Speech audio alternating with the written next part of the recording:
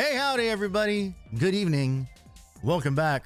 Once again, Mega May continues. Against all odds and my better judgment, Mega May indeed does continue. Yes. Once again, we find ourselves diving deep into the handheld world of the Blue Bomber. And what a mixed bag it has been thus far. I gotta say, whoo baby. If you were not here for the last stream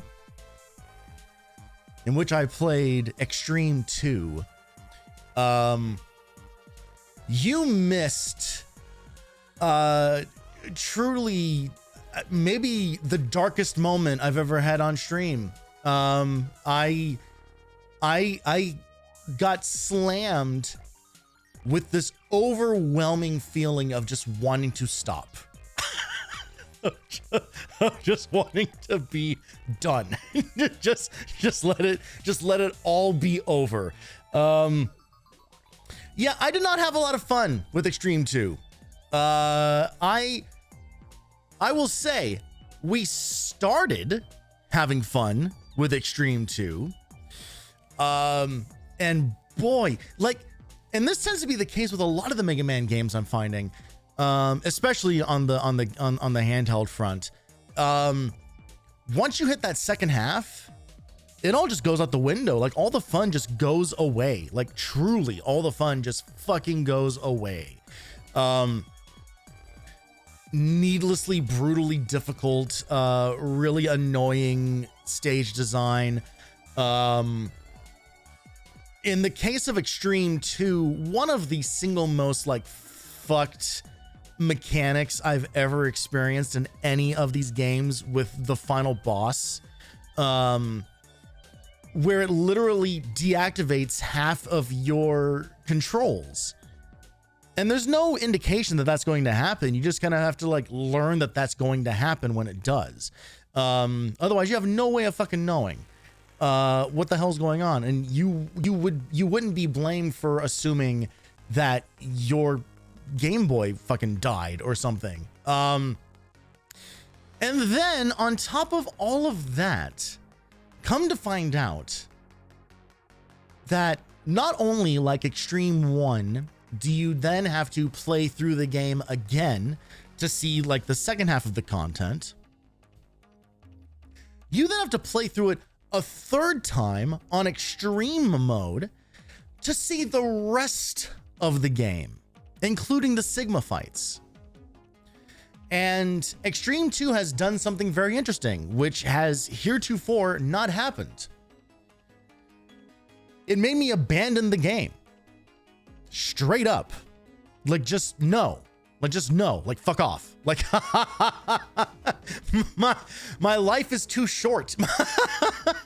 Time is too short on this earth to be spent engaging with a game that feels like it actively hates that I'm playing it. Like, crazy. Like, especially considering like what high praises I had for that game in the first few stages of it. I was having a blast. Vlano and I just cranking along, having a good time, being buds, playing video games. And then that took such an absolute nosedive, only to find out that I have to do all of that bullshit 2 more times over to see the credits, like the full version of the credits or whatever, roll in that thing. No thanks. No thanks. It's really unprecedented. There have been a couple of games that I've, abandoned for one reason or another. That list still remains fairly short. And some of them are games that aren't even abandoned. It's just the playthrough just fell off because of timing and scheduling. And I have full intention on going back to those. But, like, Extreme 2 is now joining the ranks of Raw Danger and Secret of Mana, of games that are just, they're just too frustrating. there's not enough fun to be had like around the rest of the experience to justify banging my head against just bad game design, you know. And I know that that's a little controversial talking about like Secret of Mana specifically, because I know that that game does have its fans. But I found every part of the actual gameplay in that game to just be aggravating. You know, like you are constantly just, you spend all your time in a fucking menu. And it almost turns into like the world's clunkiest rhythm game rather than like an action RPG. Which isn't to say that that's not necessarily like a good system, or I can certainly, I imagine that it's the kind of game that if you get really good at it and you get really efficient at that kind of like menu navigation and knowing what does what when and the best time to use everything, I'm sure that there's a very like rewarding experience to be had there. But I'm not the guy for it, you know, like it's just not going to work on me. Because I have to spend the rest of the time getting just completely fucked by like the AI companions and their programs so poorly.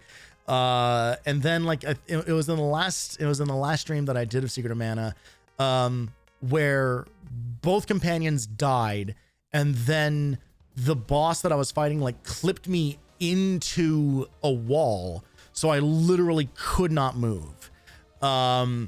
And it was just kind of like, okay, and we're done here, you know, like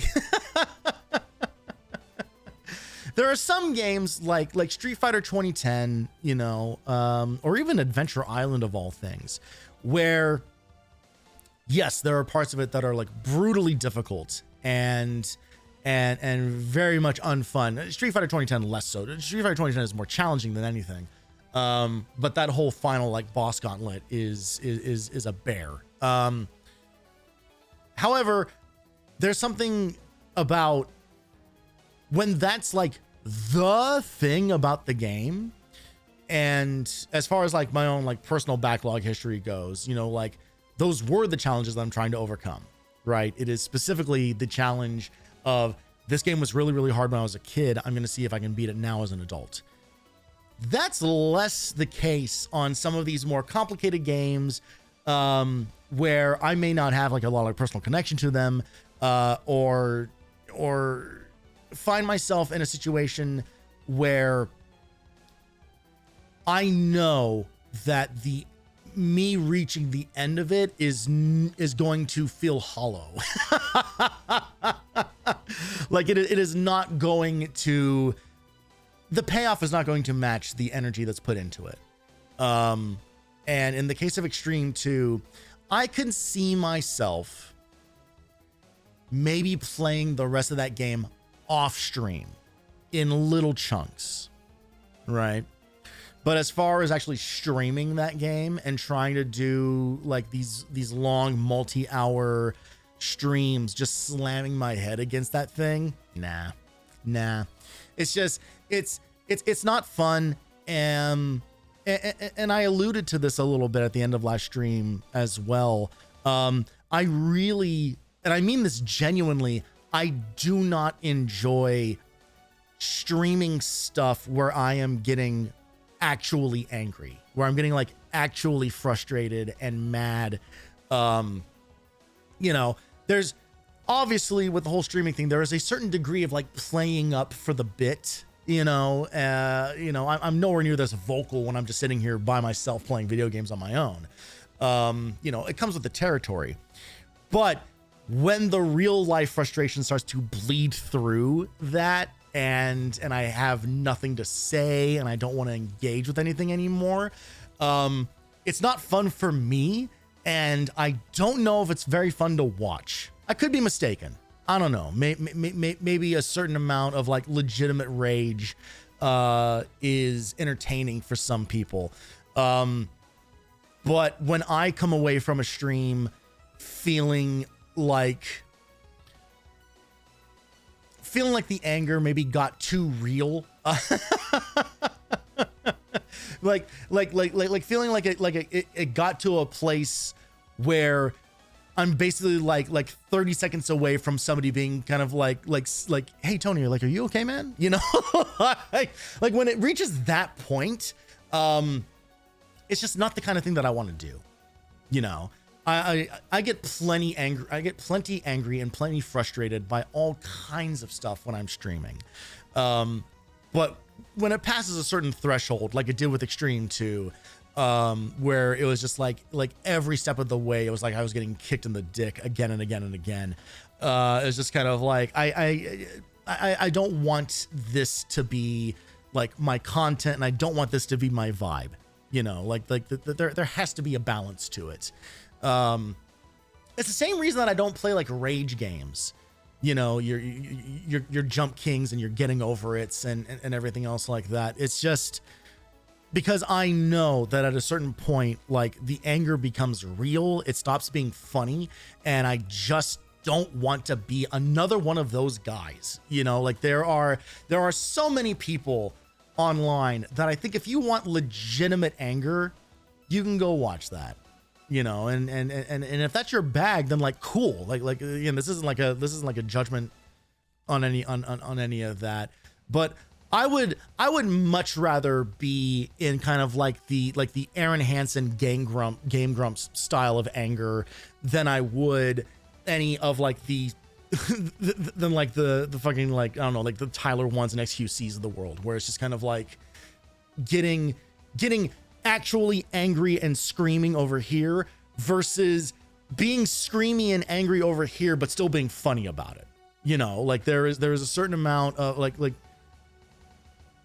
there was a Game Grumps thing where they were like reacting to some of their like instant karma moments and stuff, and Danny says to Aaron, it's like that he has one of the funniest anger responses that he's ever seen out of anybody. And the way that Aaron explains it is he says, well, because it's real, but then I don't want it anymore. So it just comes out of me as like a huge burst, and then I'm fine again, you know? And I think that is like that is a funnier, you know, way of dealing with it. And also knowing it's just kind of like, man, we're just playing fucking video games, you know, like this isn't important. We're not doing meaningful work here. You know, we're playing fucking video games. So when it starts feeling like I'm starting to take it too seriously, or it's getting too like personal, I'm bailing out. So someday, and probably not in the too far future, I'll probably post a screenshot of a file complete, you know, save for Extreme 2 in the Discord and on Instagram. But you're not going to see that game again on stream. So I hope you weren't looking forward to that. I hope you were not expecting more of it.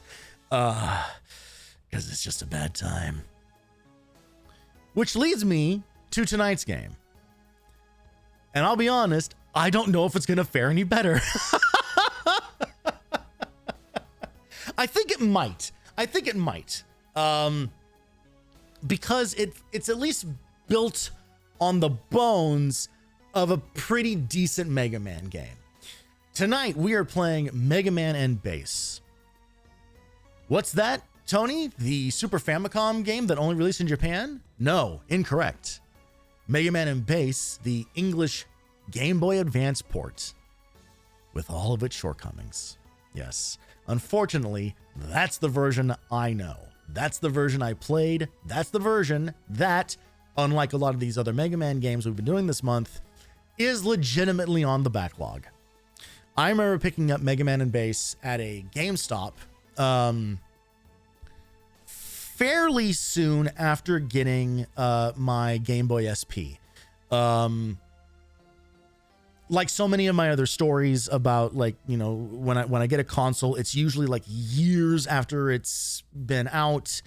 You know, like the one exception in my life was the PS3, and the only reason that I got that like a year after it had been out is because I won it in a raffle. Otherwise, it probably would have been another like 2 or 3 years before I actually got my hands on one. So when it came to handhelds, especially, I was always well after the fact, you know. So hey, Nakari. So I didn't get an SP until I may have been in college. I think this was probably, I probably didn't get an SP until, I don't know, 2006 or 7-ish, if I had to take a guess. And I very much did the thing that I do every time that I get a new console, or I get a new old console, which is I go fucking crazy then getting a shit ton of games for it, because now I can get them really cheap and used. And so I did that with the Game Boy Advance. I basically just started making my rounds around the city to just various GameStops, which at the time still sold Game Boy Advance games. And I remember seeing Mega Man and Bass, and of course it's just the cartridge sitting out. It's not, there's no case, there's no manual, there's none of that. And I remember seeing that, and like Gunstar Heroes and a handful of other games. And I was just kind of like, yep, each one of these games is like $3 to $6. So absolutely, I'm going to grab all of them. And from there, the memories get a little murky. What I can say is when I started Mega Man and Bass, I did not know, again, there was no box that came with it, so I had no idea what the game was like at all. And I saw immediately that it is based on the Mega Man 7 and 8 art style. And already I was not happy. I've talked before about how I'm not crazy about the 7 and 8 art style, specifically because of how Mega Man himself animates.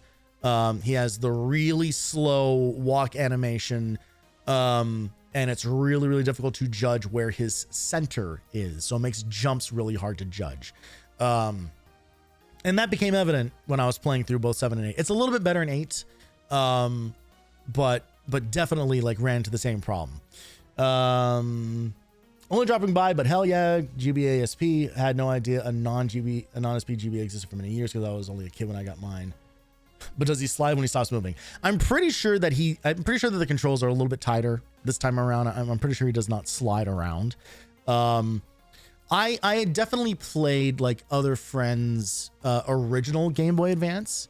And had a good time with it, but the SP that's the Game Boy Advance. Like make no doubts about it. Like the original Game Boy Advance is totally fine, but the SP, man, you cannot beat like the form factor and how good, like even though they're little tiny little shoulder buttons, they feel so good. It fits so nicely in your hands.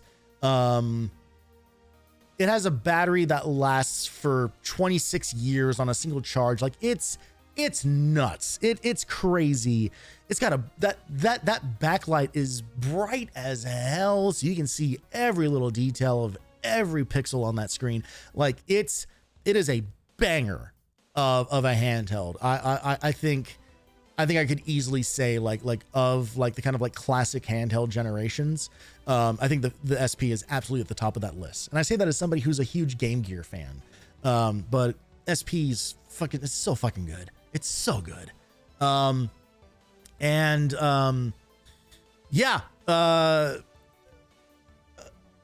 much as the same as my story with every other Mega Man game up until the last couple of years when I started doing Mega Man. I never fucking beat this. As a matter of fact, I don't know if I ever beat any of the Robot Masters. You know, like I've always been dog shit at the Mega Man games. That is just the thing about me. You know, and the fact that this game was already built on an art style that I don't really enjoy.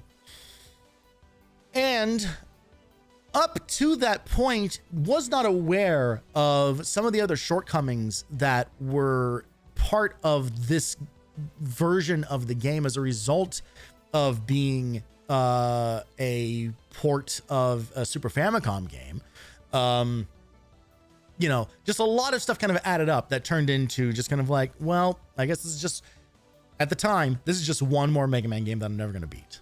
You know, like literally, I'd never beaten a Mega Man game until what, 2 years ago when I did the first Mega Man. It was bad. So today is certainly going to be potentially challenging. I'm hoping that I can do this in a single sitting. I think I should be able to. Like this is now very much kind of like a return to form for some of them. But this game has kind of an interesting history to it, insofar that Rock Band and Forte, as it was called on the Super Famicom, was... Rewind the stream if you want the answer to that question. The original release of this game was in 1998, which, to say that that's late in the Super Famicom lifespan is a gross understatement. Nothing was coming out for the Super Famicom or the Super Nintendo in 98.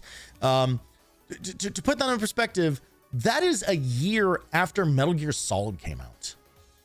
That is 3 years after the PS1 debuted, in the States at least. That is like so past the Super Nintendo's prime that I think it actually kind of kicks ass. I'll be honest. I do enjoy when a company will put out a game for the previous console generation super duper late, because honestly, most times it tends to work out. That's how we ended up with like Persona 4.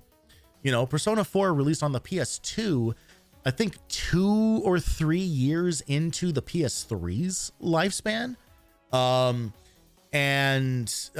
Persona 4 is, you know, highly regarded as one of the best RPGs of all time. It's certainly one of the best Persona games, that's for sure. And was so good and so polished because by that point the PS2 was so like understood as a piece of hardware that they could get every possible, you know, ounce of power out of that thing, and could make a really impressive, sprawling, you know, visual novel with occasional turn-based combat in it, which is the story of all Personas. But certainly, you know, Persona 4 was kind of like this big like turning point, and that's after like 3 had already come out and lots of people really love 3. Here comes 4 that makes it an even bigger and crazier experience, right?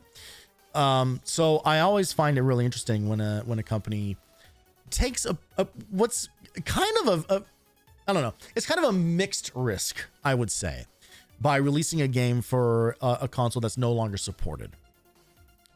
In one way, it's a huge risk because, well, who the hell is keeping a tab on what games are coming out for a console no one talks about anymore? On the flip side, it's kind of a safe bet because there's a whole fucking audience of people who still have their old console. Like I mean, I'm sure an example of this exists, but I very much doubt people got rid of their Super Famicom in order to replace it with a PS1, right? Like, I'm sure there were plenty of people who actually like traded it in or whatever, or sold it off, or, you know, but I'm sure by and large, they're completely different systems, right? They are completely different experiences. And I mean, well, the Super Nintendo, the SNES and the PS1 being the example I'm using for this is kind of funny, considering that the PlayStation was supposed to be a Super Nintendo add-on to begin with, and then the deal fell through at truly the 11th hour, and then Sony said, well, fuck it, I guess we'll just release this as its own thing, I guess. And then Nintendo was just kind of like, actually, we're gonna go even harder on this cartridge stuff. And then that gets into a whole conversation about like who won the 64-bit era, which I think is ultimately kind of like a dumb argument to have, because it's obvious that the PS1 won. No, it's it's about the libraries, right? It's about which games you loved, and which ones meant the most. You know, like, for as much as I adore the PS1 and it'll always be my favorite, I cannot deny like the power of like GoldenEye and Mario Kart 64. And even though I don't like the game very much, Ocarina of Time, you know, like there are like those games like meant a lot to a lot of people. And obviously like that matters. So it has to matter. If it doesn't matter, then me streaming is a huge hypocrisy. The only reason I'm doing this is because I have nostalgia for a bunch of bullshit. But Mega Man and Bass, I'm gonna say I don't necessarily have a lot of nostalgia for, but this is definitely, like a lot of the other backlog games, is gonna kind of like help like close a chapter on something. So let's do something that I've never done before and look at the manual for Mega Man and Bass on the Game Boy Advance. And I warn you now, I'm about to do a lot of reading. When I opened this, I was shocked by the amount of text and equally shocked by the lack of screenshots. So even if I had access to this, I still wouldn't have known what this fucking game looked like. Never looked at the manuals when I'm in the call because I don't want to waste your time while you're here. Would you be interested in this at all? Answer honestly. Would you be interested in this at all? Sitting here in a call with me reading a game manual to you. See, with you guys as just viewers, I can do whatever the hell I want. But in person, see, just floating the idea brought out the bots, you know? All right. So we got I will say, even though we do not get a lot of in-game screenshot coverage here, we do get some really excellent artwork. So, you know, I'll take the trade. A declaration of crime from the criminal. Who better? A surprise declaration has been received from the man who took over Wily's base, W-I-L-E-Y this time. The message reveals that the illegal trespasser is King. King states that any robot who proves himself superior to human beings should rule the earth. I'm also lying. You looked at the Dragon View manual with me and it was awesome. I guess, well, we did do the Dragon View one, but we looked at the Dragon View one mostly for my actual literal benefit. I look at the manuals for the backlog games. It's just kind of like, let's complete the experience. Dragon View, I needed to know like what the fucking controls were. Also, yeah, that's definitely, this is general back when he was still Sergeant. King goes on to include a threat to steal the robot data from the museum. Officials are taking the statements and the threat with the most extreme seriousness. Mega Man and Bass are sent out on the double to investigate. No establishing who Bass is. No clue who Bass is at all. All right. Mercifully, I get my special weapon switches again. Thank God. Shortly after you turn your Game Boy, you get the things that play the game. Easy enough. When a new game starts, you can choose the opening stage and the 3 stages connected to it. More stages unlock the longer you play and the further you advance in the game. So, yeah, I don't know what it is about like these later games in the series where they love locking the content behind your like early game progression. In this case, though, we don't have to like finish the game to then finish the game again. You know, like we will get stuff as we go. It's just kind of, as it states here, we're kind of like unlocking stuff along the way. Yeah, ending B, exactly. You'll also notice like half of the bosses in this game are repeats. So Astro Man, Tango Man, I think Burner Man in 8. Again, which is funny because this is a Super Nintendo game or Super Famicom game. So this isn't even a case of how like all the handheld games were like these weird like mashups of things. Like now it's even now happening to you know, the console releases. But I saw somebody purport that this game was almost like released as kind of like a, I mean, well, mea culpa is the wrong term for this, but almost as kind of like an olive branch to the Super Famicom players who were kind of left behind with the release of Mega Man 8, because 8 came out on the Saturn and the PS1.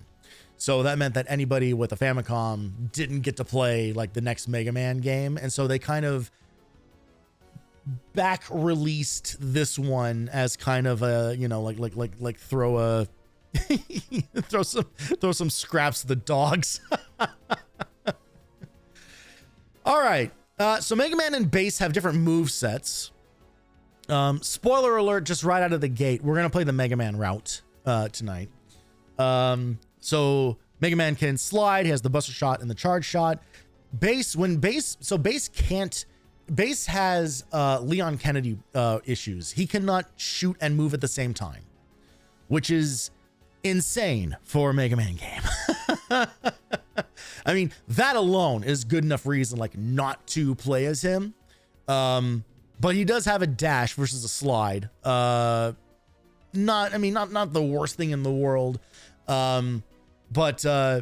Yeah, Bass's trade-offs is that he gets rapid shot. He can shoot in 8 directions, but he can't move when he does it. So it's kind of a pick your poison. I think it's at least an interesting approach to have two characters who do control very differently, as opposed to kind of like minor differences here and there between like X and Zero in some of the games. Bass is a completely different play style altogether. Like the literal flow of the gameplay is different with Bass. We get equipment. There are CDs that we can collect so we can get images of Mega Man, so that's pretty exciting. Screws are back. We got a shop again, of course.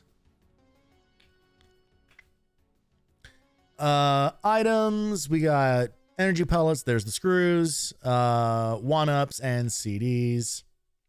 Light Research Center. Dr. Light can turn screws into powerful power-up parts. Bring him your screws and see what you can get. Can also get power parts for Rush and Gospel and maybe some of their other friends. See what happens. I don't know who the fuck Gospel is. Oh, Gospel is Bass's Rush. Got it. So we got an energy balancer, exit part. So you need to buy the ability to exit stages that you've already completed. So that's fun. Shot guard, which protects you from spikes once, which great. Who cares? The transceiver that you call roll, which is kind of interesting. Like it kind of turns her into like a navigator character kind of a thing. Item presenter. GAN balls containing life energy pellets will appear in different parts of the stage once you have the item presenter. When you leave a stage, the item will break and disappear. So it just adds like more health pickups to the level. Weird. Rush search, which is you know, brought back from, was that in 8 or was that in 7? I don't even remember. All I remember was I think there's exactly like one place to actually use Rush search in whichever game was introduced in, so you can get like an actual like unlock or a sub tank or something, but otherwise it's basically useless. He just digs a bunch of fucking apple cores. Roll CD collection.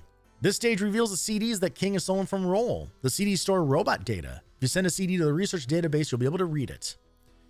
To do that, move the cursor and press the blah, blah, blah, blah, blah. There's 100 CDs in all. But as far as I understand it, I think the CDs literally just unlock like concept art and bullshit. Like, I don't think there's any actual progression tied behind that. I just realized I need to get my speaking of gospel, I need my gospel page brought back, which now where would they have kept where would they have listed this game? I just use the master game list to go off of.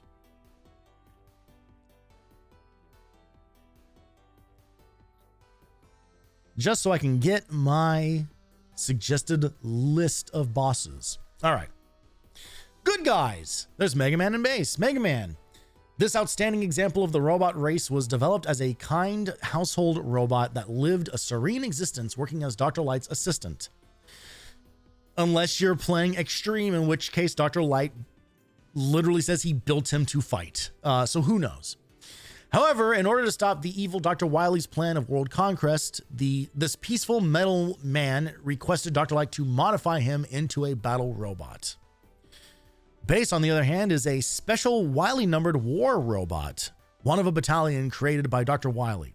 His life's work is to defeat Mega Man with his own hands. But in order to defeat King, the world's self-proclaimed world's strongest robot, Base had to make peace with Mega Man temporarily.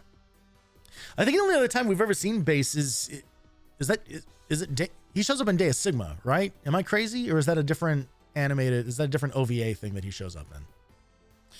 Rush is here, a support robot that Dr. Light made for Mega Man, possessing an excellent sense of smell. Rush is outstanding at sniffing out hidden items. That's a different OVA. Okay. Otherwise he's just in Mega Man 8. Okay. Oh, okay. Okay. I'm thinking of, right, because Mega Man 8 had animated cutscenes. I'm thinking about the cutscenes from Mega Man 8. Dr. Thomas Light. #1 in robot engineering and Mega Man's creator. He goes all out to create robots that help mankind in peaceful ways. Whenever he sees someone in trouble, he's the type of guy who just can't stand by and watch. In fact, he'll build one of his peaceful robots to be an ultimate killing machine. He loves peace. Roll is an assisting engineer robot created by Dr. Light. Roll is loaded with practical advice for Mega Man and Base. She's always ready to assist the mission with helpful hits.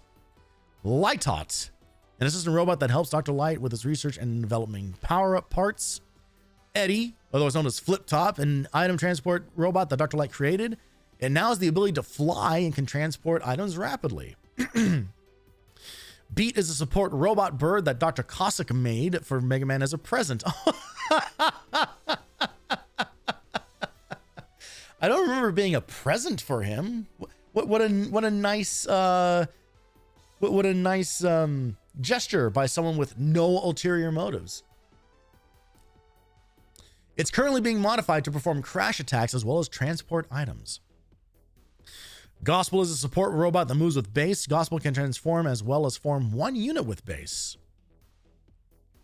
I've never known who Dr. Cossack is the entire time, and I'm going to keep it that way. Or you could go watch my VOD on Mega Man 6. I think Cossack is 6. No, 6 is Mr. X. Is it 4? Is it really 4? It's my favorite game. It's my favorite of the classic series, and I don't know which game.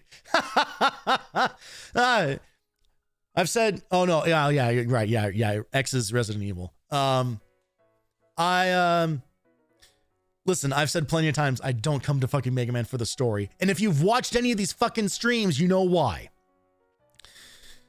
Blues, Dr. Light's first attempt at making a humanoid robot. He moves of his own free will. He attempted to foil King's plot but was defeated. Fucking spoilers. And then, of course, the bad guys. King, a robot that plans to take over the world and create a total robot supremacy. He stole the robot creation data from Dr. Light and Dr. Wily and used it to generate an army of evil robots. He likes chess, but considers himself so good that no one can give him an even match.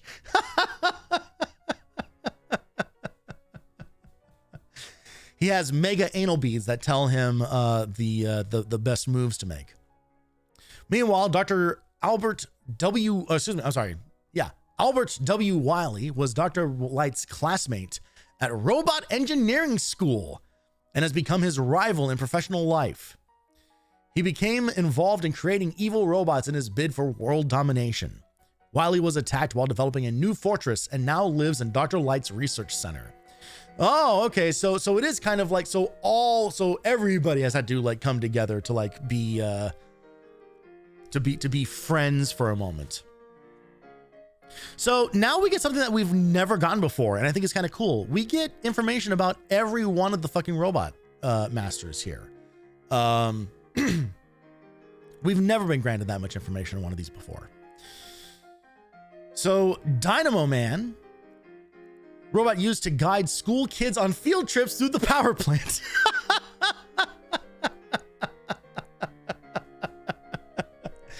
But when King made him create an internal power generator that emitted a massive energy force field, no one could get close to him. After that, Dynamo Man began to resent everyone, and he also fried a couple kids. He has a special weapon of lightning bolt, fires off lightning, damaging all enemies in the area. Yeah, he's really, yeah, I mean, you know, say what you will about these designs. Not all of them are winners. But I mean, also, like, but I don't really like the art style anyway in the first place. So, you know, who am I to judge? Cold Man. King modified a sample of dino DNA from a special freezer unit in Dr. Light's research center, turning it into a guardian robot. The center of this unit is always kept at absolute 0. It has the power to instantly freeze a target. Due to its low body temperature, it has a slow rate of movement. Ice Wall creates an ice wall that it pushes towards the opponent or rides to move at a more rapid speed. Ground Man with his drill dick. Developed to excavate ruins, Ground Man is the strongest robot of the King numbered series. Though always motivated to achieving his goals, he hardly ever speaks and has no feelings.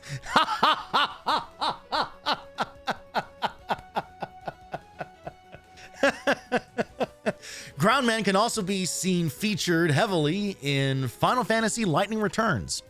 He sometimes hoards treasure that he finds for his own personal collection without telling King. You just said he has no feelings, but he has a sense of ownership. I think that's a feeling. Secrecy is also a feeling. Spread Drill. Every time you press the B button, Ground Man shot splits into tiny drills, effective against heavily armored enemies. Okay, so probably this like a very similar weapon from X2. Pirate Man, or no, that's X3. Yeah, because it's Tunnel Rhino. Tunnel Rhino. Unfeelingly collects coins. Quarter, nickel, penny. Hey, penny. Pirate Man. Created to attack cargo vessels on the open sea. Pirate Man will use any method to achieve his goal. Recently, several ships have been blown open and their cargoes stolen. It is rumored that Pirate Man was behind these events. No shit. It's also rumored that his secret hideout is somewhere at the bottom of the sea. Remote Mine, a magnetic mine that sticks to the enemy. After firing, you can control its vertical movement with a control pad. After it attaches to the target, explode it by pressing the B button. Yeah, before he had a job, he was just man. Burner Man was created to destroy the environment.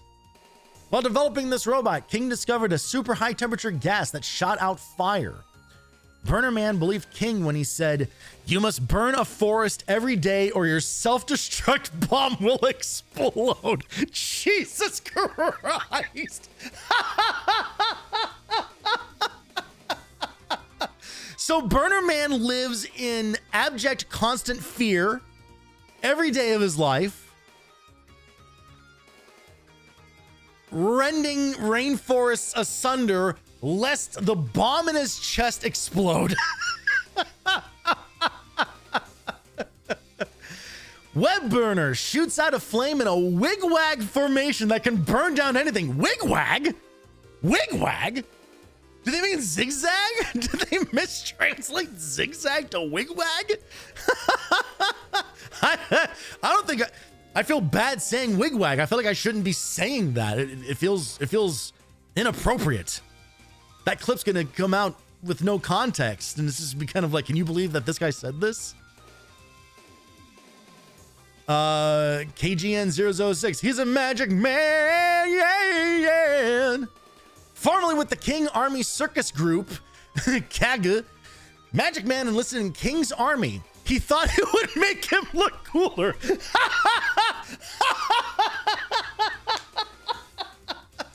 Unfortunately for Magic Man, he was already a magician, surrendering any and all coolness in perpetuity. He's always showing off magic card tricks to other troops, so actually he's considered something of a geek. He puts a lot of of effort into researching his magic tricks, but few people think of him as a hard worker. You'll be doing everyone a favor by killing him.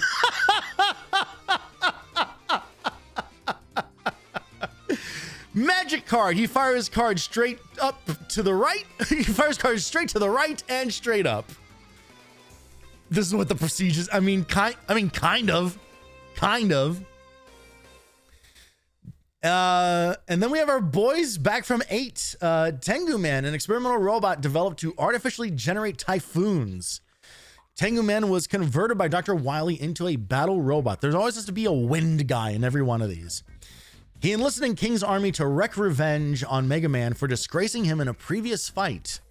He has undergone modification to make him effective at both close-in and distance fighting. Tengu Blade fires a vacuum wave towards the enemy. He can slide and dash to perform a dash slash. And Astro Man. This robot was revived using data that King stole from the museum. His main ability is to show planetarium images from a different dimension. Cool. He's been reprogrammed to attack, but the programming sometimes fails. You know what? That tracks, because I remember fighting Astro Man when playing 8 and actually kind of feeling bad for him, because his battle cry when you hit him with his weakness is like kind of like sad and pathetic. And you can stun lock him really, really easily. And he basically like does not fight back. Copy Vision creates a mirror image of himself that not only attacks, but also distracts the enemy. Also, be wary of repetitive motion injuries. This game can give you tennis elbow, tendonitis, carpal tunnel syndrome, or skin irritation. If you might be allergic to Mega Man, so please check with your doctor if you experience any of those symptoms. And then, you know, some fun banner art. I mean, it's just a collage of all the other images that have already been made, but you know what? You could have worse posters, I will say.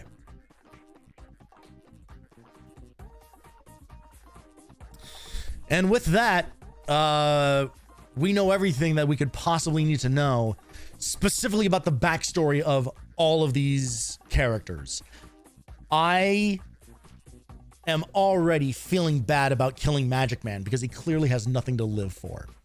But that's not our problem. He's been put forth as a hurdle to world peace. And so we must live out the fantasy that so many of us have, putting down a magician. Yep, and everyone enjoy, thank you, Valeno. Everyone enjoy this moment right now where we're looking forward to everything that's about to transpire. Because I won't feel this way in about 3 hours. Let's get into it. So long, groovy ass remix of, was that Crash Man stage, I think? And hello to Mega Man and Bass.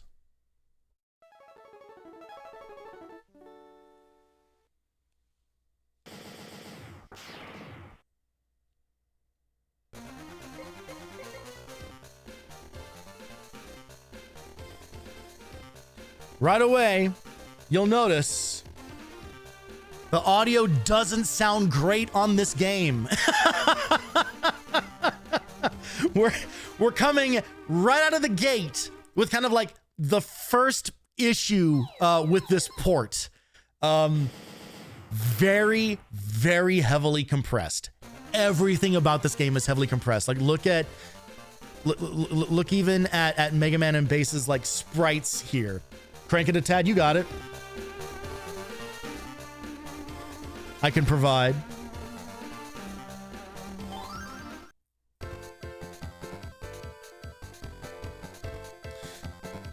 Sounds good. Excellent. Also, I'm just gonna say up front, apologies for the kind of like wonky, like empty space here. The Game Boy Advance's screen is neither 16:9 nor 4:3. So if I did the 4:3 layout, it would be even more cut off than it already is. So just imagine that there's a better game being played in the black margins around the screen.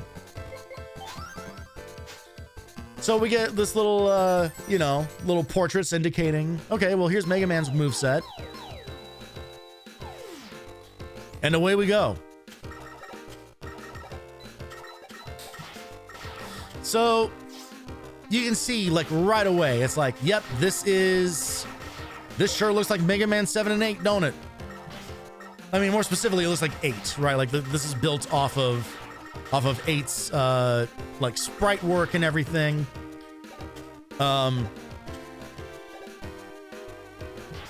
And obviously, you know, like, we're blowing this up, you know, to, you know, well, on my end, it's blowing up to 4K. On your guys' end, you're seeing it downscaled to 1080p again. But even then, like, you can see, like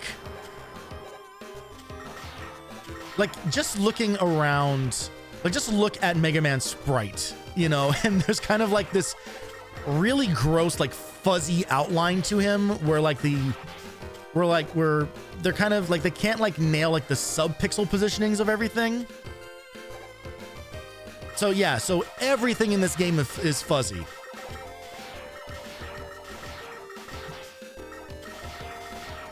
And unfortunately, the emulator that I use, like, doesn't really support any kind of, like, upscaling or anything.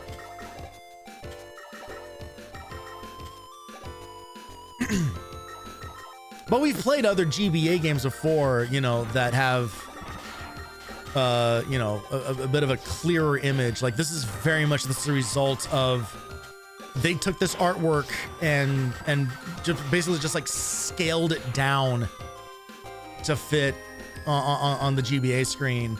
So, you know, it's just, like, a lot of, like, weird, like, artifacts and stuff. And yeah, you can hear the, like, it's not even tinniness in the music. It's like actual, like, noise. Like, there's there's like grunge, there's like grime in the music.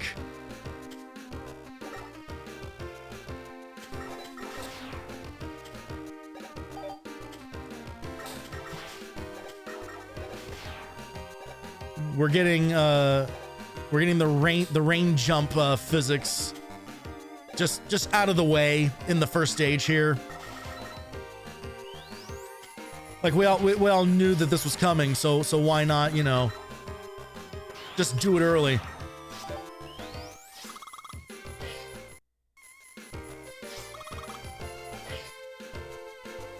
Actual saving, though.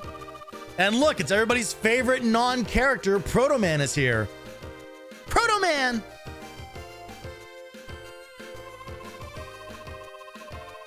You've gone too far, King. I won't allow you to violate this robot museum. I've downloaded all the data of the battle robots. Now I can create an invincible robot army. Since you are a robot, you are qualified to join us if you want to. Huh? It seems that your friend has arrived. I have no time to waste on you anymore. Wait, King! Speak on it, King. I mean, silence. Boom! And Proto Man joins the likes of Zero, spending most of his days cut in half. Proto Man!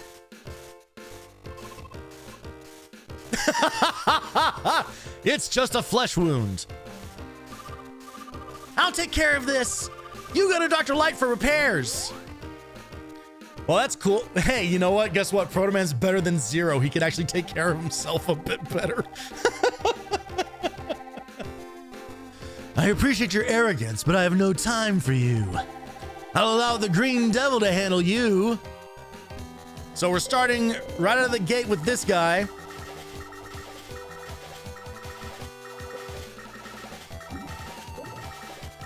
Which honestly is the easiest that any of the devil fights has ever been. All right, there we go. Intro stage down.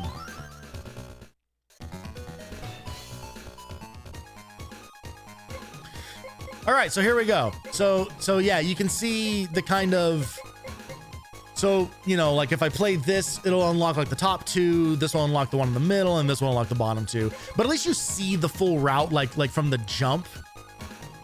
Fisher Price green, yeah. All right, it is suggested that we start off with Cold Man, so let's do it.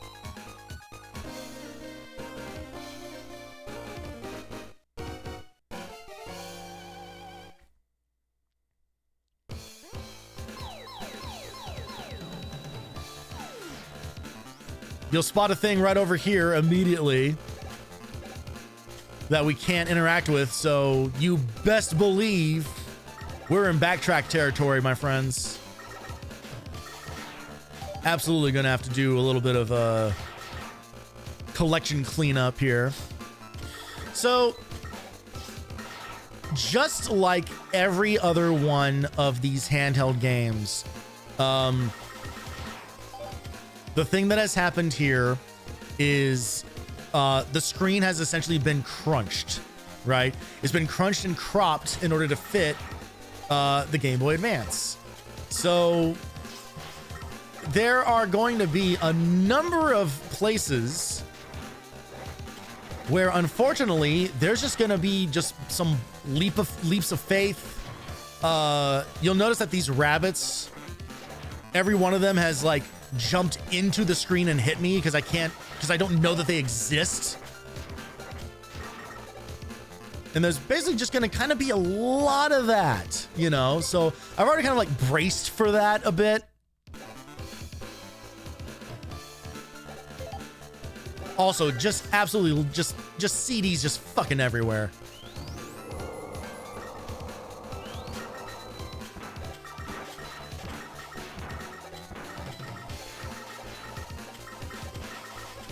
But I will say, like, so far at least, like the controls like feel okay, you know, like there's nothing too crazy here. Like, you know, this game I think is going to end up being, well, hopefully not as bad as Extreme 2 was or X6 were, but much like those games, like at least there's like a solid foundation that it's been built on.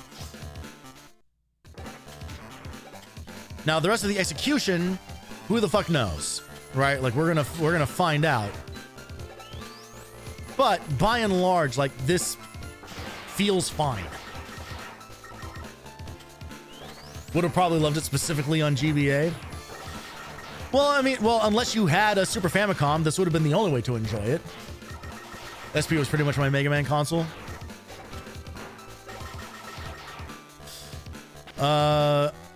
We had a split route here.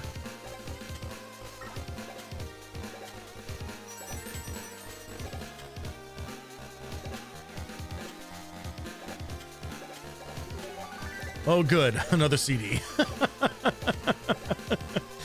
I feel like a lot of the exploration is going to end up being kind of like, oh, good, a CD.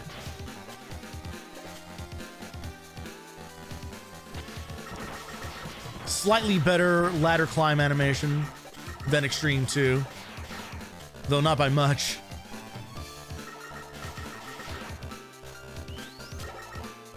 Shit.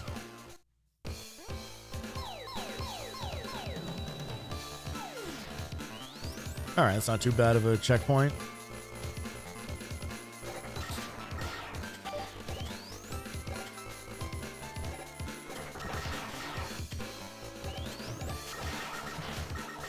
Whoa, baby.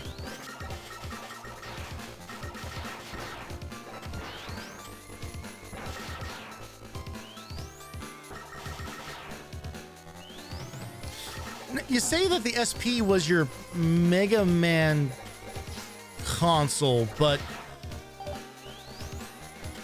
I'm trying to think of what other Mega Man games exist on the Game Boy Advance. Other than obviously like the original Game Boy ones, which would have been backwards compatible.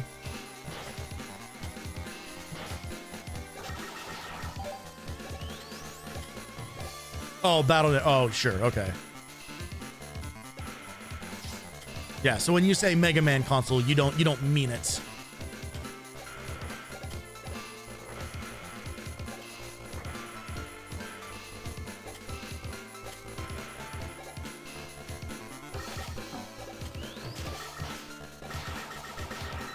It is nice to play one of these games where holding the Mega Buster in doesn't kill the music. Unfortunately, the music does not sound very good. All right, Cold Man. What's your deal?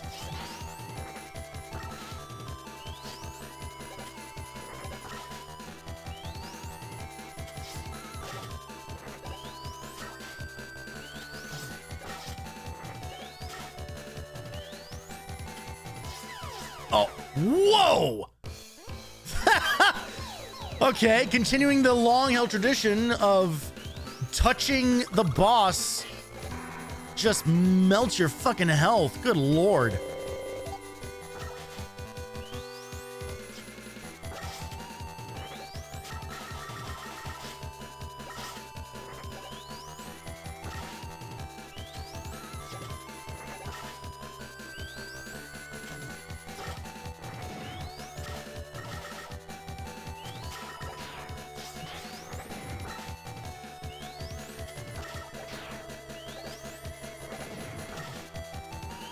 He's changed up this pattern entirely. It's fine by me if you want to stick with this like one more time. Oh shit. I can't shoot while that thing's on top of me. All right, there we go.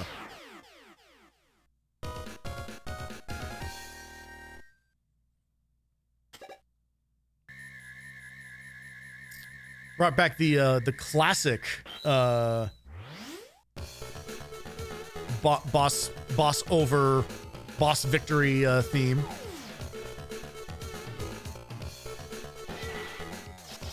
Burkana School of not letting me shoot or jump. Yeah, at least in that case, I could understand like why. Because it was directly related to a thing that was touching me. All right, let's take a look at the shop and see what we got. Like lots of like parts and stuff. I really want to play video games with you. Aww. So defeat King as soon as you can. Well, that's cute. Anyway, oh man, I'm 5 away from getting the balancer. We could get the comm system so we can talk to Roll about stuff, but I don't know if we really need to right now. You know what? And something I did not check is... Okay, I am almost positive that there's no, like... Yeah, there's no, like, armor stuff or anything. There's no, like, special items to get. When has this channel ever been about listening to robot women speak?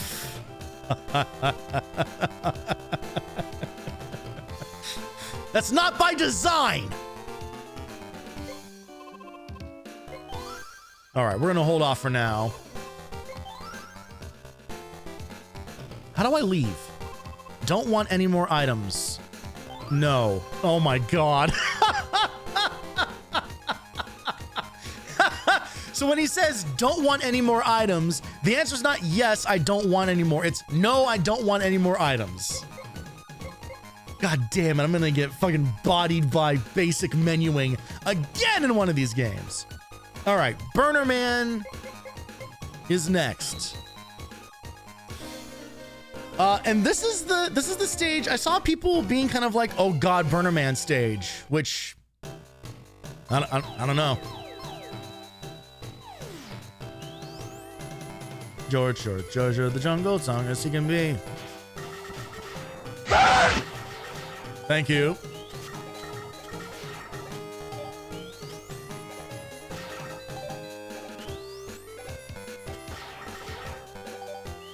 I gotta say, I'm digging the music so far. I wish it sounded better, but like melodically and everything, like there's some fun stuff here. All right. So we got hole in floor. They are doing their best.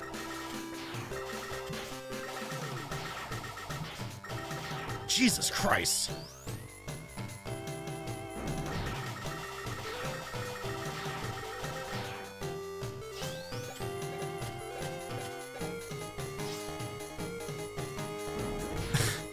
These drums are very 90s Saturday morning cartoon. Like they're very Tailspin or Jungle Book.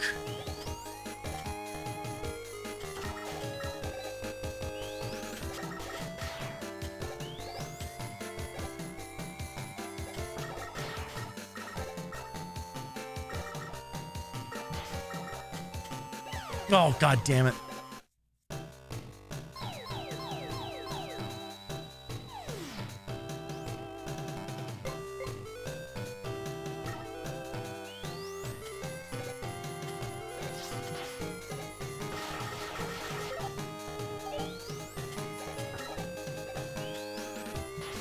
Oh, does he have a low health? I wasn't even paying attention.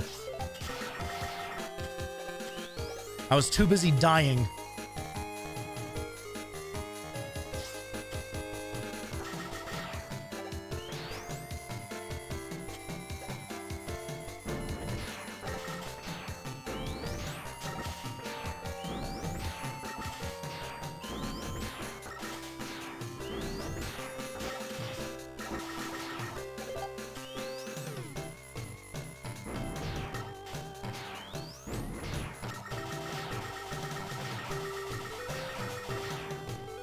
Another classic case of just giving enemies just way too much fucking health. Like, why drag it out like this?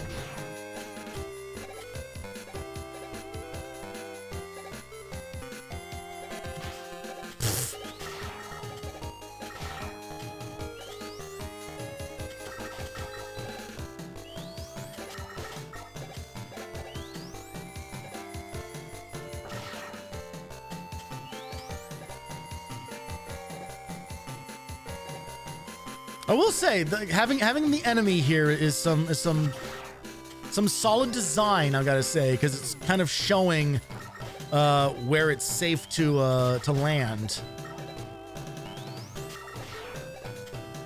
Unlike here, where it's kind of like, well, I'm just going to take a guess, I suppose. Oh, yep.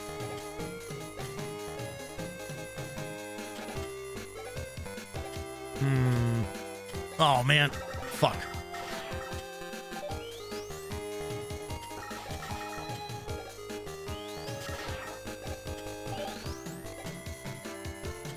I mean, it's a CD. Who fucking cares? Whatever.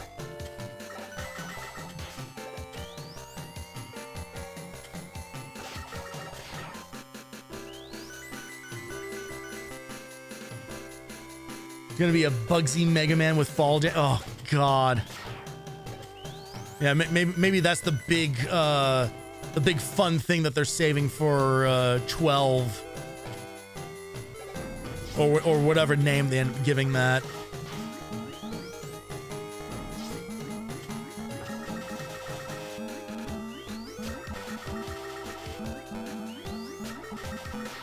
I want Mega Man to to die by jumping into a car. And then it just takes him away.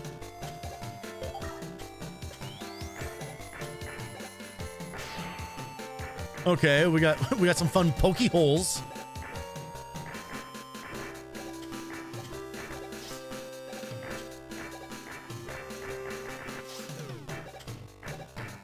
Jesus Christ. Oh, okay. Run. Just run.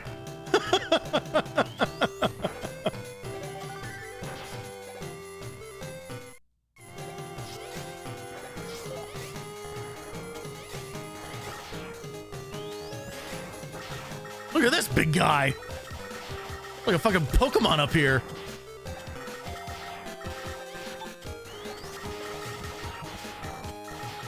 Okay. Too many things can happen all at once on the screen. Just die! Well, now I need that. Jesus.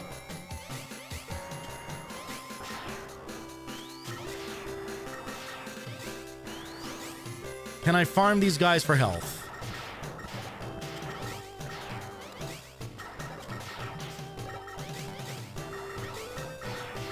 I was gonna say, like, the item drop rate seems a little better in this game, although now, of course, they're proving me otherwise.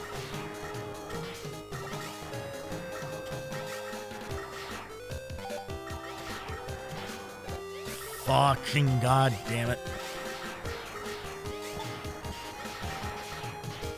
Okay, this is not gonna work out. Up. Okay, well, I didn't want any of that stuff anyway. Another pair of things that I can't get even if I wanted them.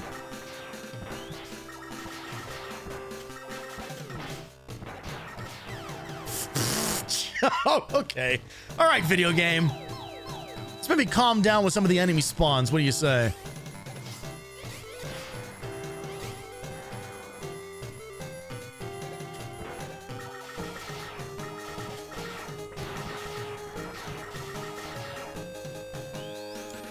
Oh, great. My favorite. The fucking half-screen fire.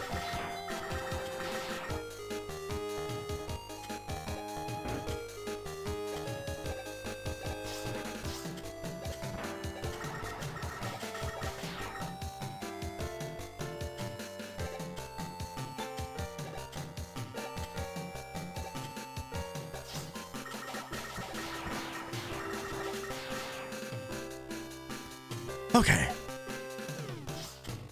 Not too difficult to deal with. Oh!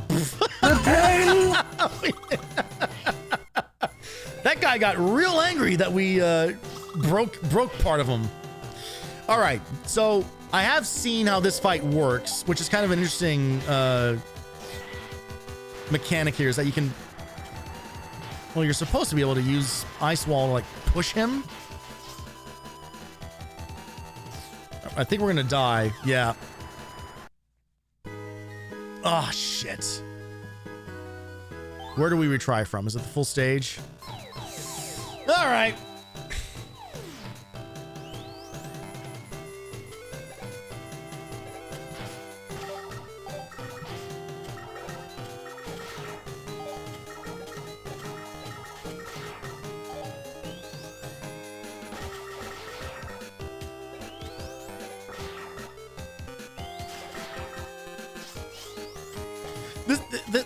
This stage is not all that bad.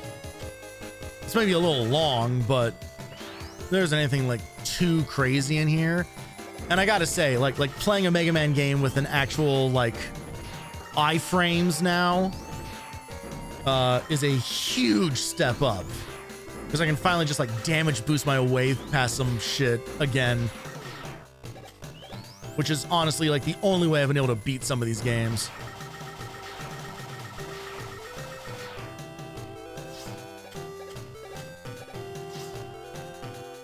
Yeah, there's only one of them that leads to spikes, and it's like the very last one.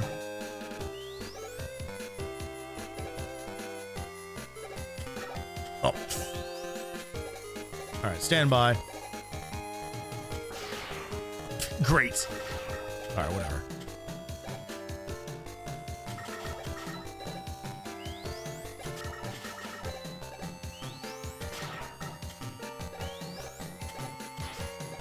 Okay.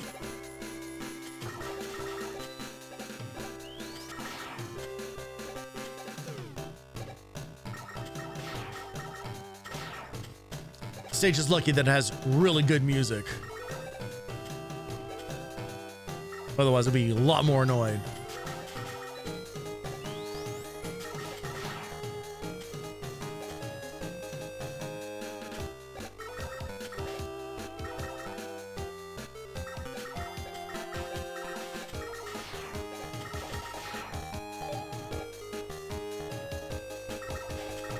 Yeah, so there's spikes here, but... Oh, I was literally about to say the words, but I don't know if they actually make good on that.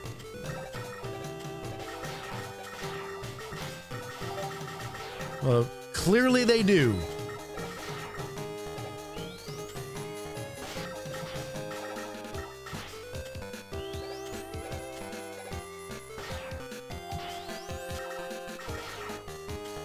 Once again, every single Mega Man has to have one.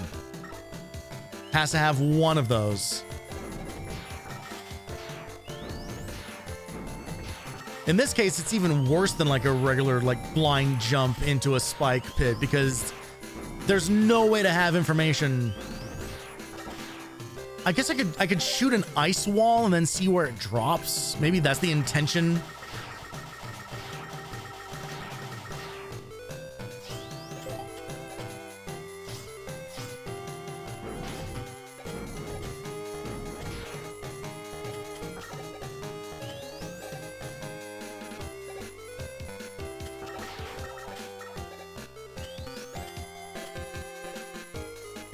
Well, yeah. Obviously, that is not like the thing people think about doing when they're playing these games, but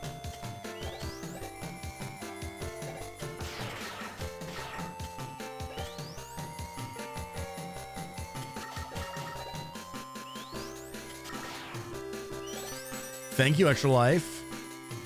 Finally, the games remember that enemies can actually drop extra lives for you.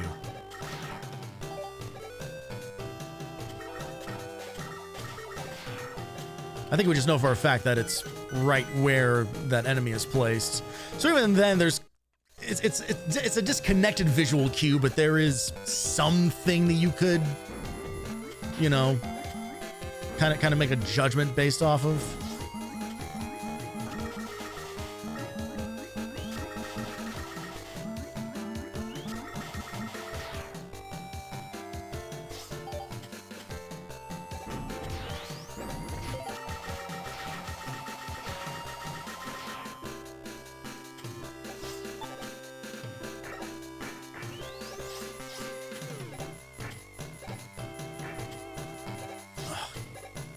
Oh.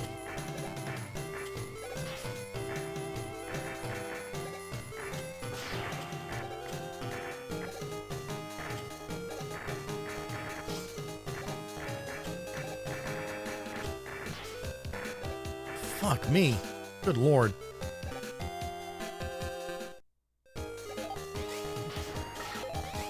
Oh, there we go. Nice. I wonder, because there's like collectibles like under here. I wonder if there's some kind of like mechanic or something that I don't know about where you can like break that floor or something. Like, how do I get that stuff that I just flew past?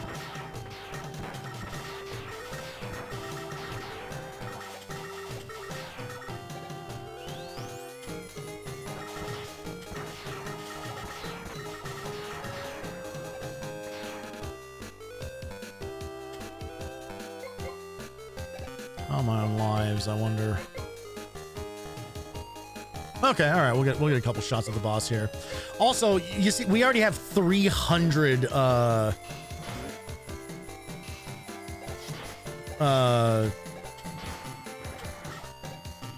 move, you ass. God damn it. We have 300 screws, you know, so you rack them up pretty quick.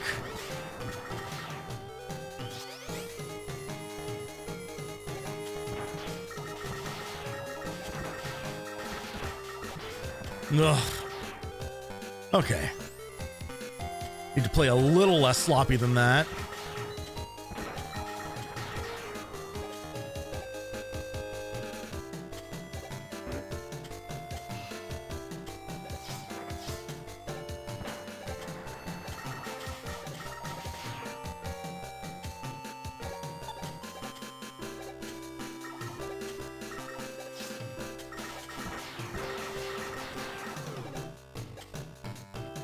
Okay.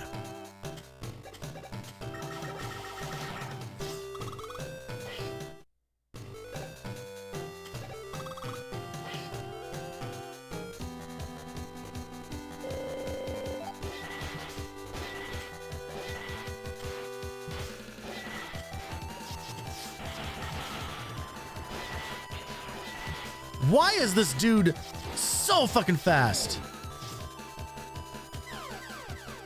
Dog.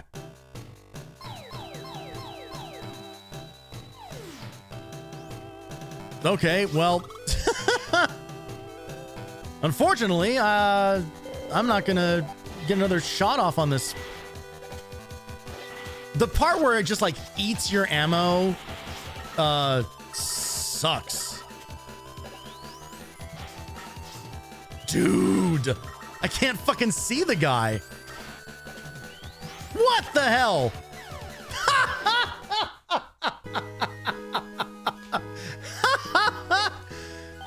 Fuck off.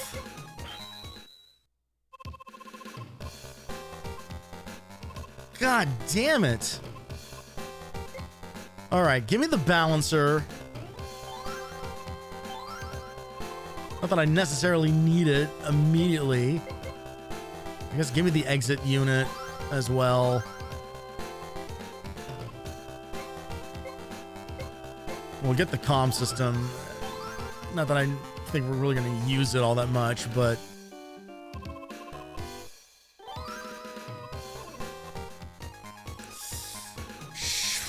I wonder, is it better to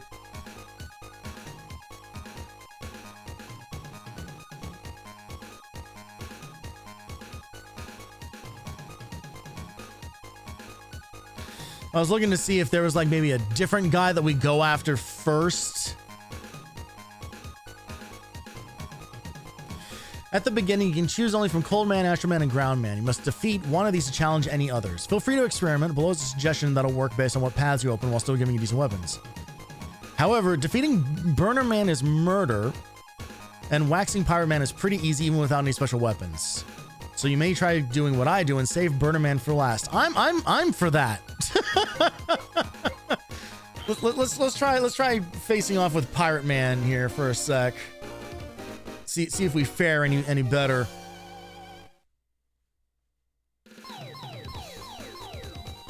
Not that I'm looking forward to a water stage of all things, but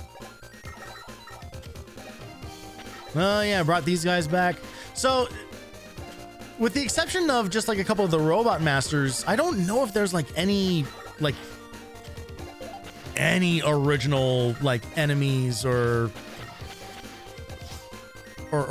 anything that like wasn't already in 8.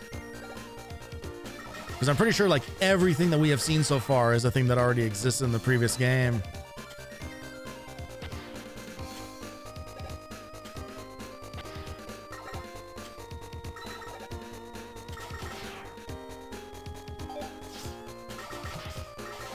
Some weird layout here.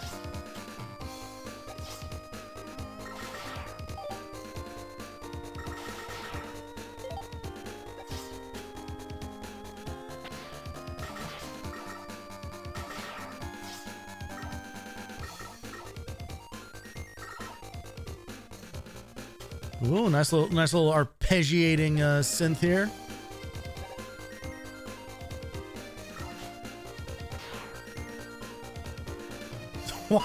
Why are there so many ways to go?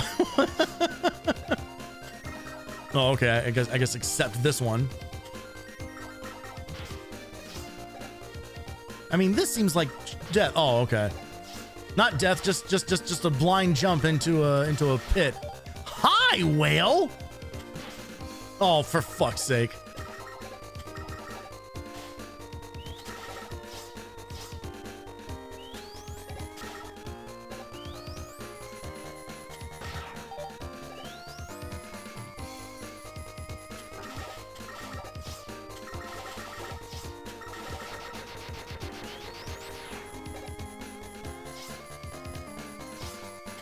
Checkpoint?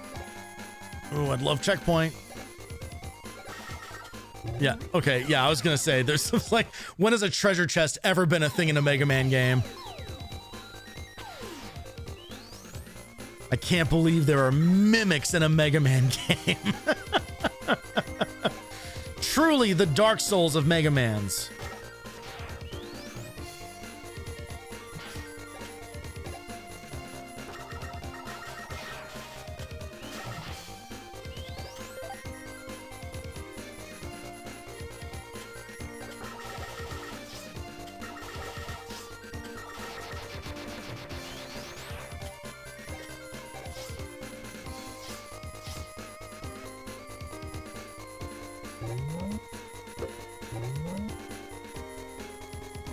Okay.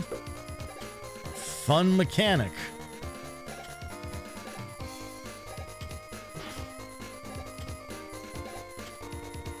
I don't like the part where you can't see the rest of the stage. I feel like that's one of the common criticisms of this game. You spend a lot of it just kind of jumping blind. That worked out okay, though. Actually, that stage is easier than Burning Man's for sure.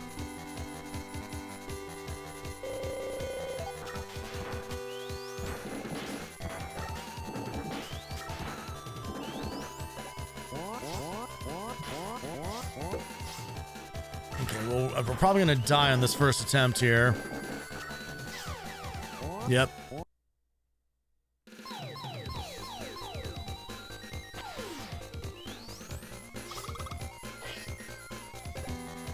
Yeah, it's straight up the remote bomb. It's Crash Band's weapon. It's also it's the same thing appears in, I think it's X2.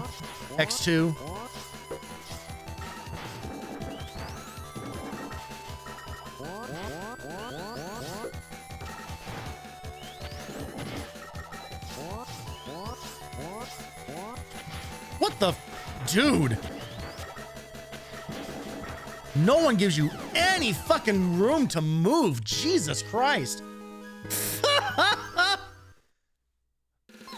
Oh, man. I'm gonna get my ass handed to me all fucking night, aren't I?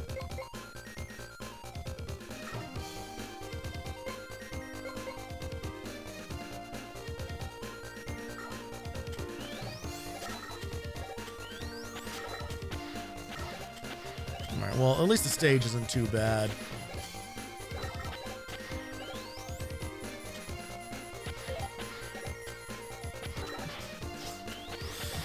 Yeah, man, you take so much damage from everything. Like,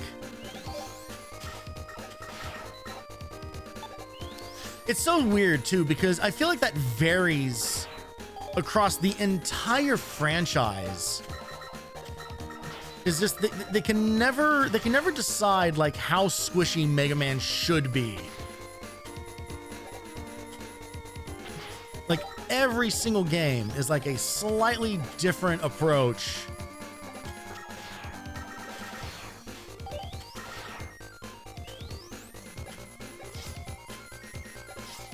And it feels like in the series where you don't get armor upgrades, like maybe they should be like a little nicer about the amount of damage you take from everything, but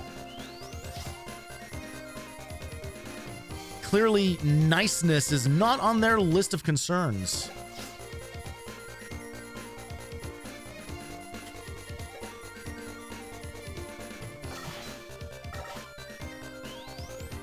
Oh, I fucking knew I was gonna drop on that piece of shit.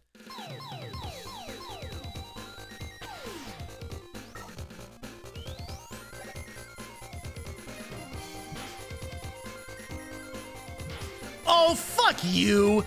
You can't change where that thing spawns based on where I'm coming from.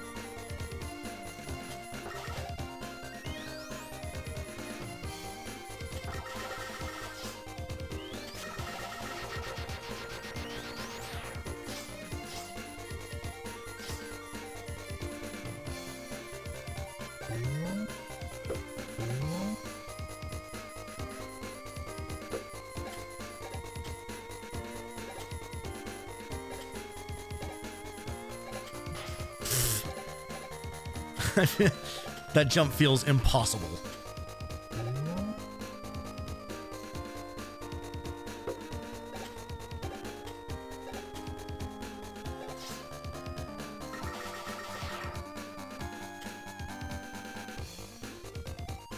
All right. How many shots are we gonna get at this? 1.5. 1.5 attempts is what we get here.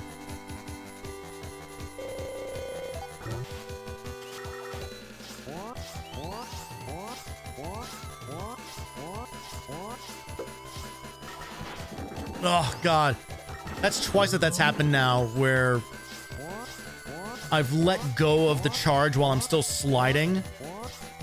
And so it ends up removing the charge.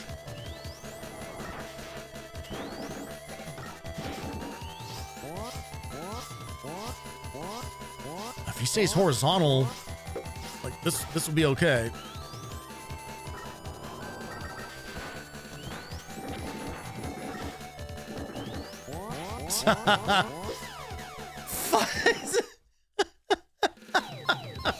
I can't tell where he's gonna go.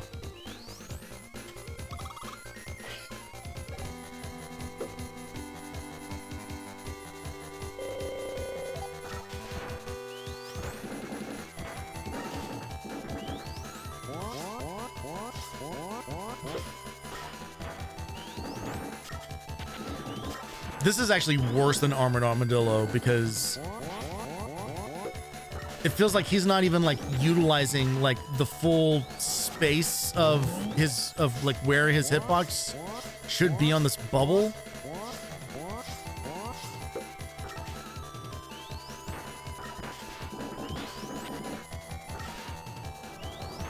We have a shot here. Oh, you bastard. Yo ho ho. And a bottle of fuck you. Oh, boo! Why give the achievement name the fucking Jack? Ugh.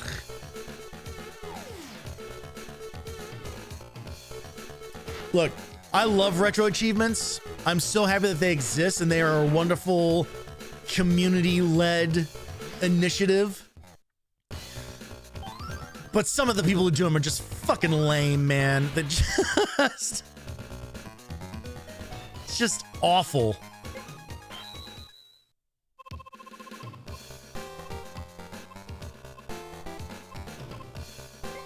All right, I am not going to spend a bunch of bolts on extra lives when I'm starting with 0.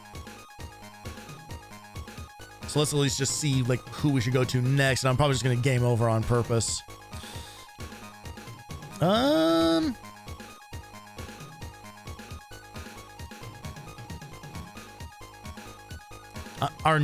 sorry, are none of the guys weak to Pirate Man's?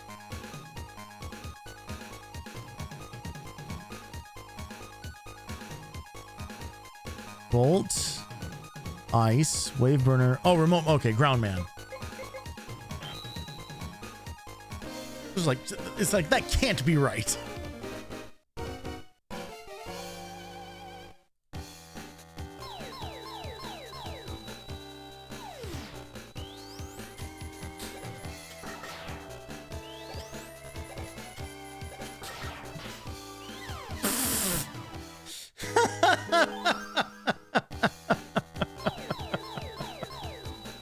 Oh, God. Add to the list. Tony dies to the easiest enemy.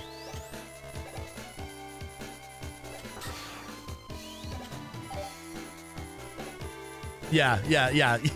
That was a strategic game over.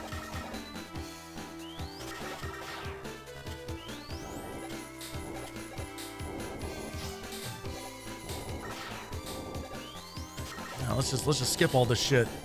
Great. Something hiding over here, I wonder. Sound like a screw.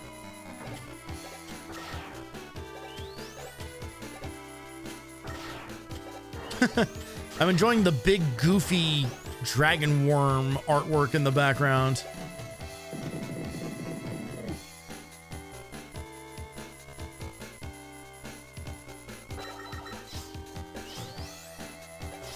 Oh, poo urns.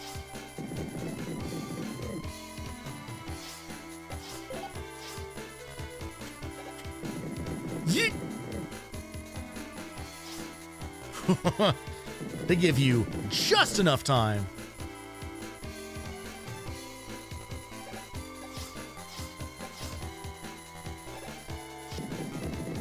Oh, get there. Fuck. Oh, you bitch ass. All right. Oh, fun. Cute.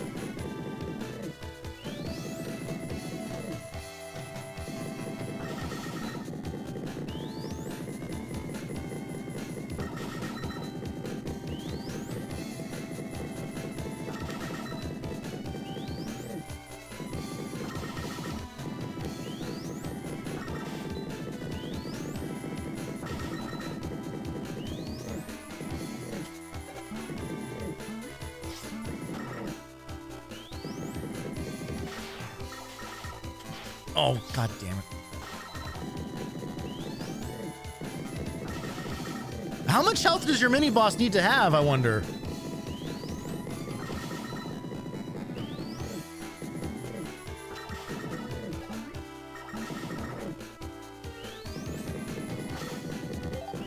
Okay, well, at least these guys drop health. Not that it fucking matters. Thank you, Jesus Christ.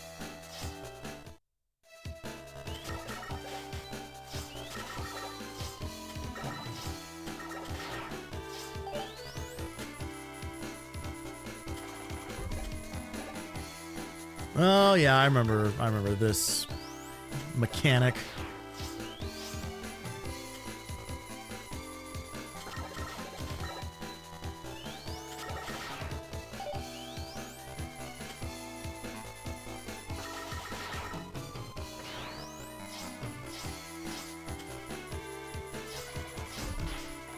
Just go. Well, if there was something that I could have gotten by going down. Oh, shit. Okay, I do remember this. Yeah. Okay. So now we're in Puzzle World.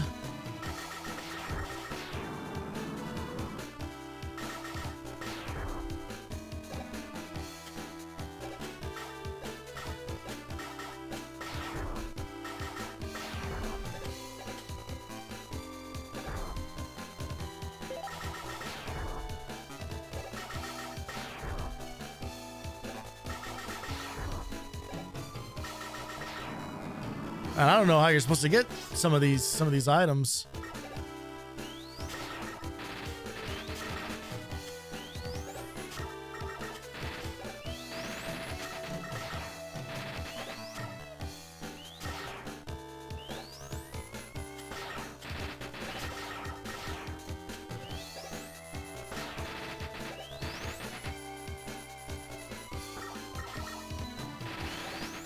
No.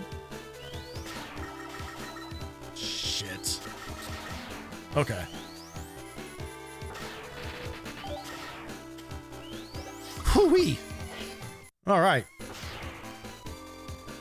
No thank you to any of that again.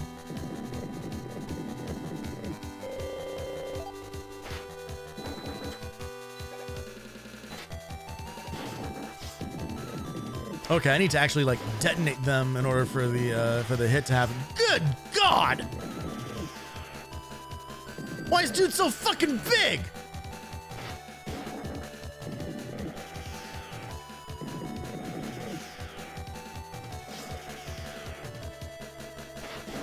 That is maybe the most disconnect I have ever seen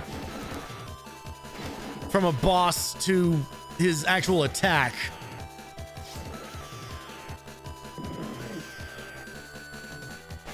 Yo, but first try, best try. How about first try, best try?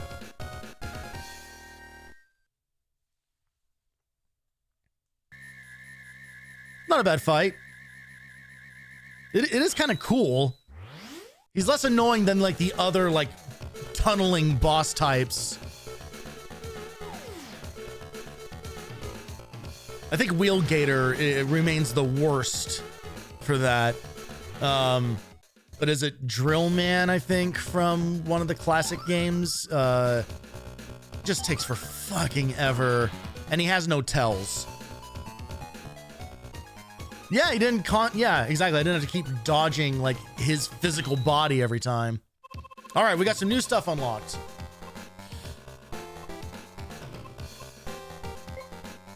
E analyze, S recover, C attack, auto charge, eddy, and search.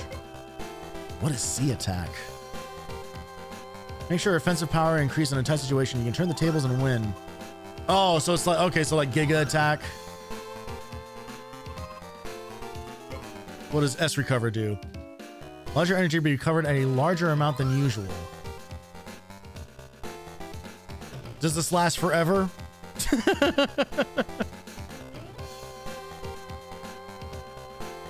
Super recover. Increases the amount of energy you or your weapon recover when you pick up an energy. Oh, wow. Oh, it works for both energy and weapon health and weapon energy. Okay. Enemy analyzer lets roll determine enemy weaknesses. Oh, that's kind of fun.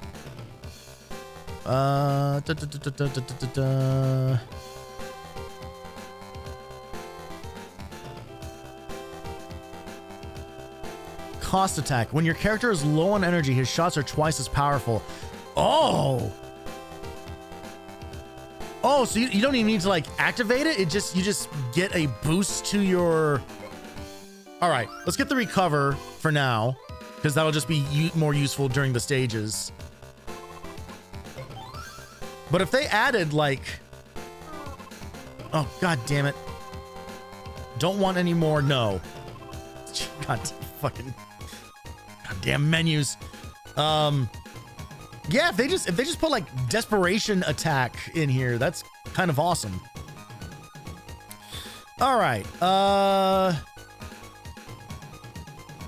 Tengu Man, we can use the drill on. Use spread drill him with the biggest drill if you can. Knock him into the pit doesn't help because he can fly. All right, good to know. Good to know there's going to be pits in this wind boss stage. Yeah, so Tengu Man and Astro Man, like it's not even just like they reuse the boss types. Like it's literally just like their sprites. Like it's their move sets and everything. Oh, goody, we got an auto scroller. Hell yeah, we're fucked. We're fucked.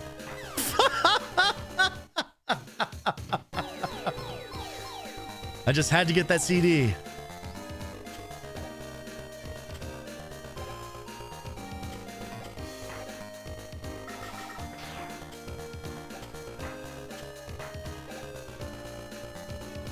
It does sound like credits music, doesn't it?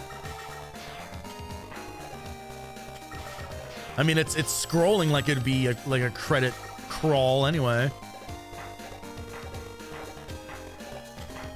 Give me something. I had the right idea. I think I was just moving a little ever too quickly.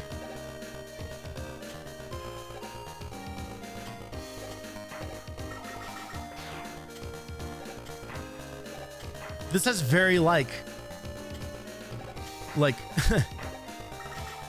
ending credits of an anime vibes to it. Oh, the extra life keeps coming back. Fucking, I knew it. I knew it. I knew it. I knew it. You know what? At least them putting like the extra life there. I mean, I guess I have mixed feelings about it. It's like, thank God that comes back so we can keep attempting this. However, that to me is also like a direct admission of guilt. Like they knew this sucked. Son of a bitch. Oh, we just live here now.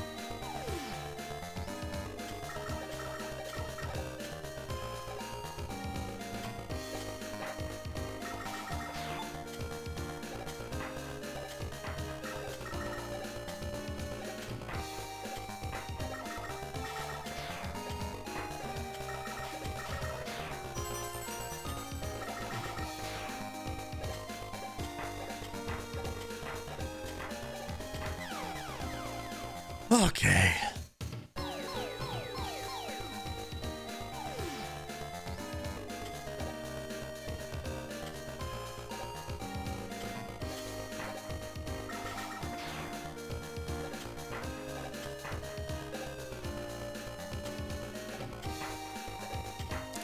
Okay, I think I have a little longer on each balloon than I think I do.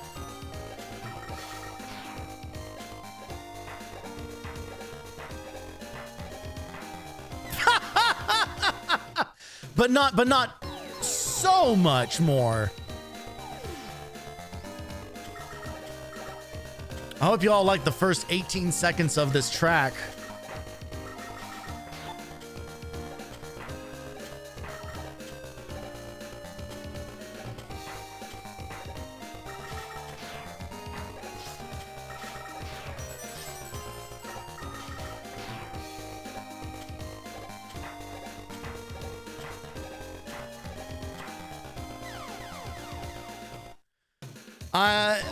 I'm not 100% sure on what I should be doing here, because I can only go so fast and jump so low.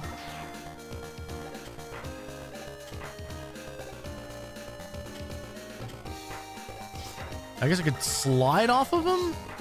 That doesn't seem like I get much more distance that way.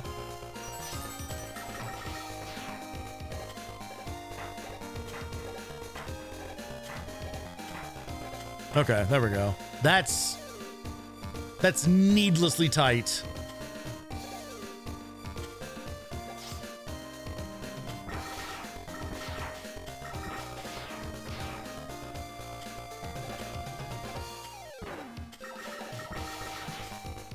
Okay, I guess green doesn't pop.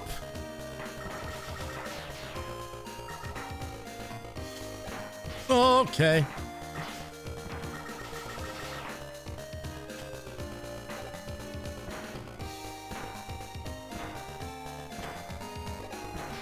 Oh, of course, fucking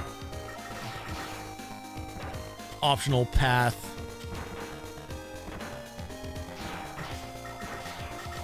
Hi.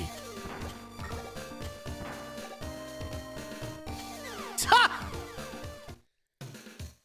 Oh, god damn it.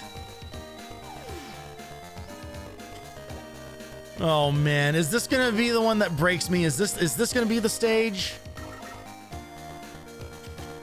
Are you fucking kidding me? What the hell happened there?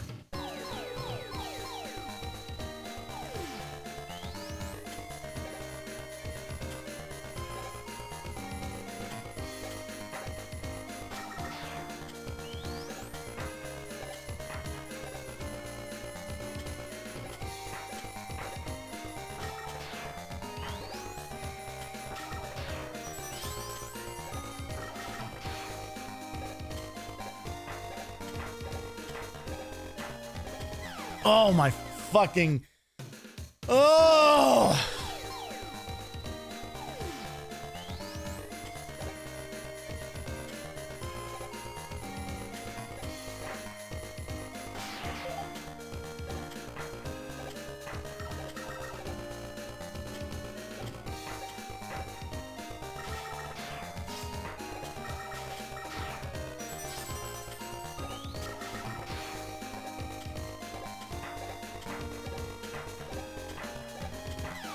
Fuck off, man.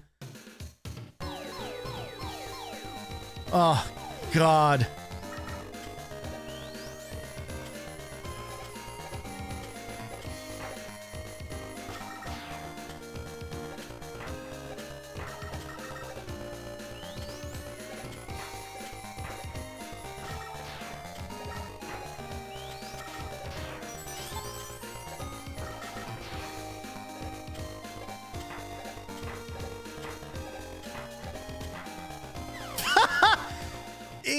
It's like if I get the okay.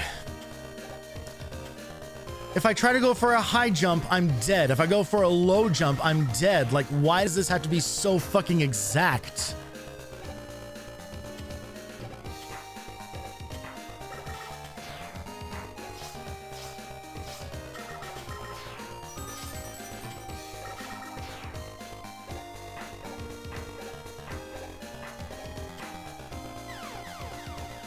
Fucking like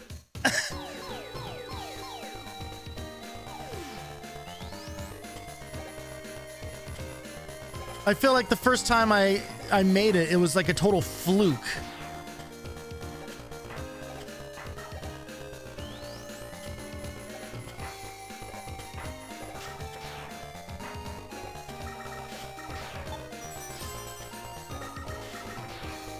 I have all that the first half of this I got down, like, no issues.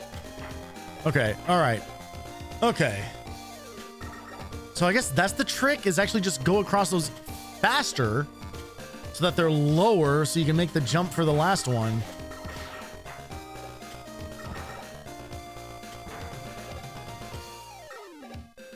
Yeah, I mean, if I could just double jump, this would be no problem.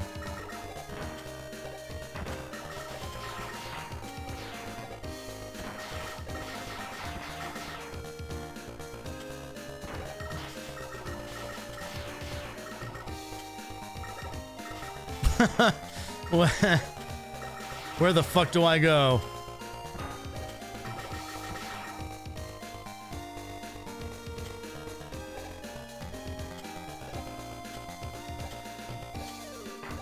Because up is not the way forward. Is this just a fucking blind jump I have to make?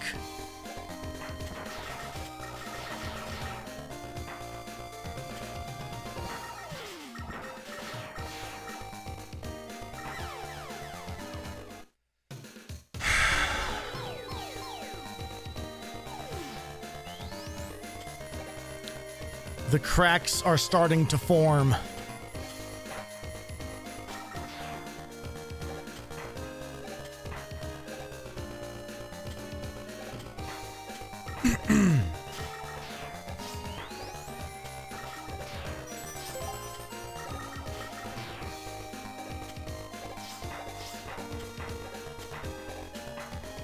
Okay, yeah, that's the move.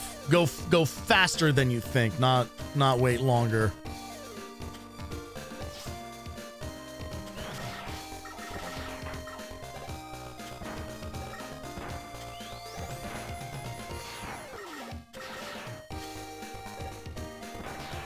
Meanwhile, this is a completely blind drop.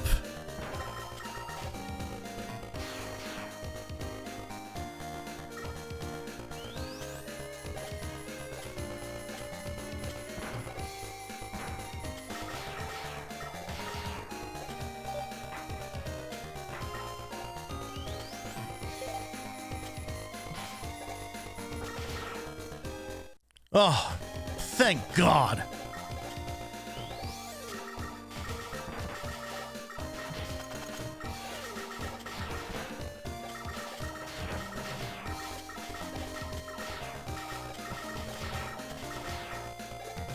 Oh, I could have left that entire time.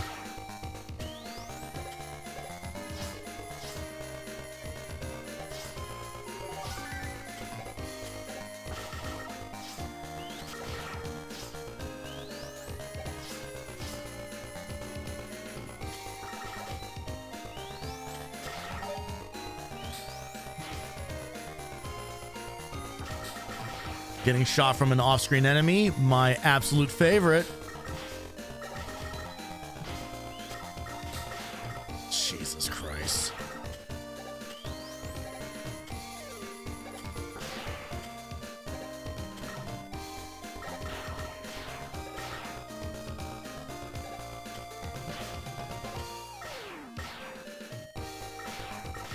All right, brought these guys all the way back from like 2, I think. Like original 2.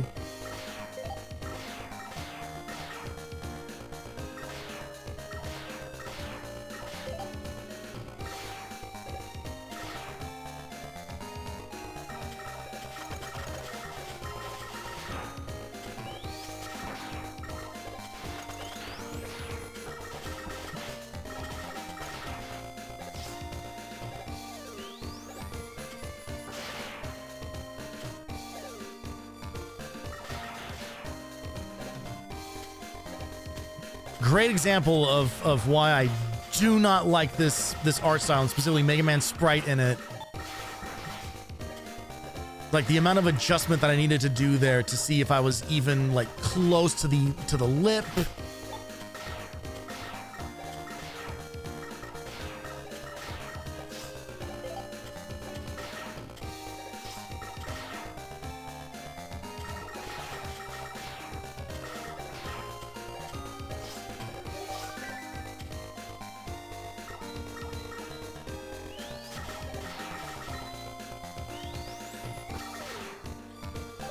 Okay.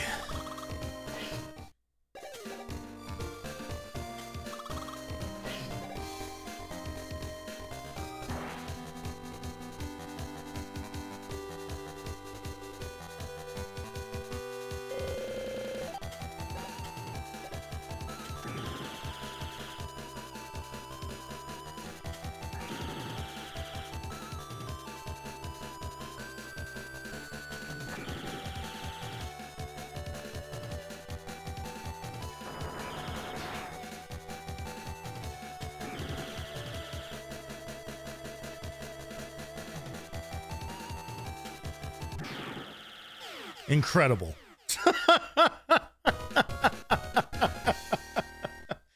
I'm sure that's way harder without his weakness.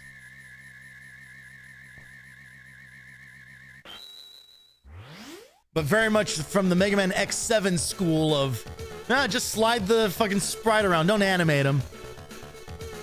Just kind of whipping him around the screen. No one's gonna notice.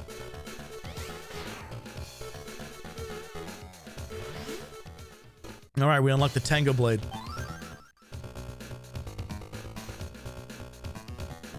Took my glasses off to clean and completely missed. Yeah, I just assumed that I was really, really good at it. Let's take a look at the get the robot data. So yeah, so here we go.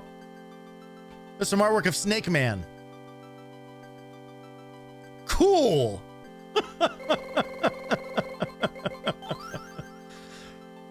I mean, in a way, it is kind of cool that they made like new artwork of, I guess, every single fucking robot master that ever existed. So like, that's kind of fun. But also, you know, like, who's gonna come here looking for a picture of Punk? Although representation from Mega Man 5 on original Game Boy is kind of interesting. So, you know, I get it's a thing to collect, you know, like kind of like who cares, but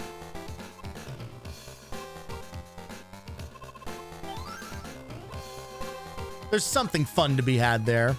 All right. All right, guess what? It's time to make Magic Man disappear.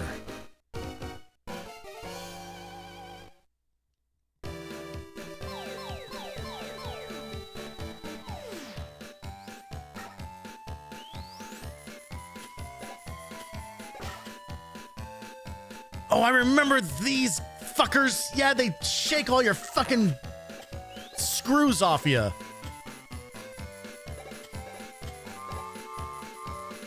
And the train, yep, okay. It's weird that I remember this because it definitely implies that I must have made some progress when I played this game on my own. I definitely never beat it, that's for fucking sure, but yep, great.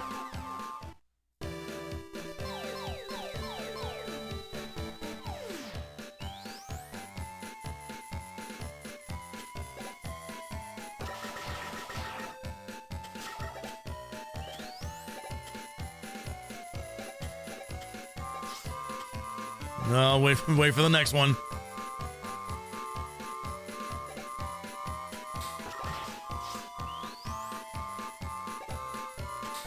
God damn it.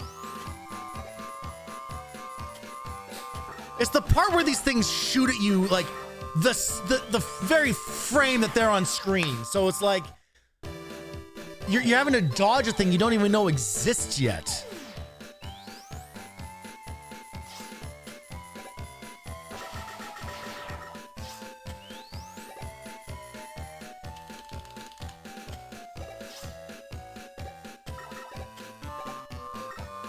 Is this actually my last life here?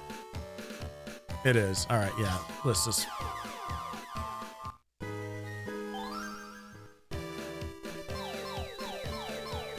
Just in case. Nothing worse than getting a checkpoint or getting all the way to the boss with no lives left, and then it's like, all right, well, Great job. Do all of it all over again.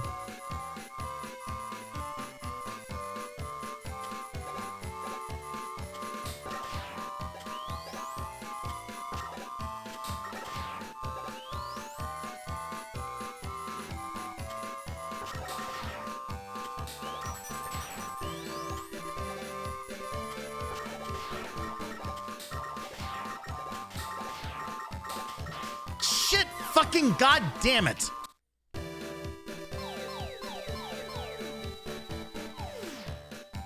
I'm fine. I'm fine. Everything's fine.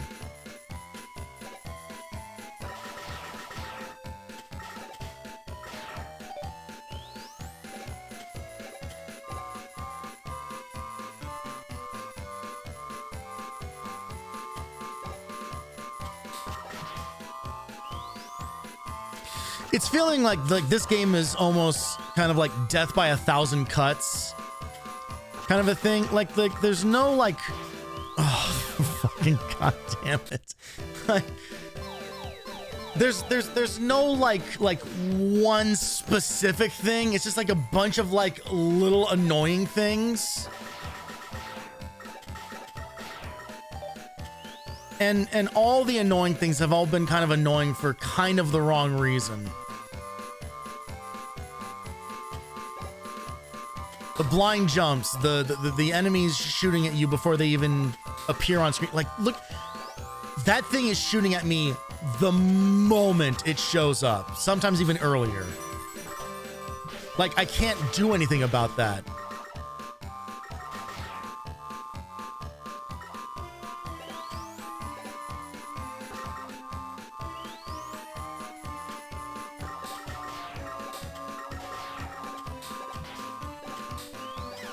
Oh my god. Even if I manage to recover, like it's not enough.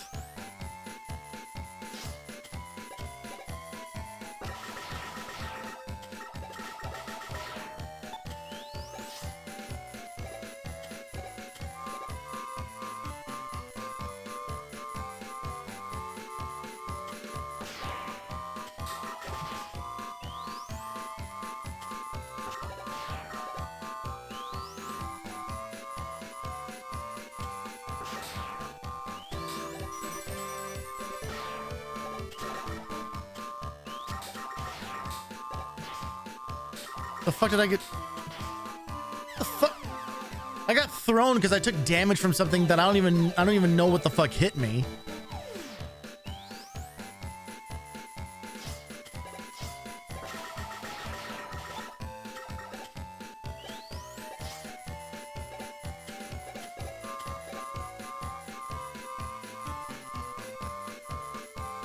God, I can't believe we still have to go. Oh. Okay, I guess you can stand only on the green part of the train, so even better. So I have even less room to maneuver than I thought I did in the first place. Cool stuff.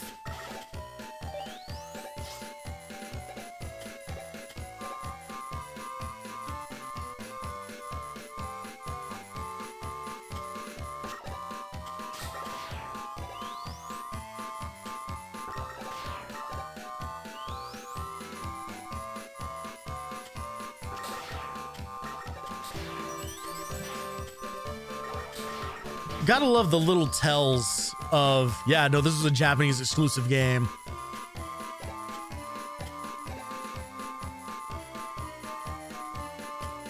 It's just like general difficulty shit is like,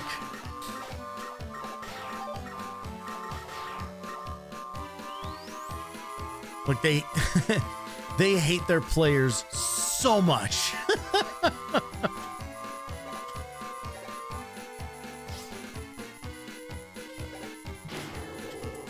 Fucking, I mean, come on, man.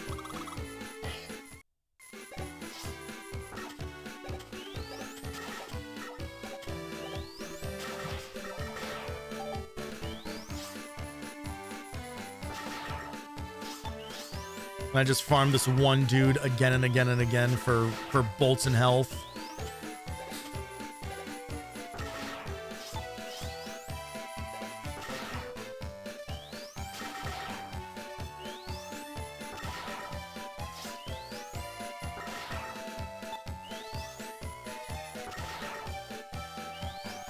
Just drop one big health for me. Just one big health. Just not the little one. That's close. You're close.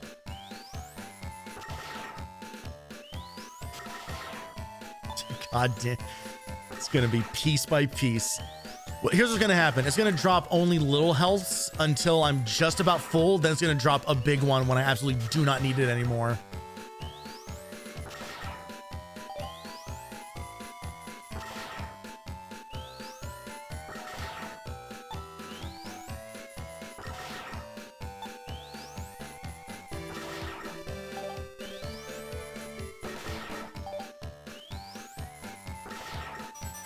Okay, all right.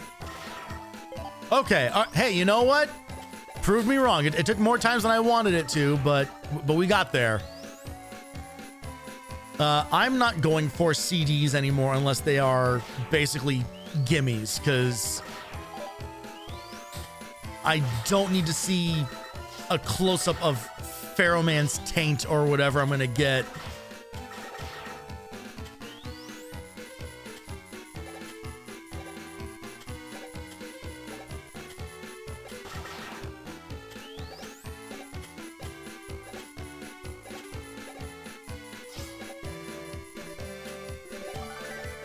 Yeah, I should have known.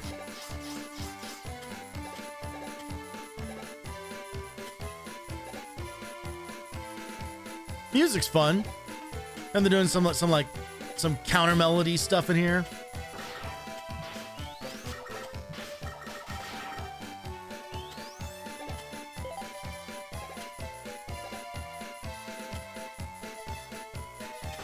I didn't even mention it before, but this is another one of like the rare Mega Man games where they don't do like the screen freeze on health refills.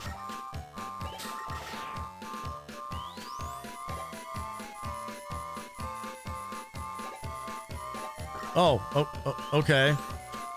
I guess we're just dropping wherever, huh? Fucking god damn it. It's like being in a haunted house, but it's full of just like shitty jump scares.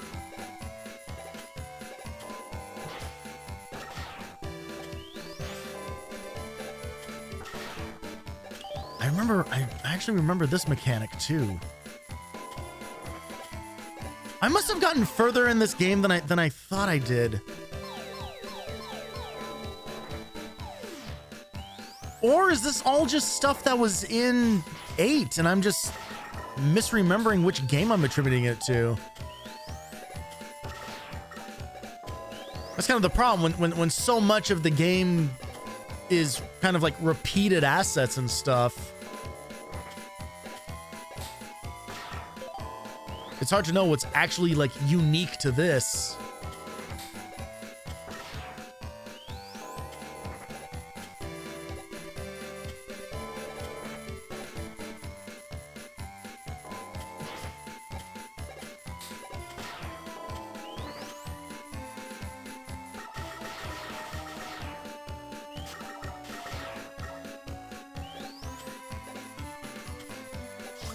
Are we done? Okay, I think we're done. Good Lord.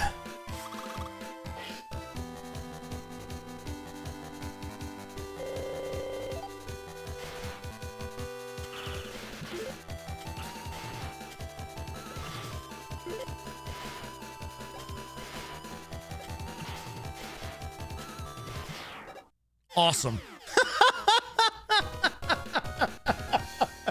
I hope you weren't cleaning your glasses again.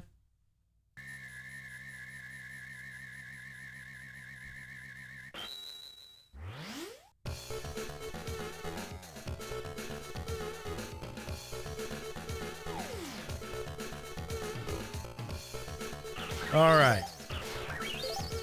Okay, we have a directional weapon, finally.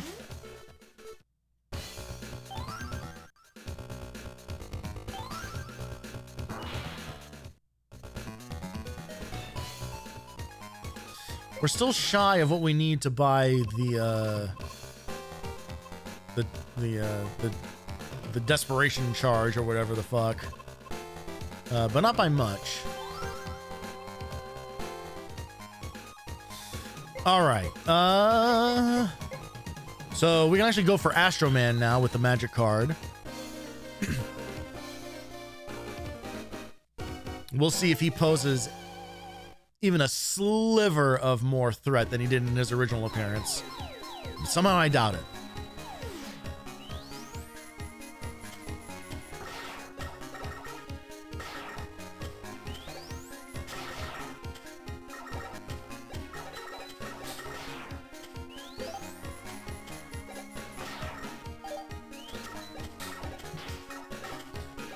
I will say, by and large, this has yet to be like the worst of some of the examples of issues that have kind of existed across multiples of these games. If anything, it just shares a lot of the same problems as the other handheld games, where it's just, oh, we don't have Burner Man to, yeah.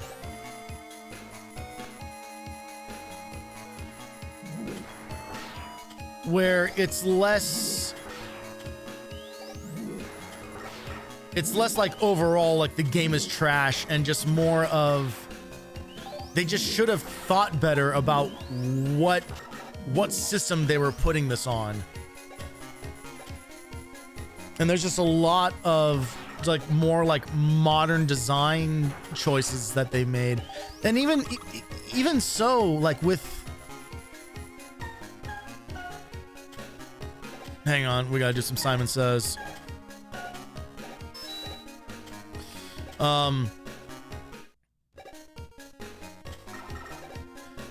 Like these are like after like multiple of the X series, you know? And it's just weird like how they regress sometimes.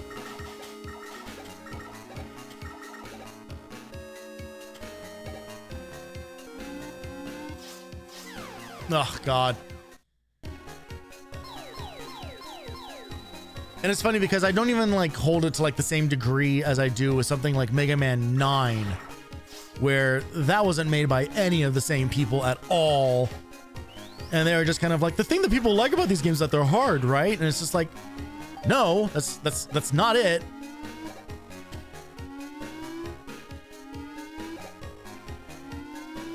And all that they did was they just leaned into what you could have and often did like excuse for like early game design choices, you know?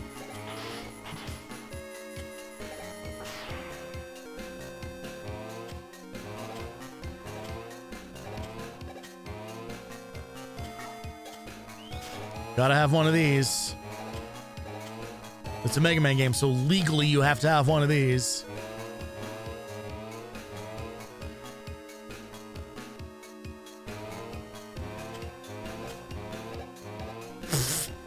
Those are fast.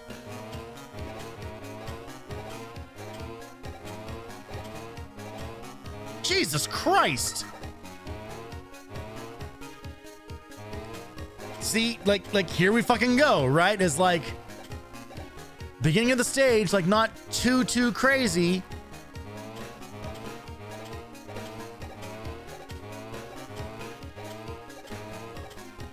But the... Okay, I guess I'm not allowed to go that way?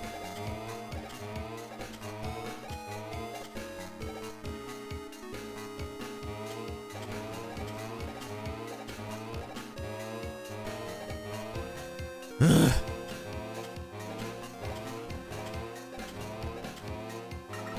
Right, okay.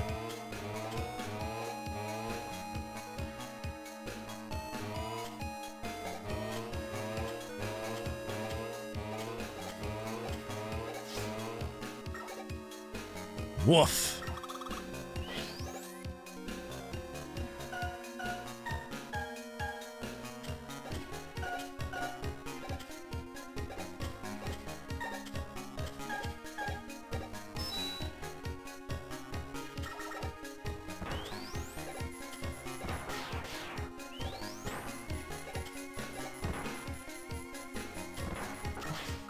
Yep, yeah.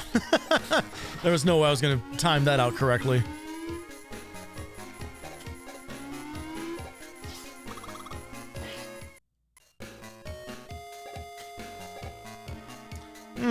how to grab magic card will do it. Superb. All right. I think maybe the easiest stage so far.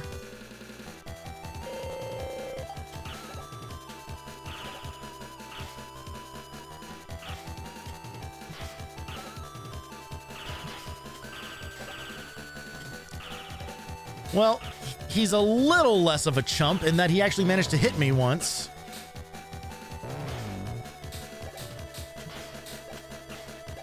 But also you beat him with fucking playing cards, you know, so...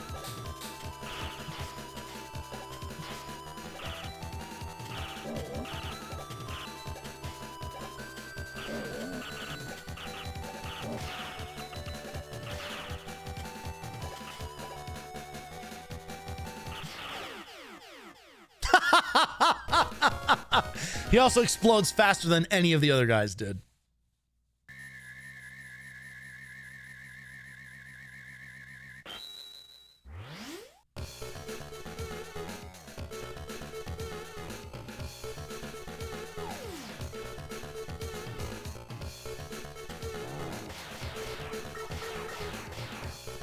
All right, so we got we got the option power up. Oh man, I'm gonna 10 shy. Okay, I'm just gonna jump into someone else's stage just very quickly and see if we can't just get like some easy bolt drops here.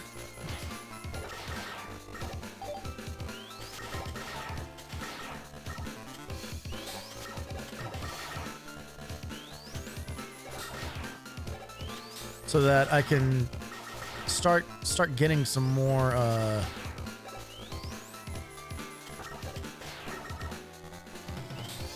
items going on. Oh, okay, all right. Well, at least the rabbit. Okay, great.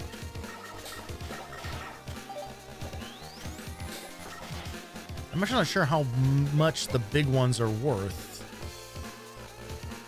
I think it's 10 apiece.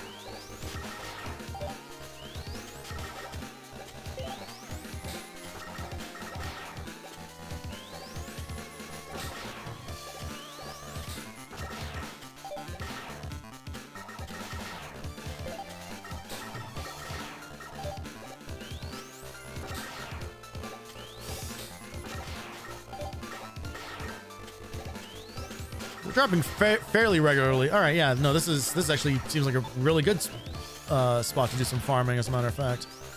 Except for the part where I can't catch that guy, but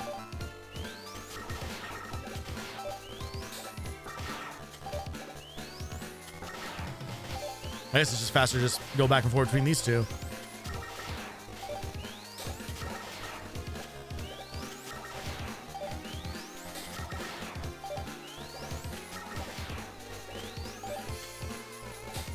Have fun with Mega Man 82. Thanks so much. Have a good night.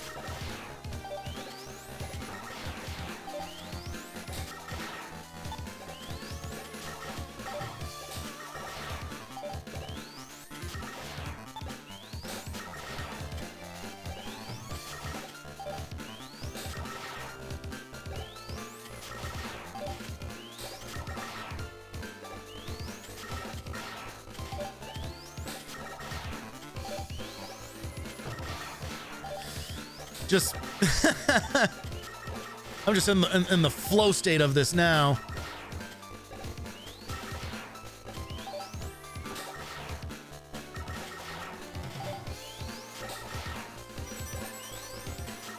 I'll take an extra life. Why not?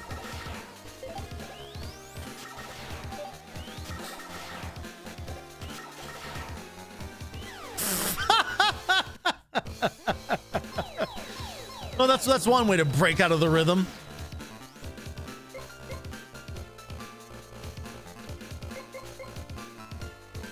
All right. We're at 480. Let's see if we can't just make that like at least 500. Are the little ones, how much are the little ones worth? Oh, the little ones are worth 5. Okay, so actually, like kind of like all of them are worth like more than I suspected.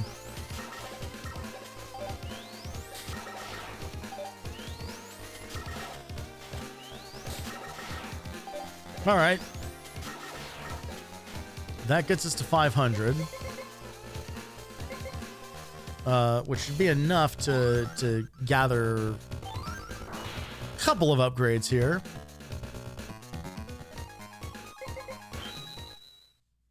Oh, we've unlocked the rest of the shit. Great. E-Saver allows you to use special weapons by consuming less energy. Okay. Not yet. De-absorb. Okay, there's actually like a list here, which is probably gonna be faster to read than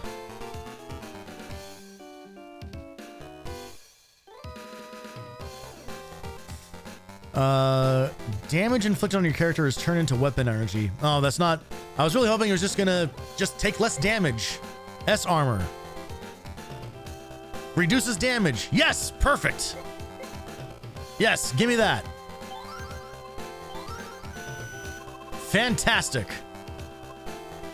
Doesn't work unless you equip it. Interesting. Okay. That's different from the other one. So I maybe we can only have one of these active at a time. What is a auto recover? When you stand still, your energy meter will refill 1 unit at a time. Oh wow, like an X3. Okay. Well, we'll have to remember that for later. HSC. High speed charge. Mega Buster charges up faster. Ooh. Okay, so E-Saver uses less energy on our special weapons. I mean, honestly, I mean that feels like more useful than just faster Buster charging, because okay, so we do need to equip it. Okay, so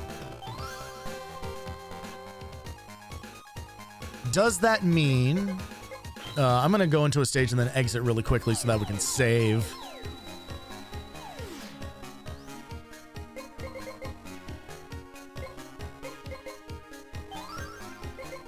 Okay, you can only have one. Oh, and I didn't even have the energy recover equipped. All right. Well, we're probably just gonna leave the defense guy on probably the entire time. Like, I can kind of manage everything else as long as I'm just not taking stupid amounts of damage from everything. All right, let's now that we have that, let's try going back to Burner Man.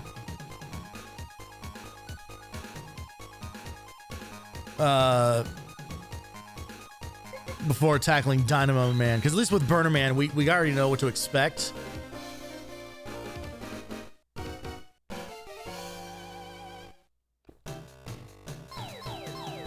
Plus, I just want to hear this banging music again.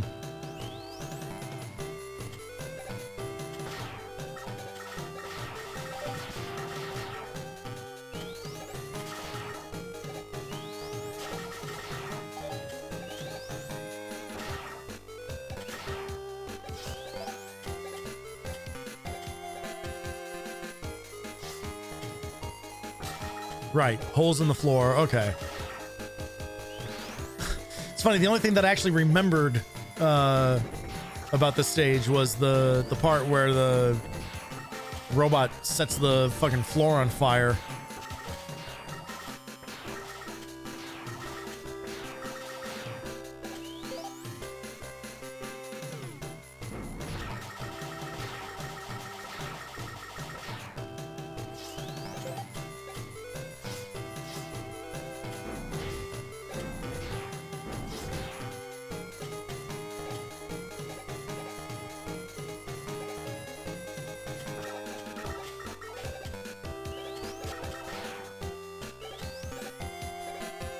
Oh, hello. Okay, well, I'm gonna lose all my health to that giant fucking Rhino bot or whatever for a CD that I don't want. So, hey, if you want to go play this game yourself, that's how you go get that thing. There's a hidden path right there, so you're welcome. Hi, I'm Tony Blue, and I'm here with Twitch.com. I'm going to show you a cool move for Mega Man and bass on the Game Boy Advance. So to do this cool move, you're just going to play the game like normal.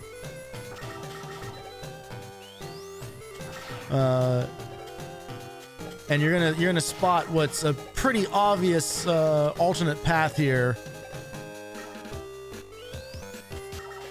But I don't get paid unless I film 5 of these cool move videos a week, so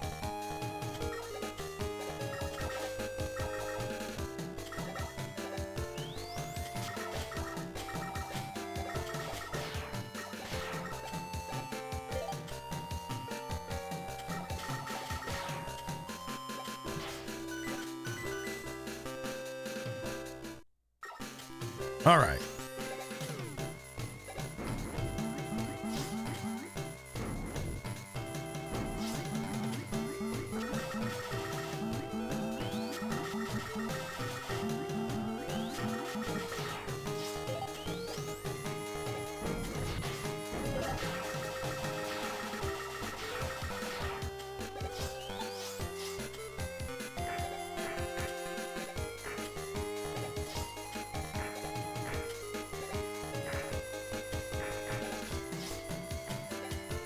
God, Mega Man's head is too fucking big.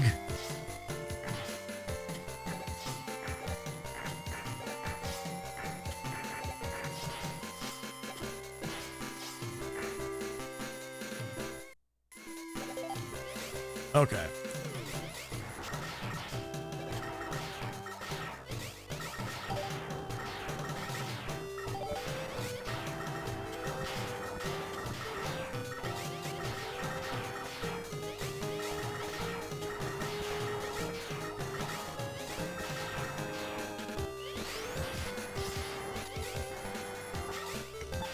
Once again, I feel like trying to go for like health or whatever there is just gonna, I just take more damage than I regain.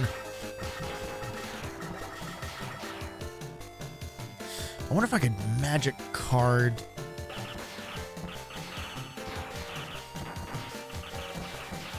No, not fast enough. Fuck. Yeah. Oh, I really had 1 life? Fucking goddamn it. Oh, son of a bit. I should have looked. I should have checked. Fuck.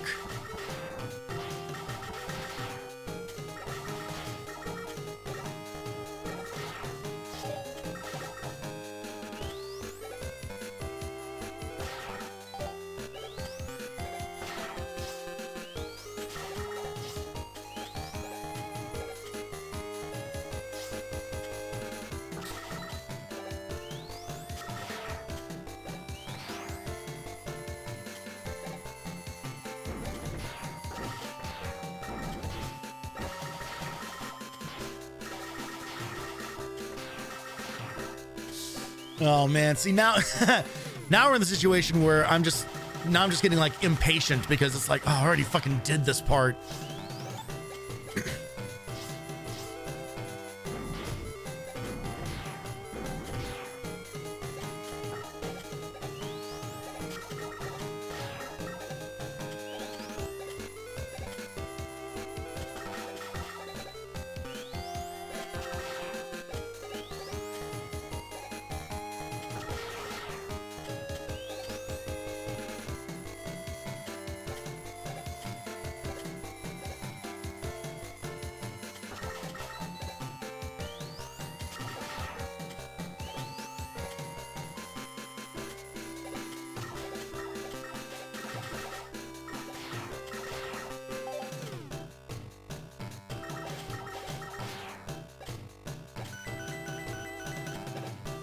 All right.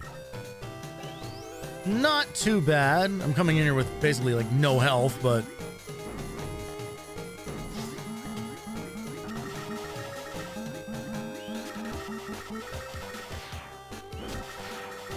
oh, I didn't realize that could. Okay. finding out that I can actually destroy the big bouncy blue balls is actually quite empowering.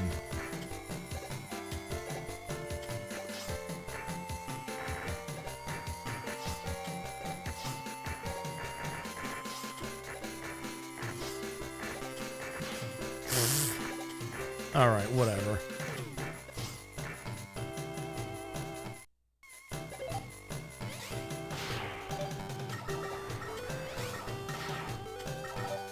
Just gonna hope that one of these guys drops. Yeah, see, because then I end up in like this pattern where it's just kind of like, well,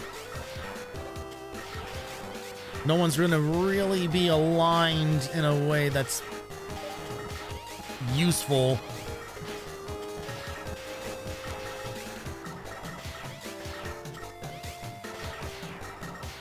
There we go.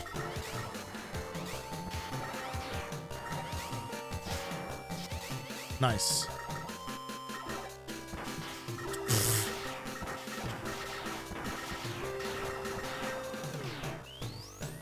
All right, we'll just play this safe. No trying to get all cutesy about it.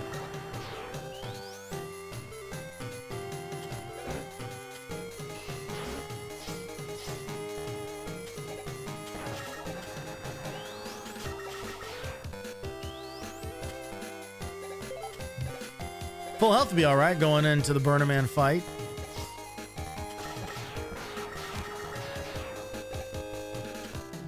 Oh, son of a bitch.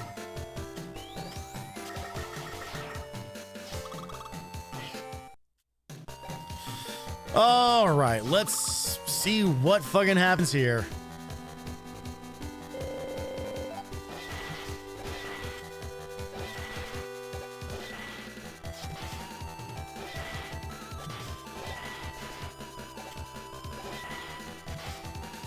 The part where he can just destroy my shit. Like, what's the fucking point?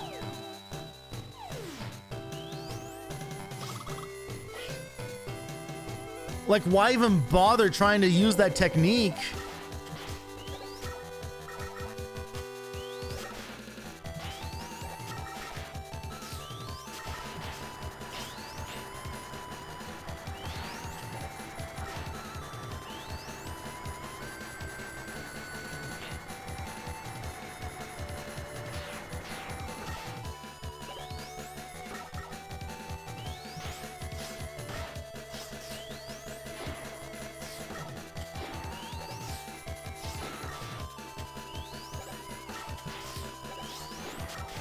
This is going to be close, but I'm probably going to lose.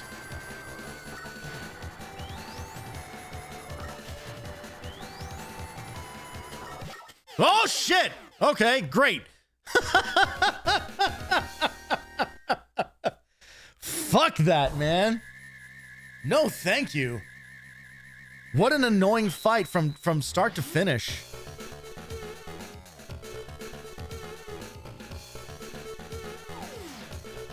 Like, I started to kind of crack it a little bit towards the end there, but not worth it. Not worth it at all. According to the guy, Dynamo Man is even more annoying, but I don't know. This guide has been wrong about difficulty before. So we shall certainly see.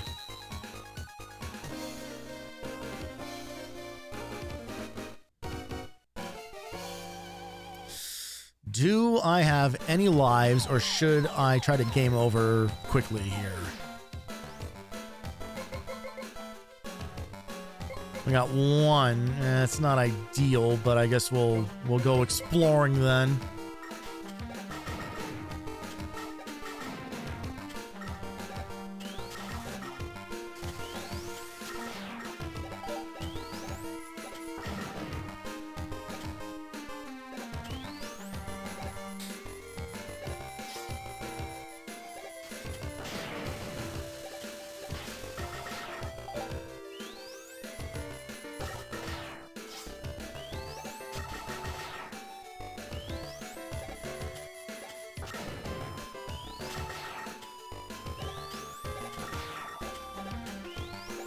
It's really strange that this game seemingly has like no like traversal weapon. They didn't bring the ball in here. But like there's no like we don't get like rush coil or rush jet or like any of that stuff. And it very much feels like there are like certain like jumps and stuff that are kind of like intended for you to have some kind of different mobility option or something.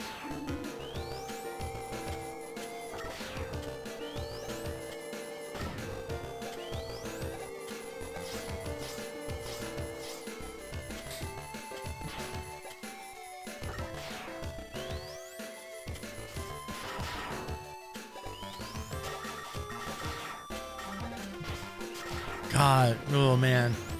Anytime it's a vertical scroll, it's just kind of like, oh, here we go. How much of the screen am I gonna not be able to see?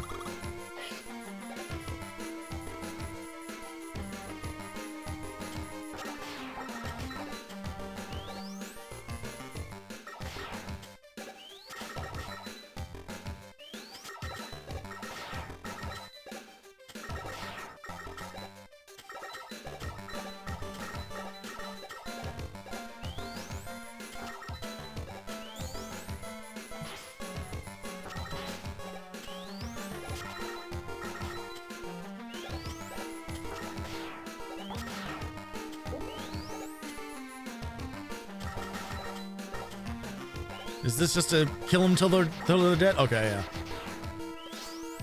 Like how long does this go on for? Is there a mechanic I'm missing? Oh, Jesus Christ. Oh, great. They brought back the stealth missions from X8.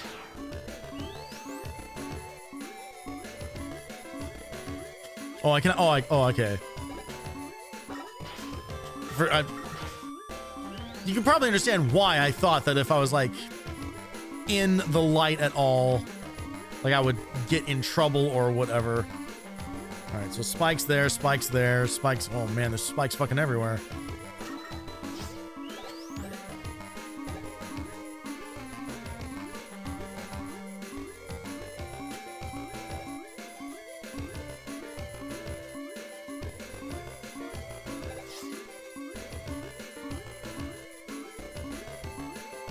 Am I crazy? Is this not the way out of this room? Oh, I need to take the... Oh.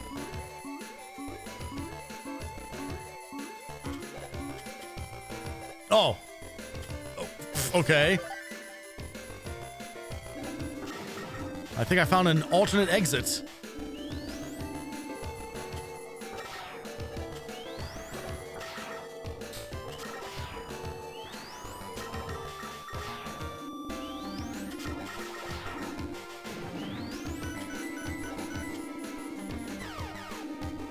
Ugh. The way that you do not keep your momentum when jumping off of those conveyor belts is a real bummer. Oh God, and speaking of real bummers, are you serious?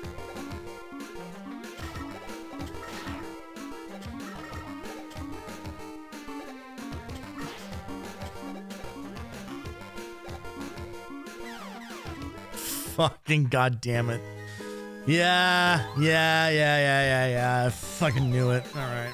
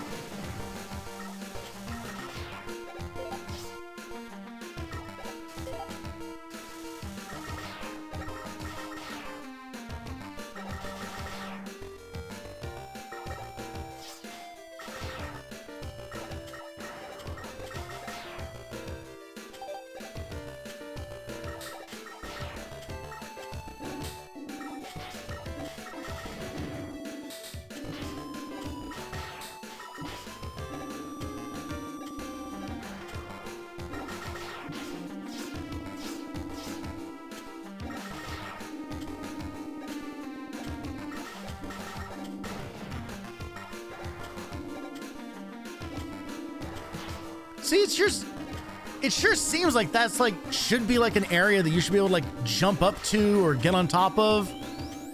But unless it's like a pixel perfect jump that I'm just not pulling off, like, I don't know how else you would ever reach that.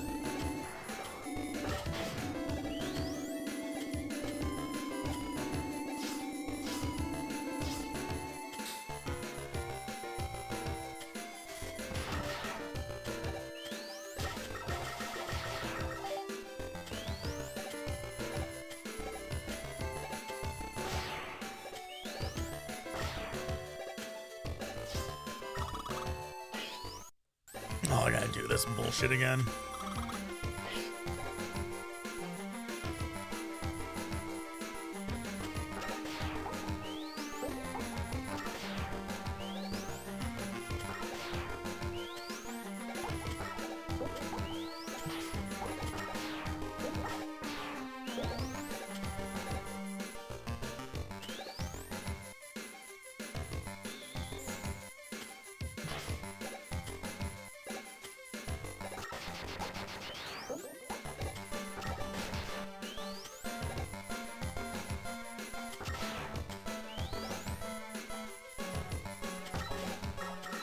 God damn it. Hitting them with anything other than a full charge is just a huge waste of time.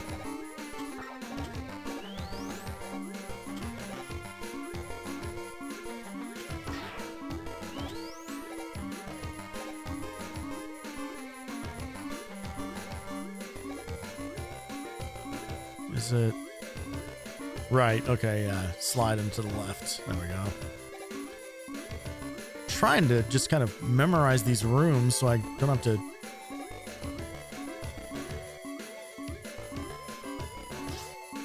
Right, this is the one with the weird exit this way. There we go.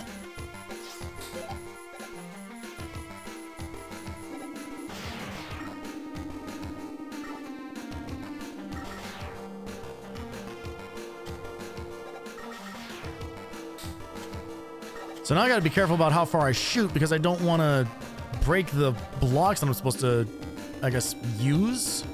Yeah, these guys. There we go. Unless I'm completely... No, there's no... Maybe you can ride Ice Wall?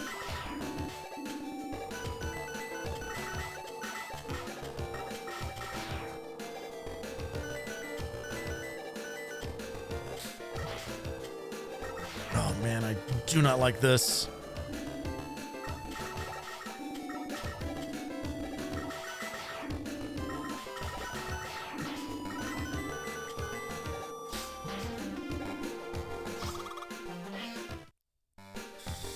Okay.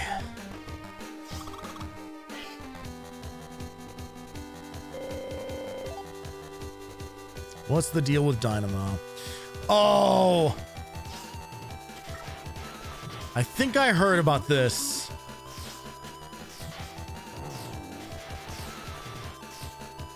I think this guy has the ability to restore all of his health if he wants to.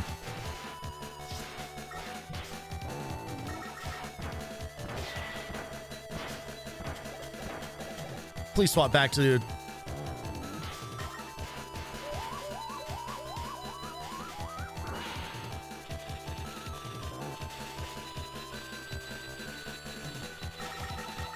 God damn it. Yep. That. Yeah, that sucks.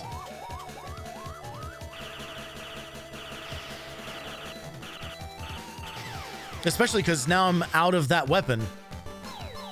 Fuck.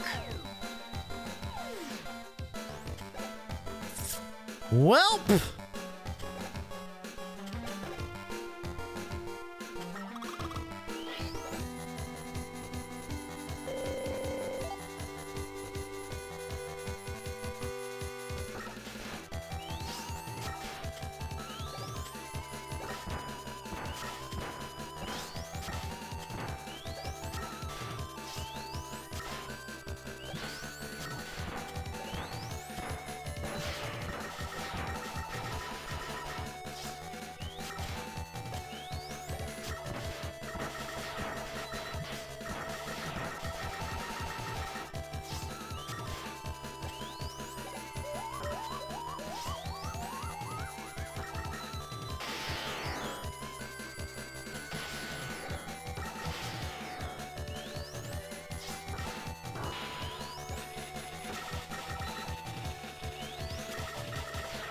Jesus Christ.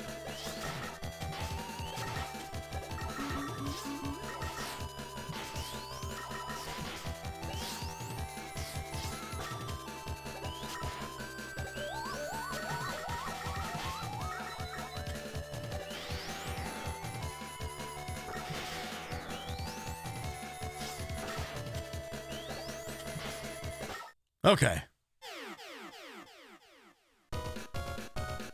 Not terrible. That's actually kind of a decent fight. It's just the part where he can restore all of his health is way... That's so overpowered.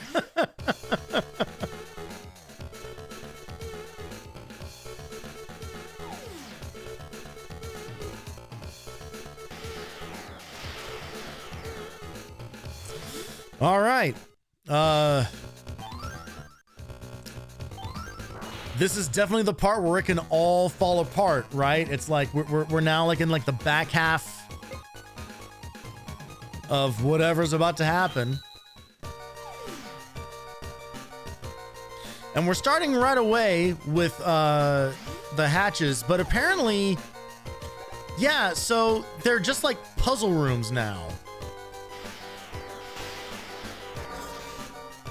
Oh!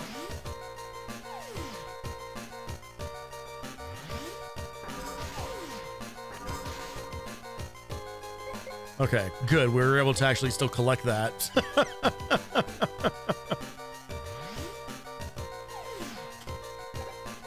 Uh-oh.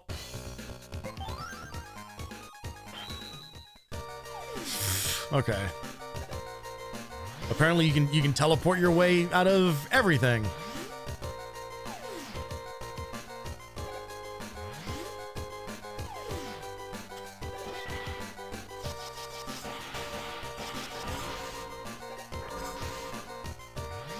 So this is kind of a neat idea. I'm not really sure I understand the point of it.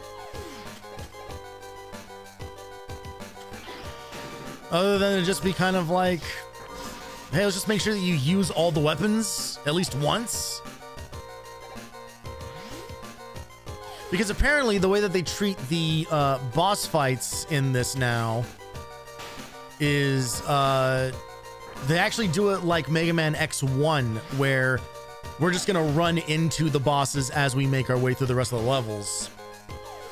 Which I prefer. Like, I think I've said as much, that I like that X1 treats it that way, instead of just like, here's a bunch of teleporters, go fight the bosses one after the other after the other. Like, I like the part where it feels like they're making like one last attempt to like stop you like on your path.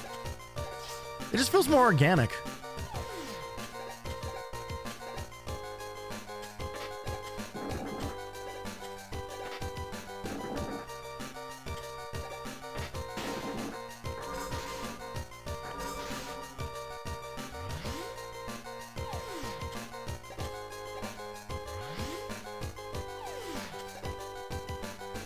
Oh, maybe this is set up because I guess you could technically get here before defeating all the robots.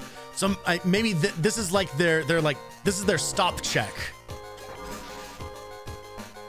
To be kind of like, okay, nope, you can. Now you can continue with the rest of the game. Which I guess meant that we could have also come there to get like some early bolts. All right, let's see here. So there are 3 sections to the fortress. So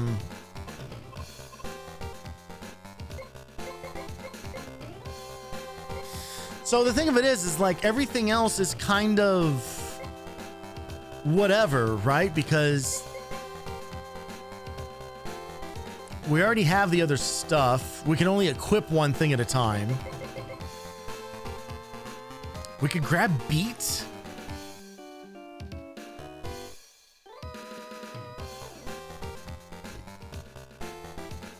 Like, is Beat useful at all? Like in Power Fighters, Beat flies in, gives you a blue sphere shield, and leaves. Makes you invulnerable for as long as its energy lasts. I mean, invulnerability like state isn't a bad idea. I don't think we ever got... Okay, we never got the cost attack. But we need to equip it anyway. So yeah, so unfortunately, like as nice as all this stuff is, it also means that there's kind of not a lot of like immediate use for anything.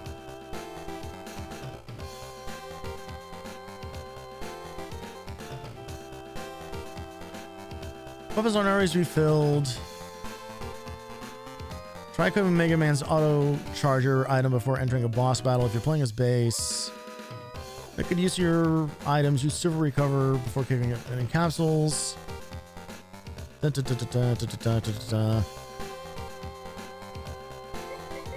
guess we could get the auto recover and use that. Yeah, let's grab this.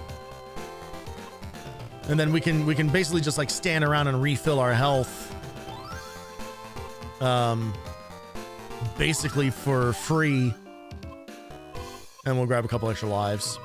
I guess we'll just hold on to everything. What I don't want to do is I don't want to give myself like a shit ton of lives like now. Because if I end up in a situation where like maybe like the second half of this stage ends up being a lot more difficult, then I would rather have the lives than waste all of my stuff this early on.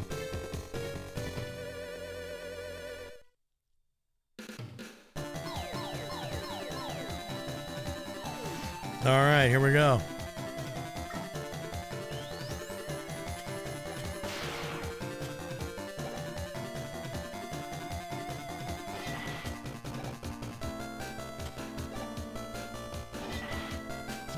Oh, cool.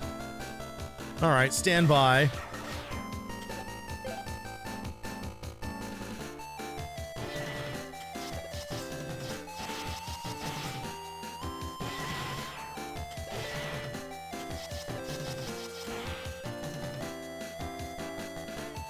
Grab that.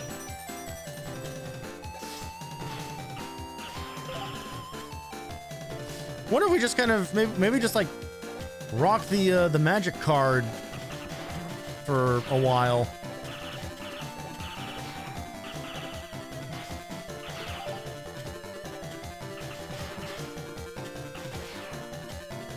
They gave us a fair amount of energy for it, although I guess I should be worried about wasting it. Oh, okay. I was like, are we just gonna have to take damage from this thing?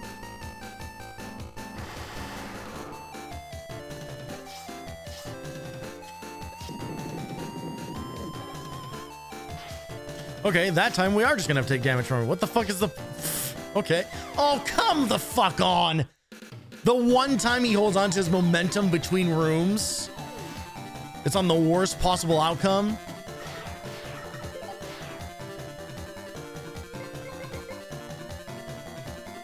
Okay, all right, the energy balancer just works automatically.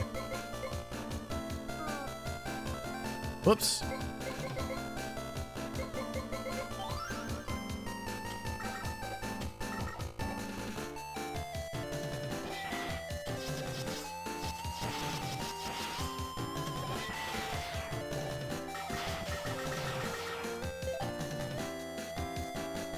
Oh, Boo Earns.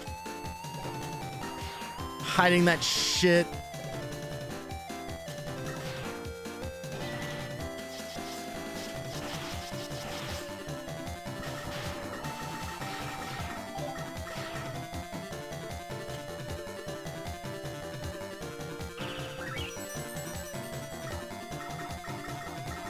It's funny, the weapon switch is on the shoulder buttons, but there's like this weird, like, I don't know, it's like there's like it's like the tiniest little delay between when you press the button and when it actually switches to the weapon. So it feels like it's like I wish it was like a little bit snappier.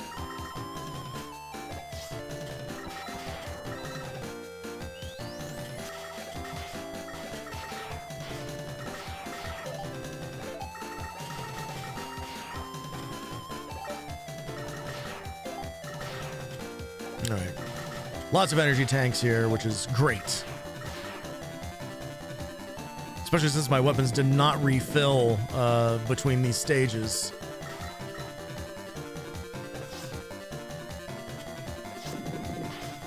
I don't know what you're meant to do there other than just tank that. Okay. So they're just pulling out just all the stage gimmicks, huh?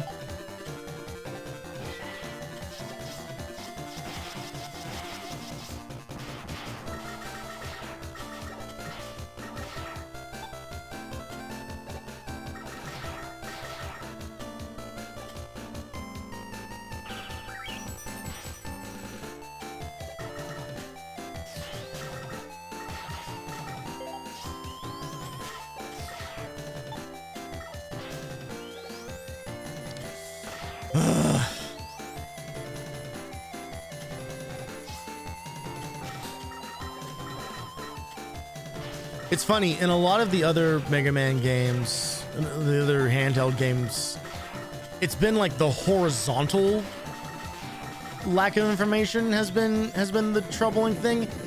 It's definitely been an issue in this one as well, but the vertical lack of information is what's actually a real bummer in this one, because it keeps happening again and again and again.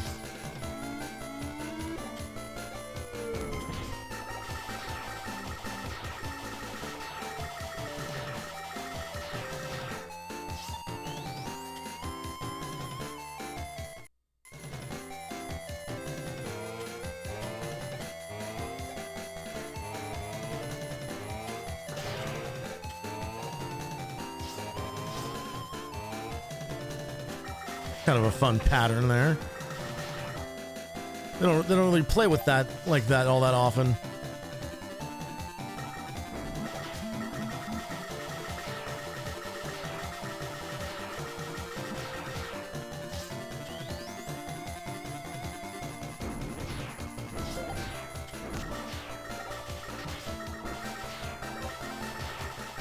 This is a genuine, like really great stage theme though. I'm liking it.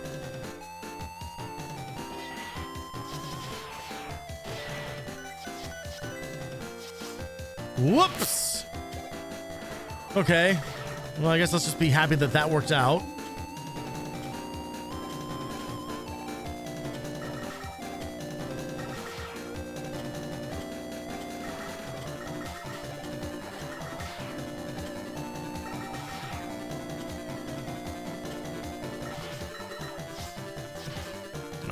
Fuck those guys.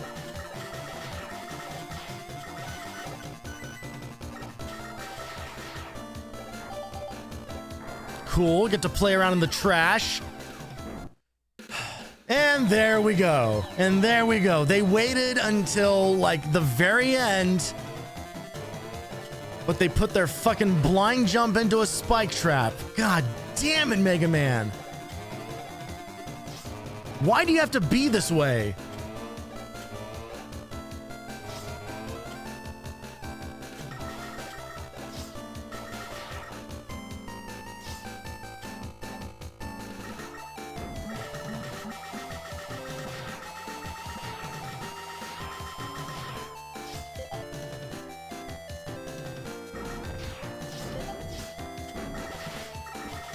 It's so strange. Literally every single time it happens, like I try to like imagine like the room of people who are just kind of like, yeah, this would be really, yeah, no,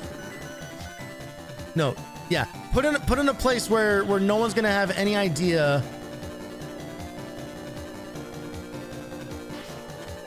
that they're about to die, and we'll just put that in there. We'll just put that in there so that there's literally no way to know it until the second time you play through the level. Who benefits from that kind of game design?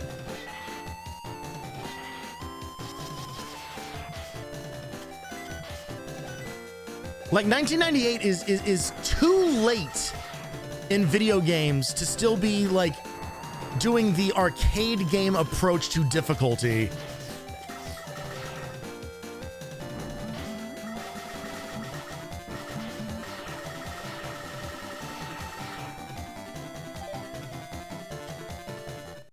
Thank God, checkpoint. Gee, that is that is some aggressive foreground scrolling.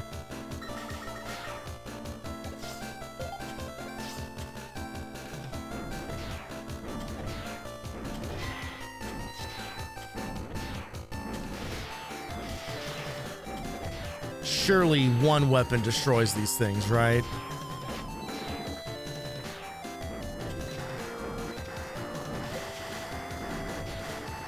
All right.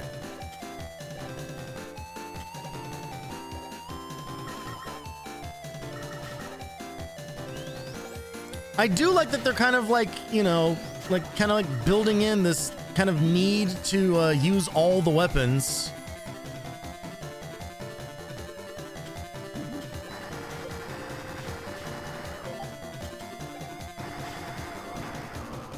Like makes it feel like every weapon does in fact matter.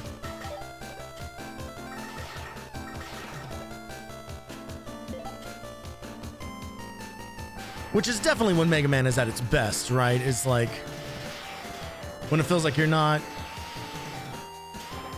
when you can't just go through it Buster only. I was kind of like, okay, yeah, that actually puts like some thought into some of these other like moments. The fuck is this thing?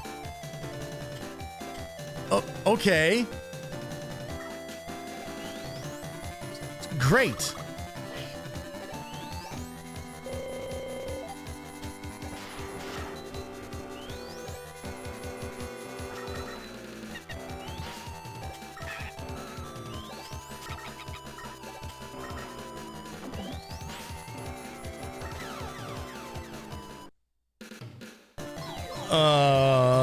Okay.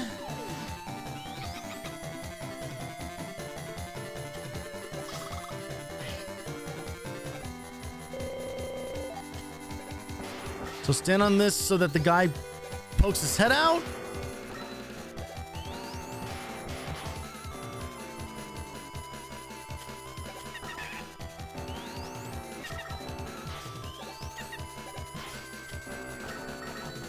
Okay.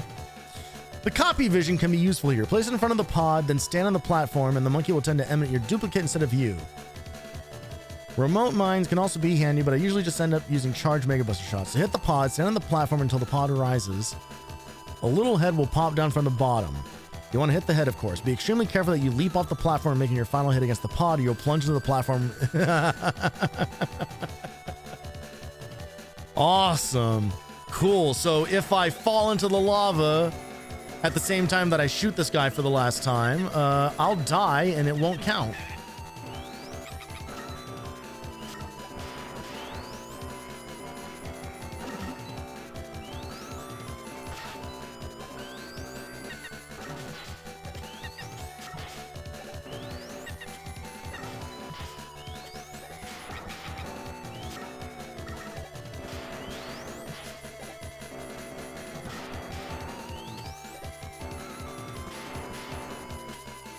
Oh, god damn it.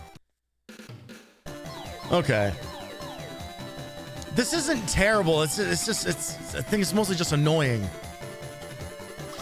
Because it's not like we're taking a ton of damage, but having an insta-kill spot here is definitely a bit of a bummer.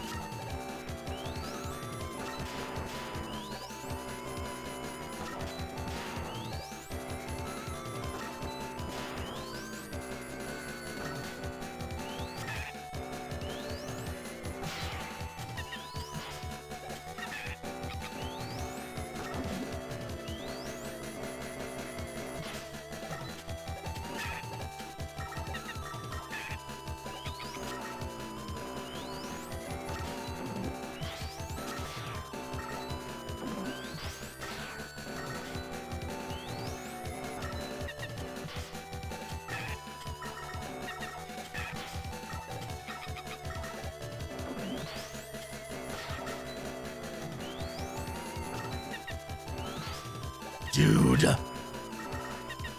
Fuck off.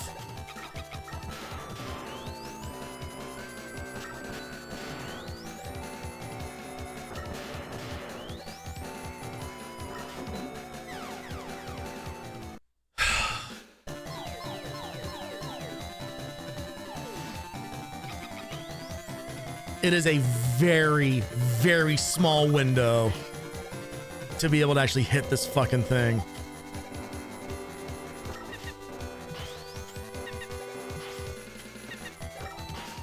Also, this monkey has like perfect fucking aim. Fuck off.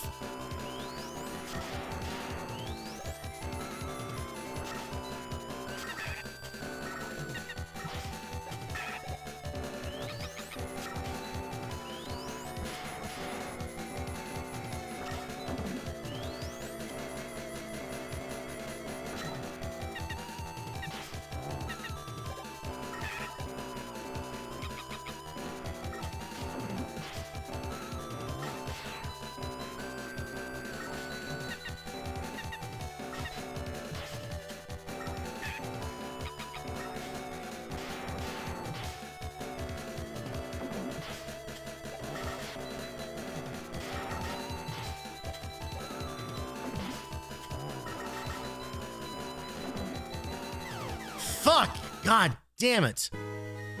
Shit. I knew that was fucking coming. Like, see why I didn't want to like spend like all of our screws on lives like right out of the gate?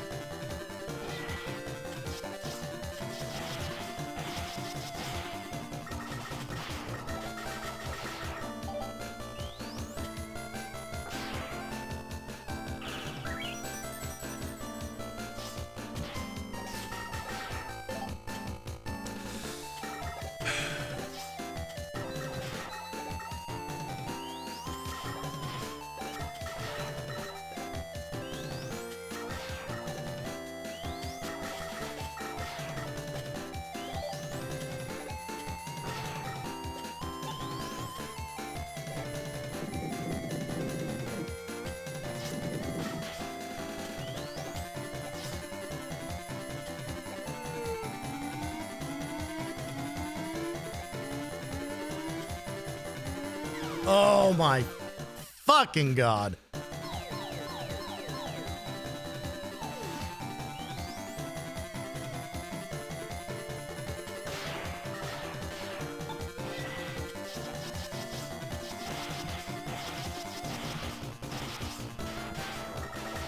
This just getting hit by a billion things that are off screen. Like, Jesus Christ, Capcom. What's your fucking problem?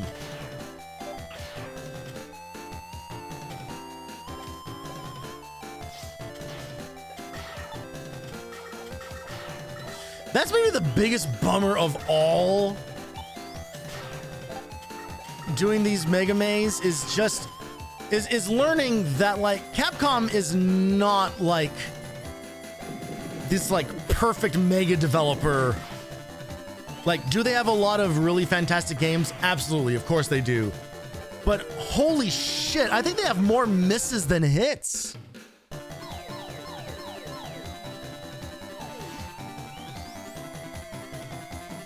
Like, genuinely, like, what the hell is going on with some of these fucking... Some of these ports especially have just been... I mean, obviously Extreme 2 is like just an actual nightmare. This has not gotten to like full nightmare level. But like it's encroaching on it.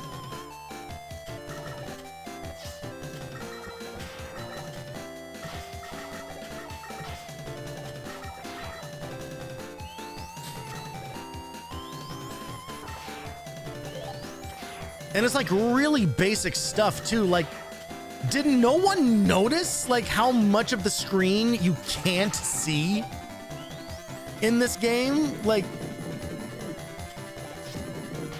did no one take like half a second to consider like what that might mean for the gameplay experience and maybe adjust a few things here and there to account for that.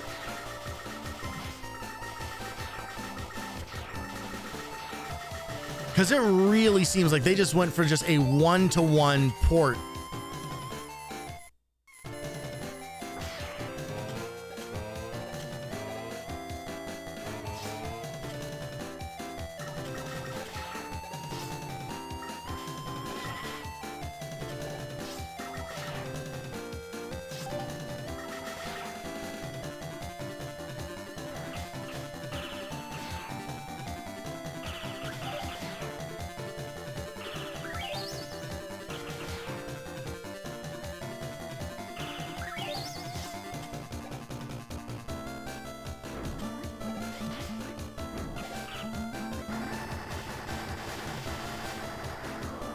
Really hoping one of these guys was gonna drop like actual proper health.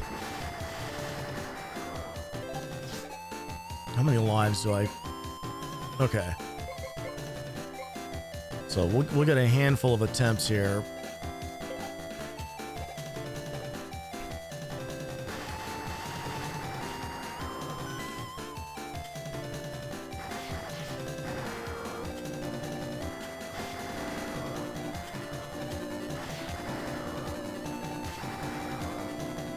Wave burner is kind of a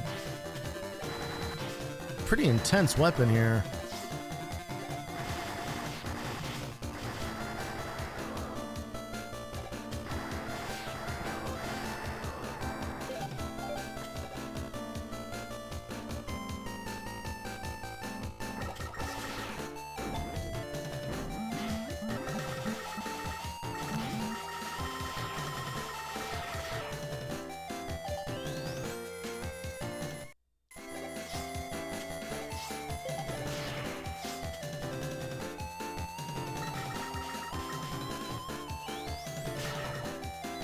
I've kind of forgotten what other stuff happens in this level.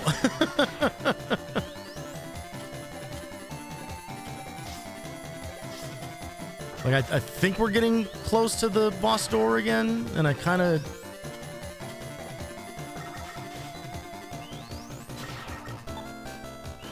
As always, I'm just hopeful for just more health.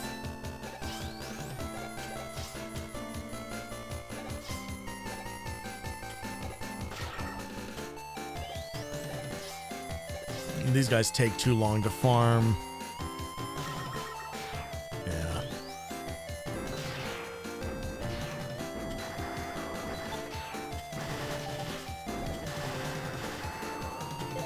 That'll work.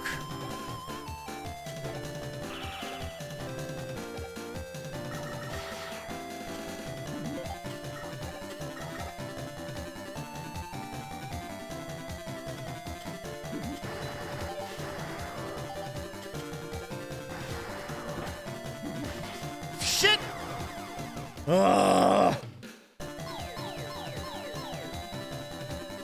Really, really, really do not want to waste a bunch of lives just navigating this fucking level.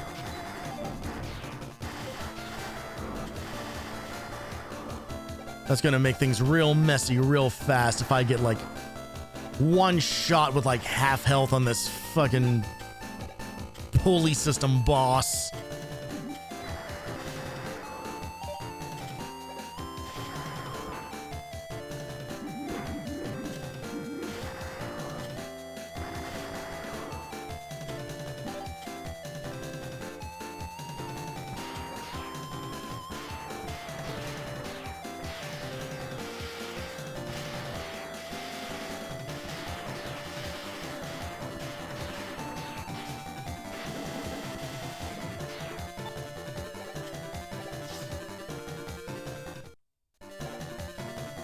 Okay. I don't know if I should even bother trying to do like the copy technique because then I lose my Mega Buster. I lose Charge Buster. And I kind of just want to try to get this over with as quickly as possible.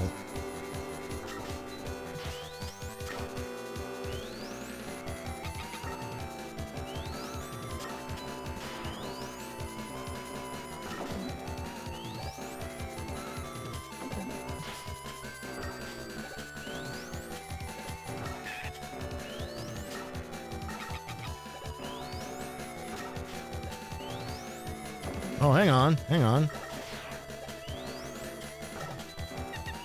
Okay, hang on. If I can keep the level...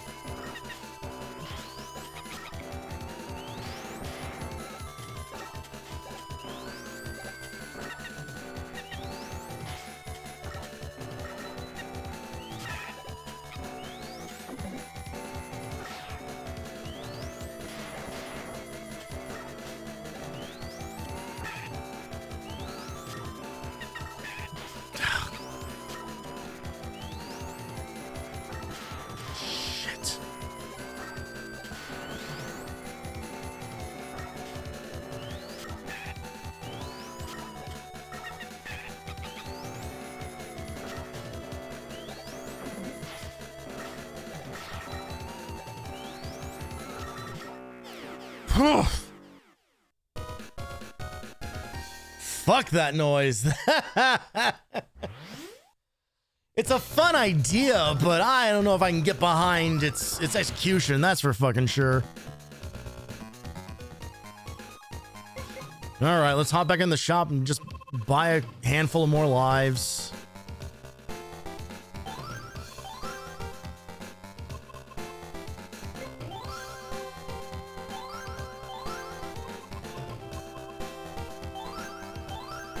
All right. Try to roll with 5 here.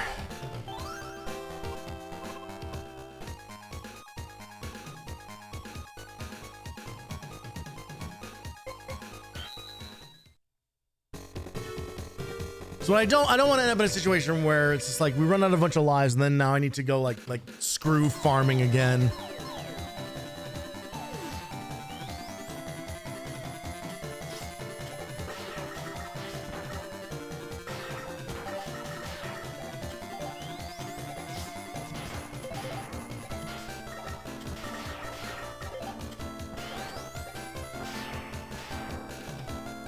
By the way, you've probably already noticed, but we're going long tonight. Like my intention is to finish this in one, and considering that we are closing in on the ending here, like we're gonna maintain that. One, because I think that this game is in fact beatable in a single sitting. 2, we are rapidly running out of time in the month, and I need to get some stuff done if we're going to see the closing of this month with the game that we intend to close it with.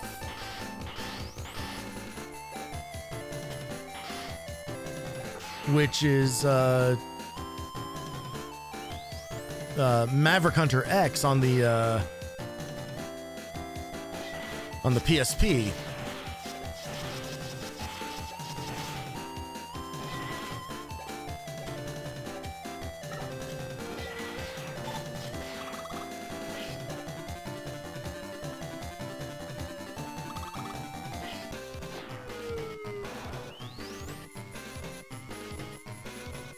Okay. Okay. So right away we're starting with one of these things, huh?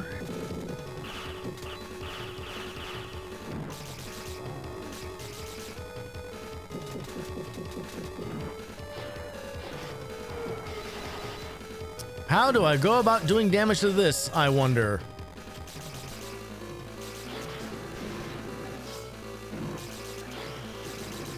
Okay, it's hit the one tiny thing.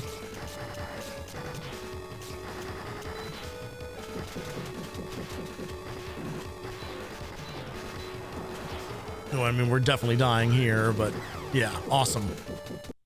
Okay, just show me the fucking answer on this one. I have found no conventional way to make the jump to King's Lair with Mega Man late in this section. Oh. Tank. 4 places to target on this thing. One, you don't have to destroy it all if you don't want to. Basically spend your time pacing underneath the tank, climbing up only to make an attack. If you keep moving, the bombs the tank drops will not hit you. If you stand still, this cannon will not hit you. Oh, interesting.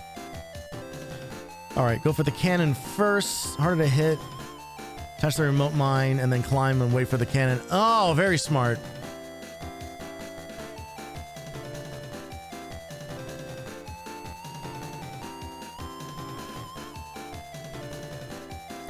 So it seems kind of like... Okay. It seems like mines are the way to go here. Wow, no checkpoint, huh?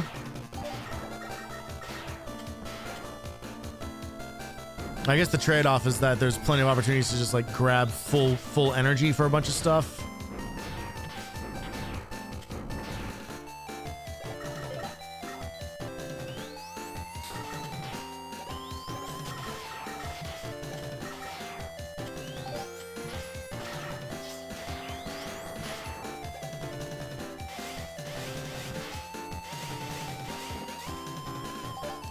They give those fucking pink monsters way too much health.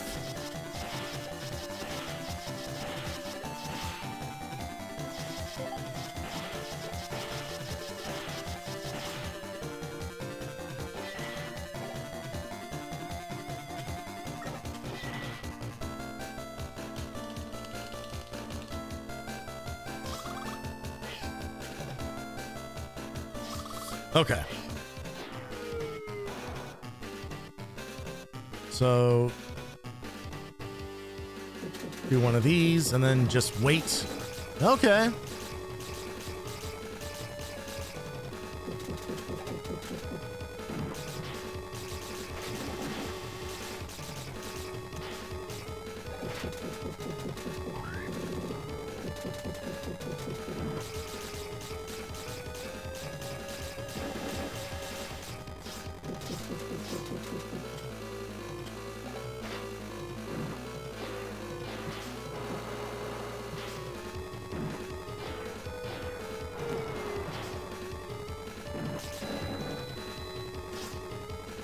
One down.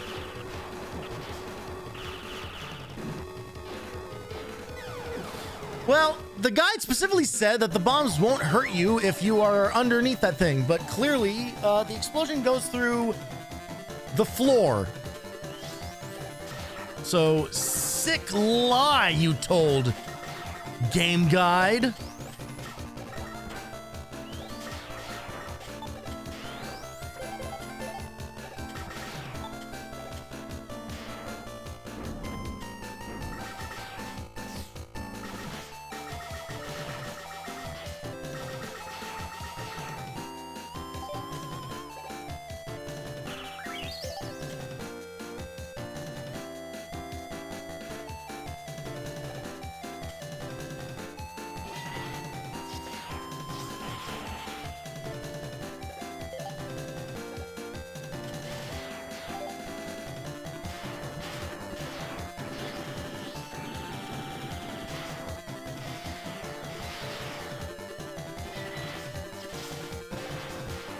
Jesus Christ, man.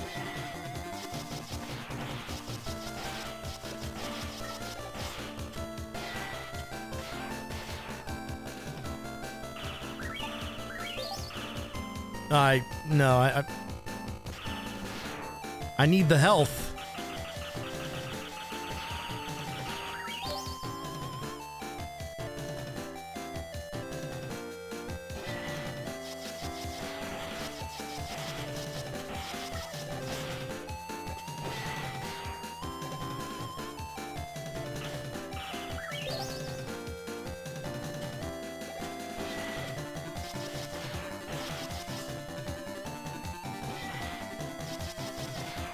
This may be the least convenient farm.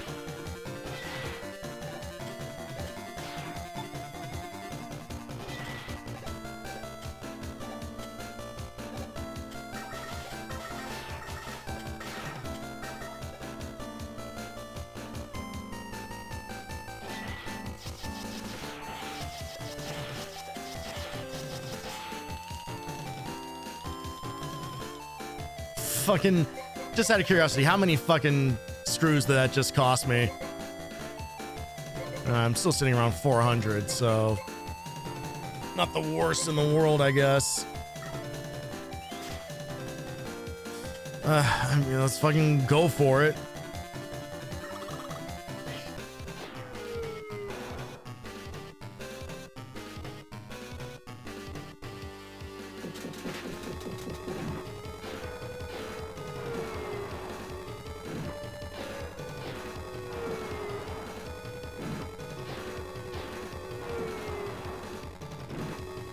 I just remembered I bought the auto recover, where I could just stand still and get my health back.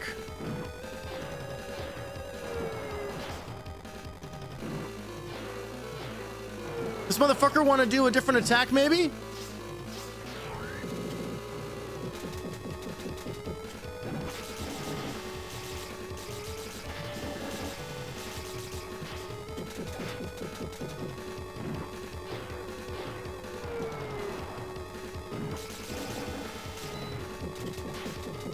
Okay, how do I fight the rest of this fucking thing? Attach a bomb to the head.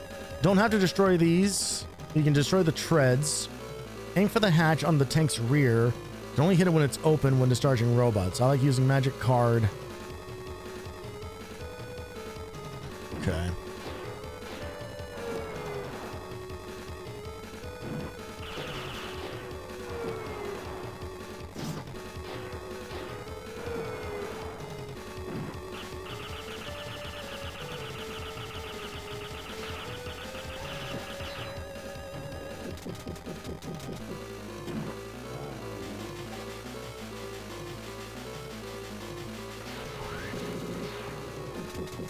Sounds like a pretty good technique.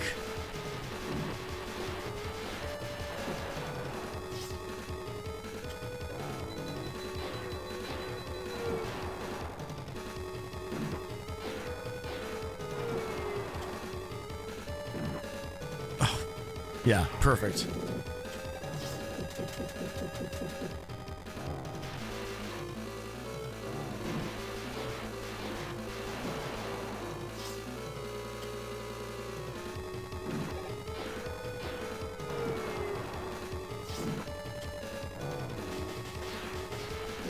There we go.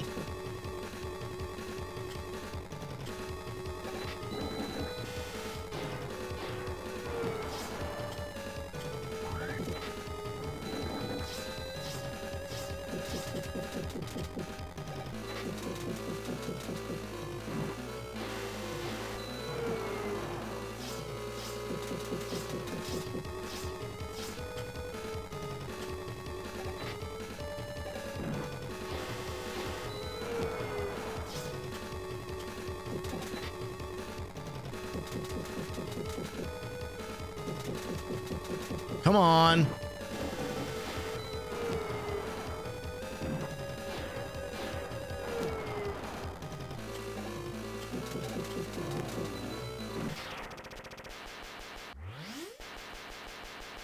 Dislike.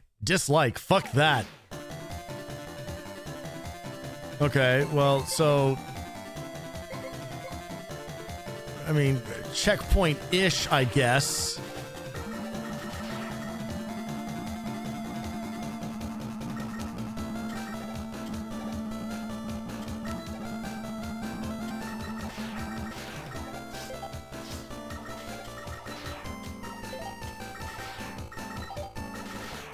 Okay, we'll definitely be able to get full health back from all these guys. But the question is, what about weapon energy? Do enough of these things respawn to get weapon? Okay, thank God. Yeah, we're definitely gonna farm this.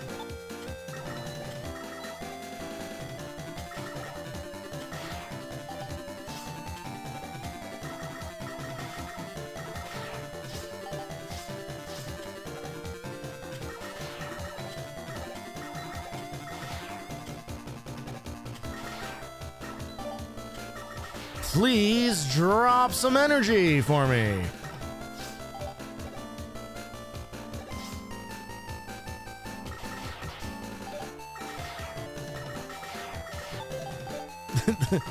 The bolts are useless when I am between stages like this. Okay.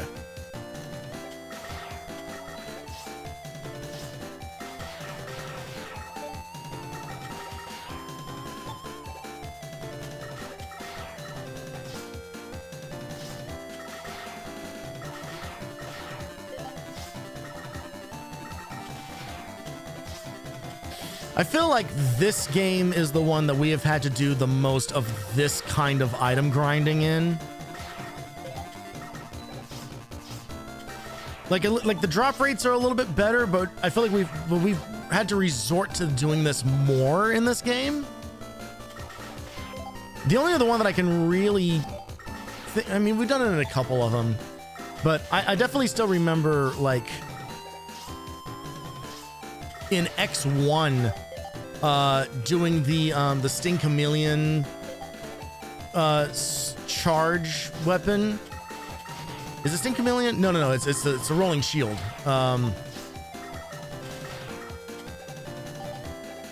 And then climbing, and then just like waiting to kill like 100 worms in the Sigma, in the tunnel or the vertical shaft leading up to the Sigma fight.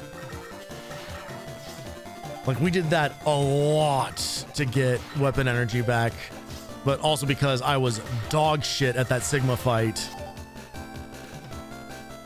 We are just about full up on everything.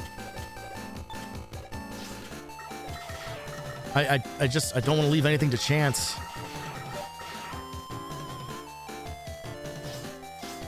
We'd have been in a situation where it's like, oh, one more shot would have done it.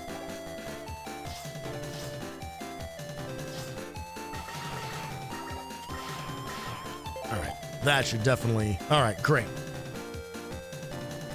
I'm absolutely just going to read ahead and spoil this for myself. Ship! This is one of the most frustrating bosses simply because if you make a single mess up, you have to start all over again. The only good side is the guaranteed one-up you find in a chest during the stage. Okay, well, I don't know if I actually grabbed the one-up in here, but...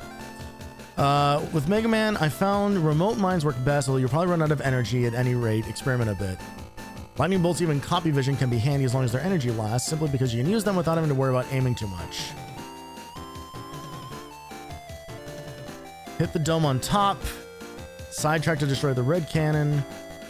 Hit bubbles from the lower left to snag items from them, with the exception of the ones with the glowing white pods. These break... Oh my god, this sounds like a fucking... There's a whole ass paragraph about the thing we're about to fight.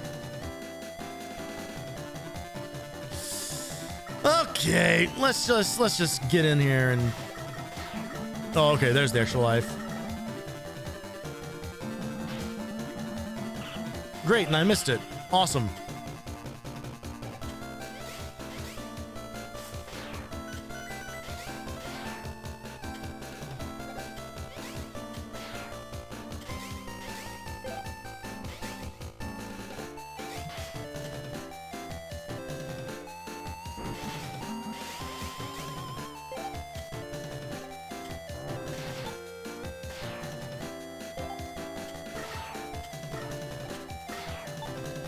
Well, I guess I spent a lot of time farming in that previous room when I could have just done it here. This actually seems like a more consistent stream of enemies. Great. All right. Well, there's that life that we didn't get earlier. So thanks for that, video game.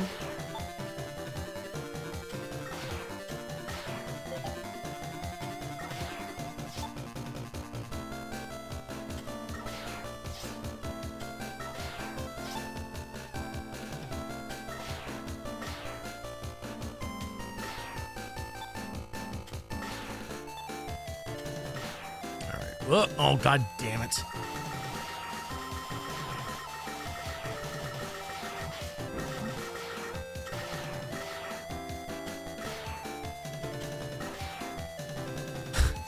One of you just give me just a little bit of health. Just a tiny little health pickup so I can go into this thing fully loaded, huh? Now the game's gonna get stingy all of a sudden.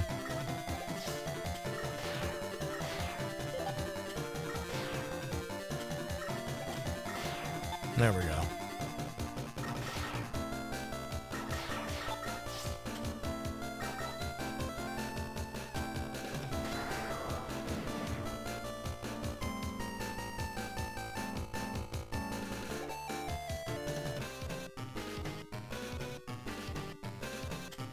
Oh, god damn it.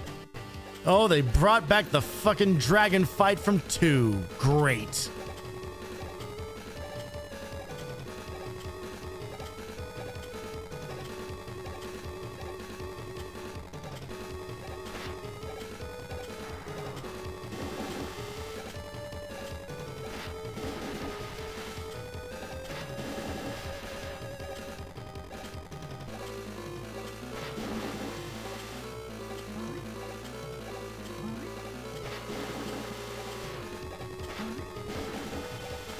Oh, Jesus Christ!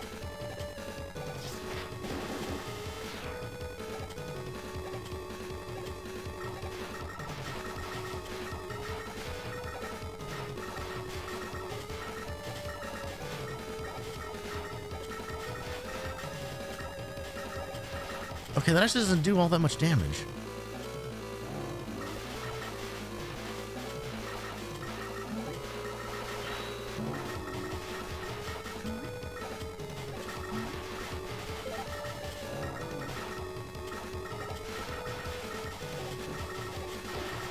Hi, Fist. Okay, I'm gonna say something crazy here. This isn't that terrible. They made it sound like this was gonna be like a real pain, but everything is moving consistently enough.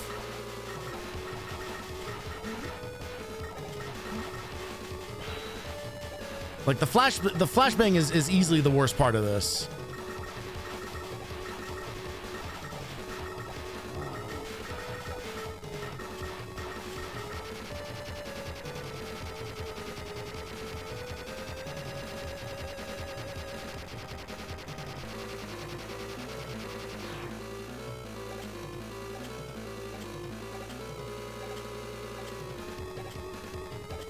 I'm guessing this ends eventually.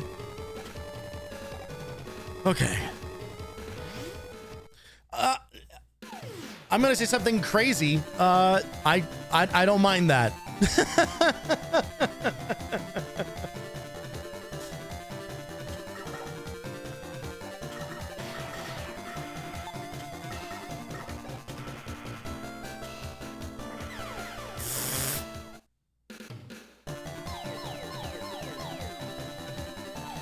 Now, I just read something really unfortunate, which is they say that I should have beat for this next thing, and we absolutely did not unlock beat.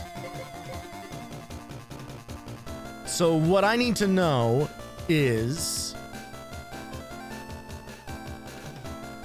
what kind of checkpoint am I looking at?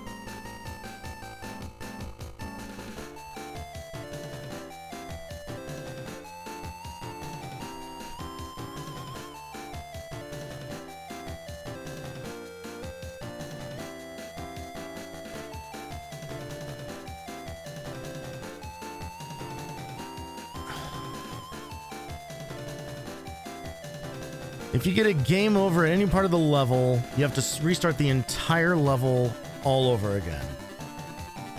Even worse, if you turn off your game at any point in the level and then save, you have to retry King back at level 1.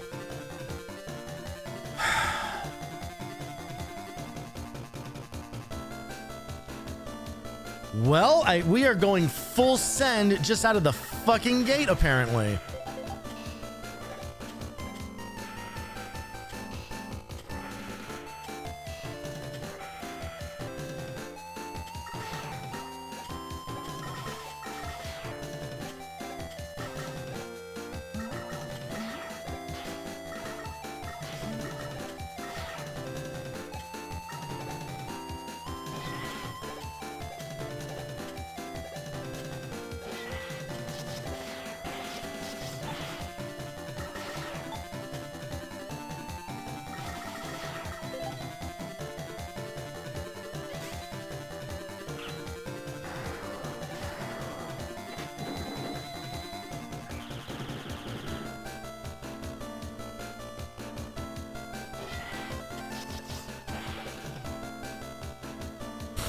Weird jump.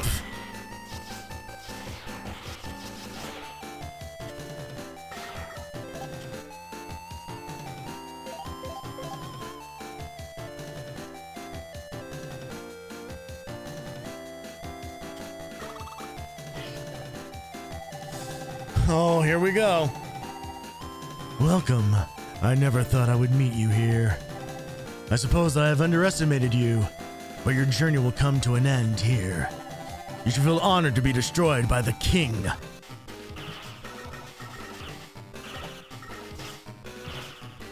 Okay.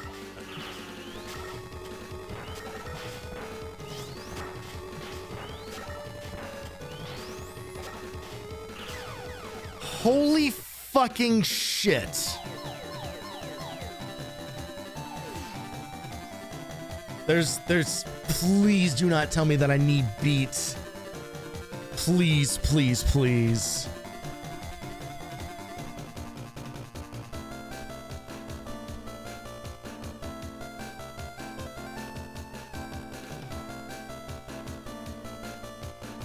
If I've come all this way and it's just...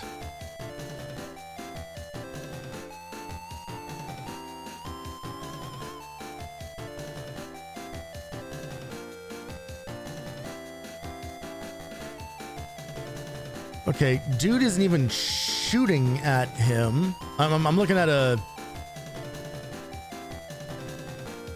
video here.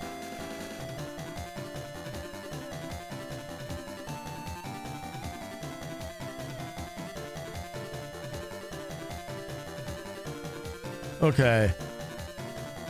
So I guess literally just don't attack him.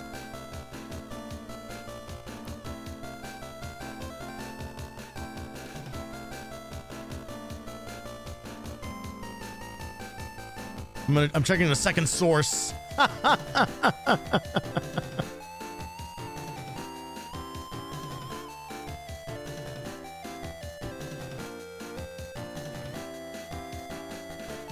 All right. So I guess the move is just to... The only winning move is not to play. And then after that, we switch over to lightning. Because there's going to be a story beat that happens during this fight, apparently.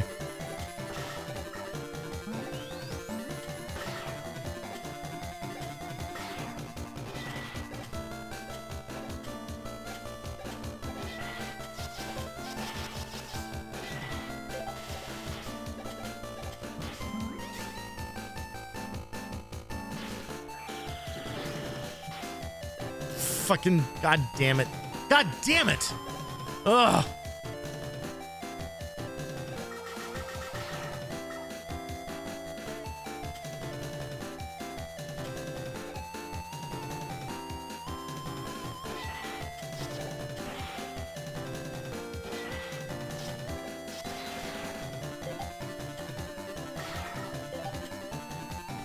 All right, full health. I appreciate them giving us like full weapon energy coming into this thing every time.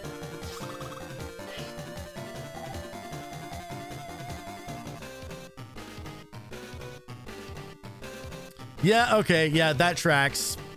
If you shoot him, then he just fires it right back at you. Okay, yep. Cute.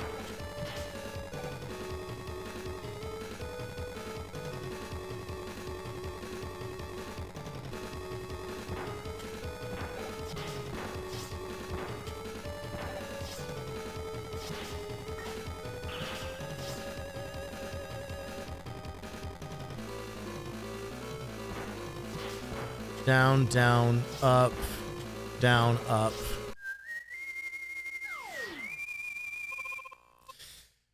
I can handle this. Proto Man is back. He's gonna be back just in time to get fucking killed again, isn't he?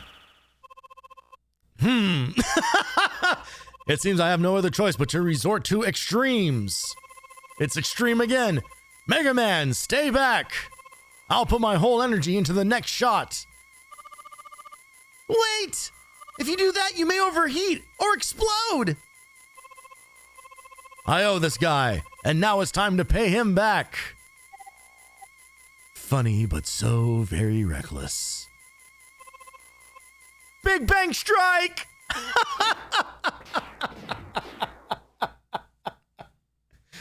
Oh, another noble sacrifice.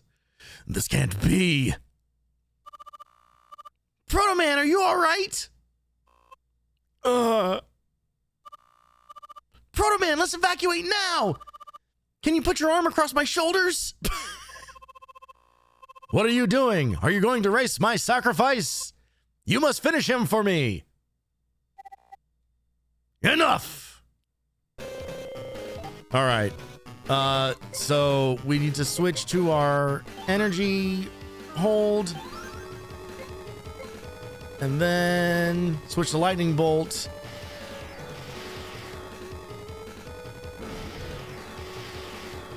The problem is that I don't know if we're gonna survive.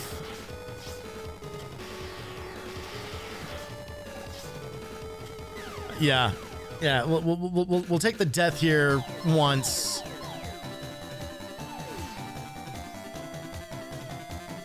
But you can see the vision, right?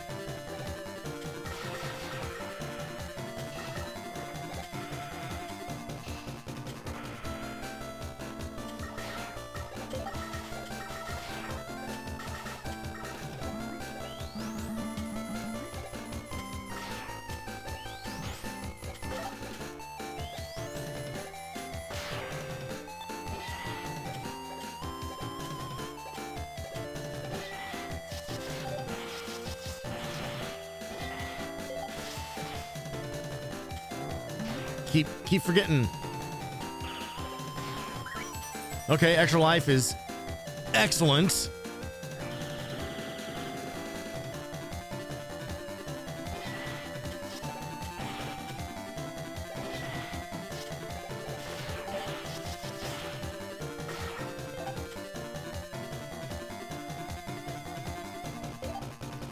Okay. Does it make us watch the whole? Oh my fucking god. Come on, video game.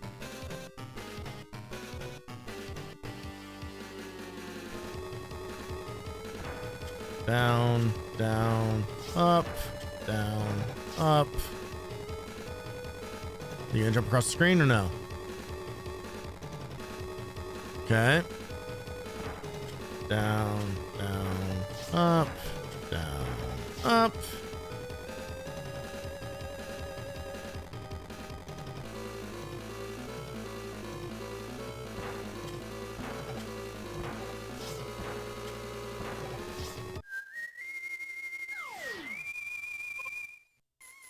God, I cannot believe in all of these all these handheld games that make you rewatch the entire cutscene for everything.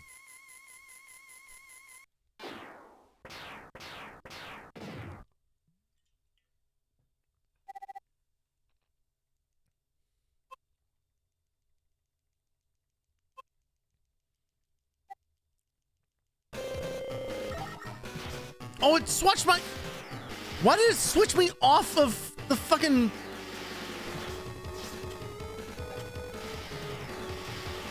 Oh, this fucking sucks. Look at the way that it's like, it's making me...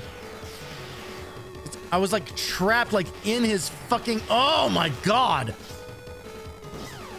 That sucks ass. Are you fucking kidding me? The thing he's weak to, he can also just like... fully get like all up in my shit.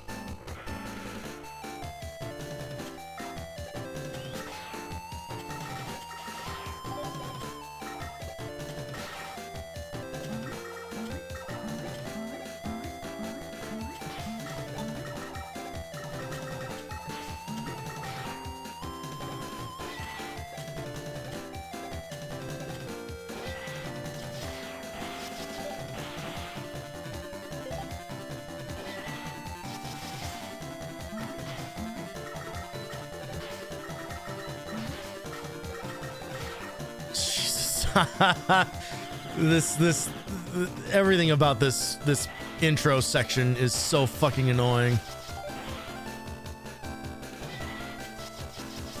Right down to this stupid ass jump they needed to make. What the fuck am I doing wrong? Is it getting too much speed? Yeah, that's what's happening.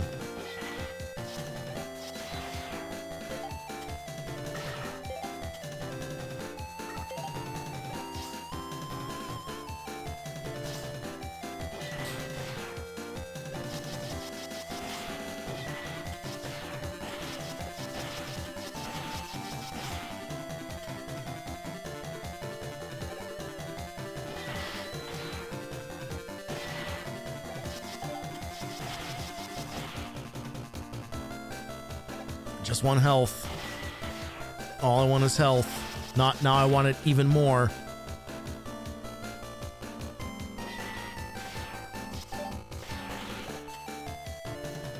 Oh, god damn it.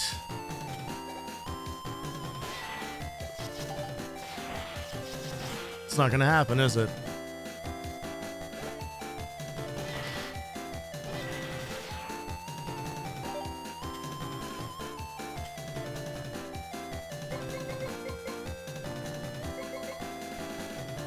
Running out of lives. Oh, fuck.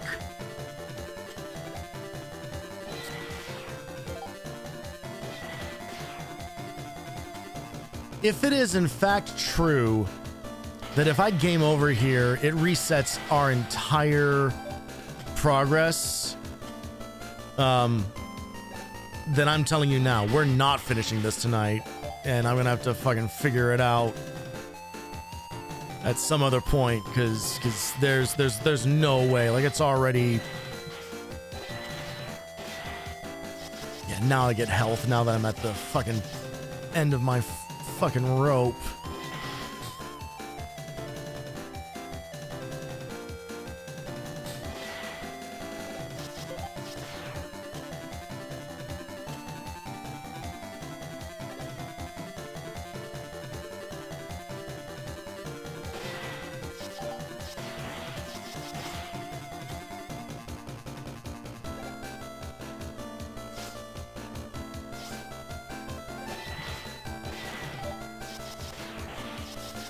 Oh, I've wasted this entire life. I've wasted this whole fucking life.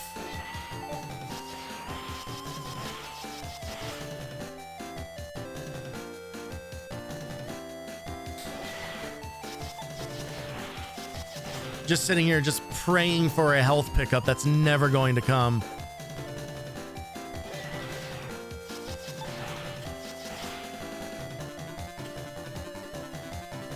Like, what the fuck do I do?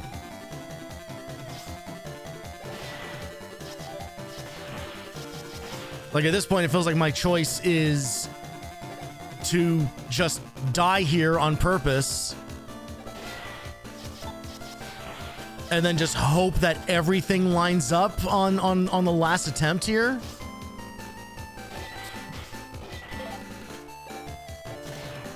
It's just getting worse. It's just getting fucking worse. God, fuck!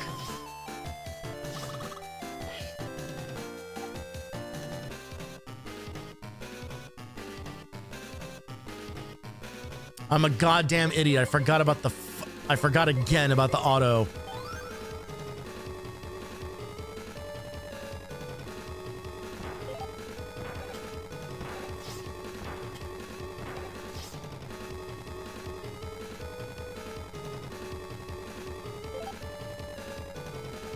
God, I'm so stupid.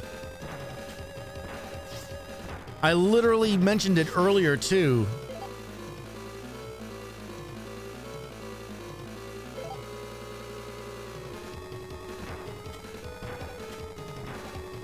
I mean, it's too little too late now, but...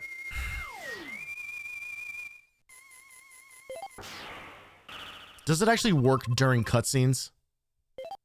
It does. It works during cutscenes.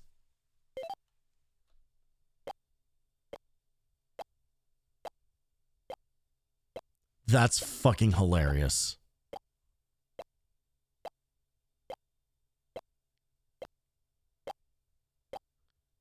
All right, great.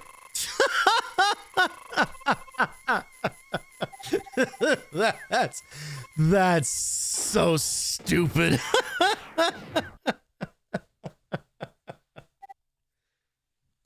I will absolutely take advantage of that. Fuck, fuck it.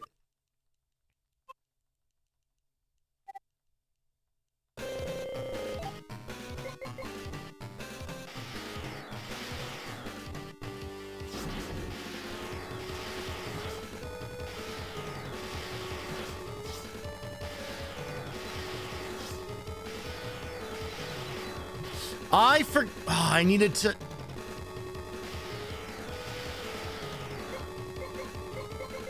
I knew I would fuck it some other way.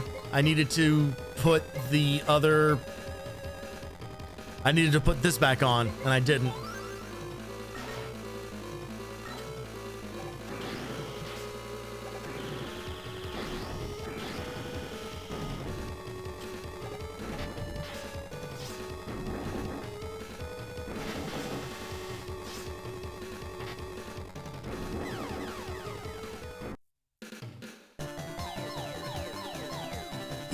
Even when I think I'm being fucking clever, like, I'm still too much of a dumbass to, like, see the rest of the idea through to the end.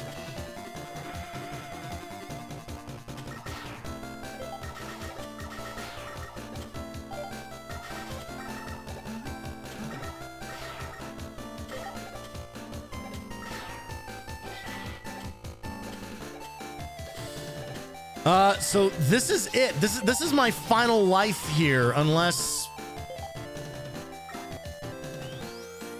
one of these guys is feeling really generous.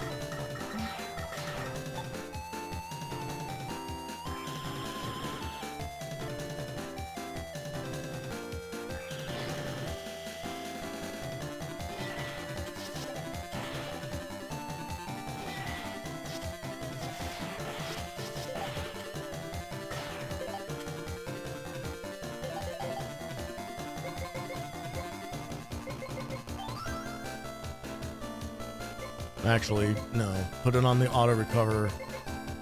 Just in case I take damage during this, so I can get it back during the cutscene.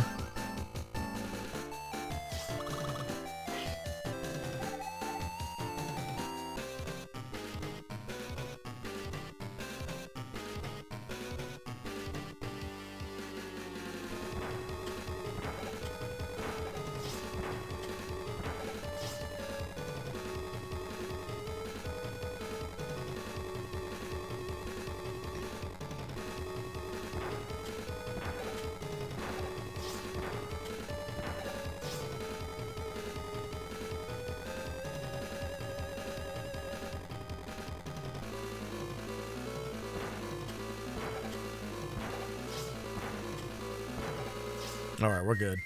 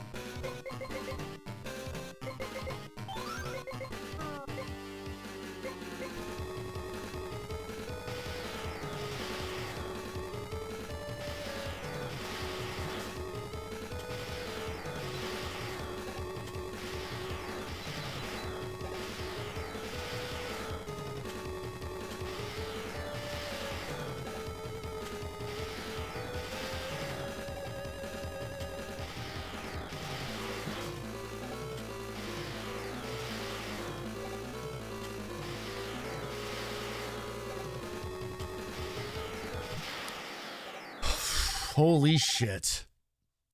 You won. Why do you fight so hard for these pitiful humans? Robots are superior to humans. Superiority is not the point. Maybe, or maybe not. Just put me out of my misery. But before that, we better let him evacuate. That way he has a chance to be repaired. Oh, well, if you have a fucking heart of gold all of a sudden, like, why are we fighting about in the first place? Don't worry about him. I beamed him out of the castle. Yeah, well, could you do the same thing for me? After all, I am the Lord of Robots. That means I don't want to see our species destroyed. King, let's evacuate together. Dr. Light can heal your wound. That isn't possible. I'll explode if anyone but Dr. Wily, no E, tries to operate on me. Dr. Wily created you? Yeah, oh, guess what? Guess fucking what? Guess who was behind it the whole time?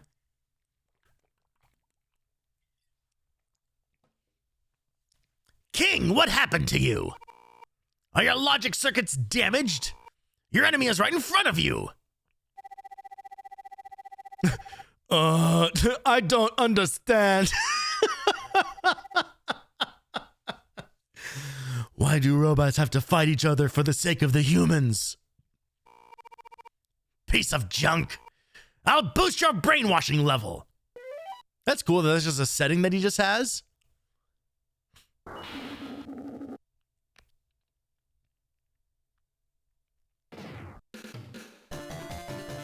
Oh my fucking god. When does the stage end?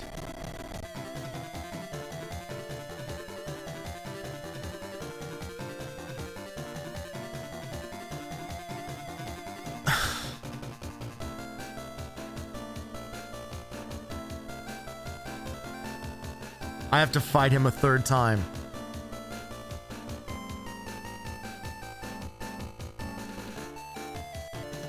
And it's like a super version of all the other...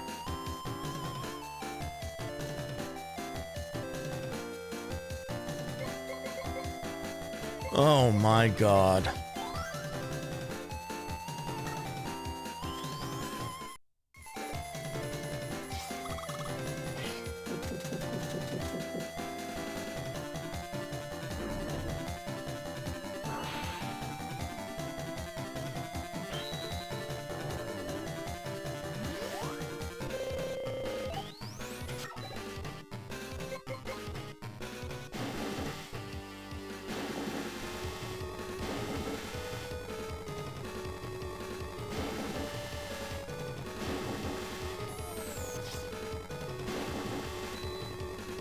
That just took half of my fucking health.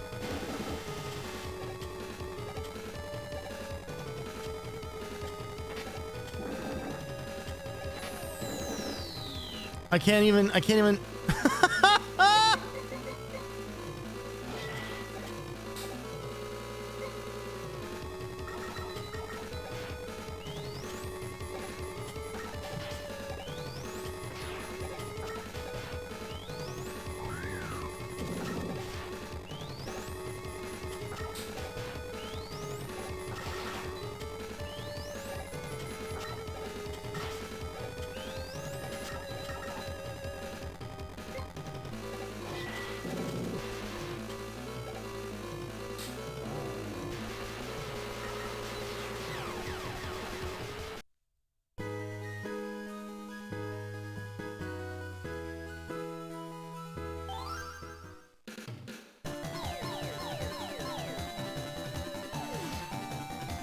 Where is this?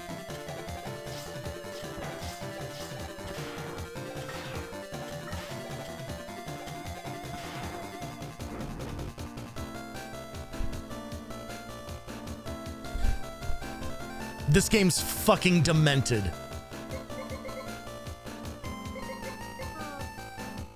Absolutely not. Abso-fucking-lutely not. No, give me the... just... God damn it.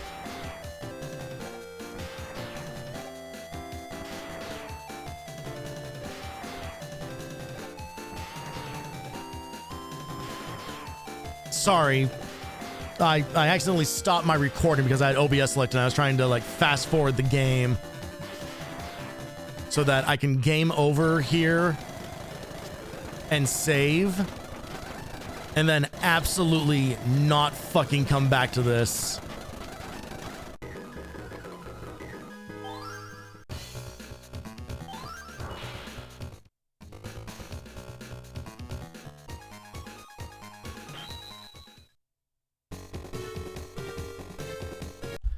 I can't believe this shit is real. Fuck that noise. We're done. We're done.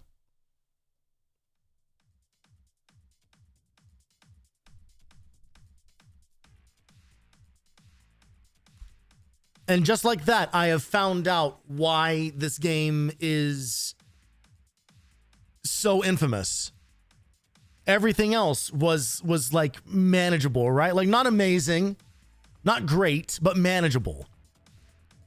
You could at least see the vision or whatever, you know. It's just like, okay, well, yeah, some of these things got kind of like messed up because of like porting it from the SNES to the GBA. You know, they did what they could with it or whatever. And yeah, so some of the screen crunch is a little bad, and there's a couple of tricky jumps here and there, but nothing like too crazy. You know, you get used to it. That's just mean-spirited. The idea of having to go through all of that shit, all of those, because we would have had to redo the tank fight and like the flying tank fight and all three of the king phases. What's with these fucking games, man? Like, seriously, like, what is wrong with the people who made these fucking games? Like, why? Why do they all take these turns? Why do they take these extreme turns into just horseshit? Like, it's not even... There's no fun to that challenge. There's no fun to playing 3 full levels that counts as 1 level with then like multiple boss fights that are just like these long drawn out sequences just waiting for them to become vulnerable. Like, fuck that noise. These games are broken. These games are fucking broken.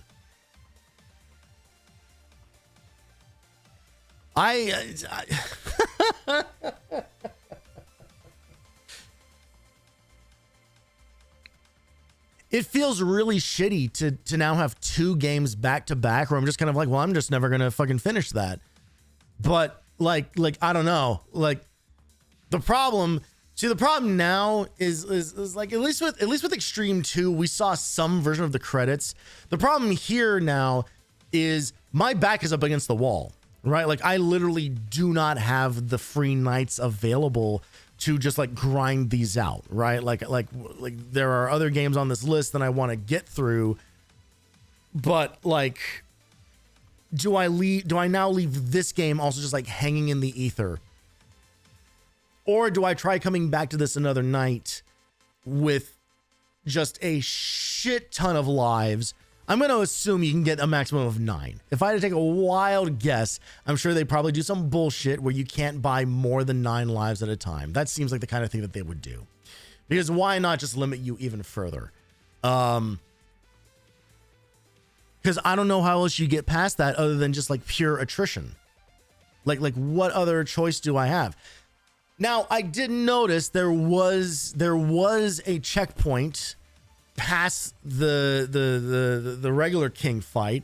I just had no lives. So there is a world in which it seems doable. It is a question of, do I want to do it?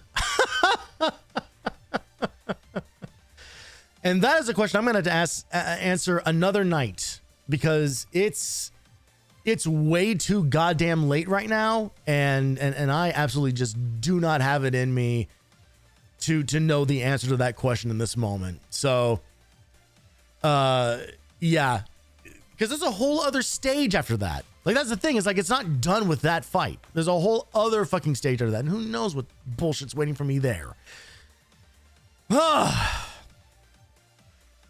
I'm maintaining my composure, right? Like, I'm holding on. I'm not letting this get to me the same way that Extreme 2 did. Extreme 2 was particularly bad. This is just more of kind of like, oh, okay, well, I guess fuck me and then fuck the game too. Because why else would they build it that way if they just didn't want it to be just a huge middle finger to anybody who was playing it? Like, it's 1998. 98 is when the original version of this came out. This port came out in 2002. They knew better. They knew better by then. By then, we had some of this stuff figured out. We knew the answer to some of these questions and how to better design games. This ain't the way to do it. So, I don't know.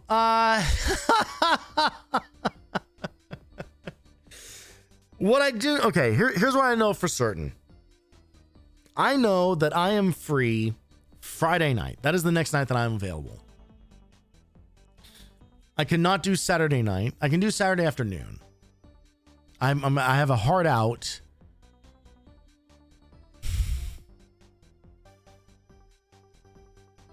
Because the last two games on the list, it's Mega Man Powered Up and then Maverick Hunter X. So it's the two PSP games. Now, Powered Up, I also think can be like a single stream game. I'm pretty sure I can get through that one in a single stream. I feel like Mega Man and Bass is gonna, if I decide to come back to this and try to grind out the second half of this game, it's going to be a thing where I think that has to be like just that stream. And then from there move on to Powered Up. Powered Up, I'm going to be doing on my own, but Valeno very much wants to be there for Maverick Hunter.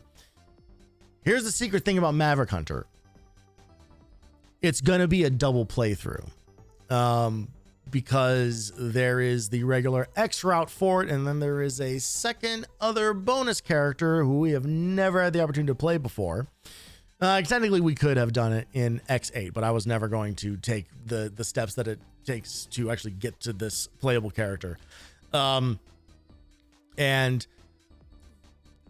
it is enough of a change to the game that it absolutely does warrant playing that mode as well.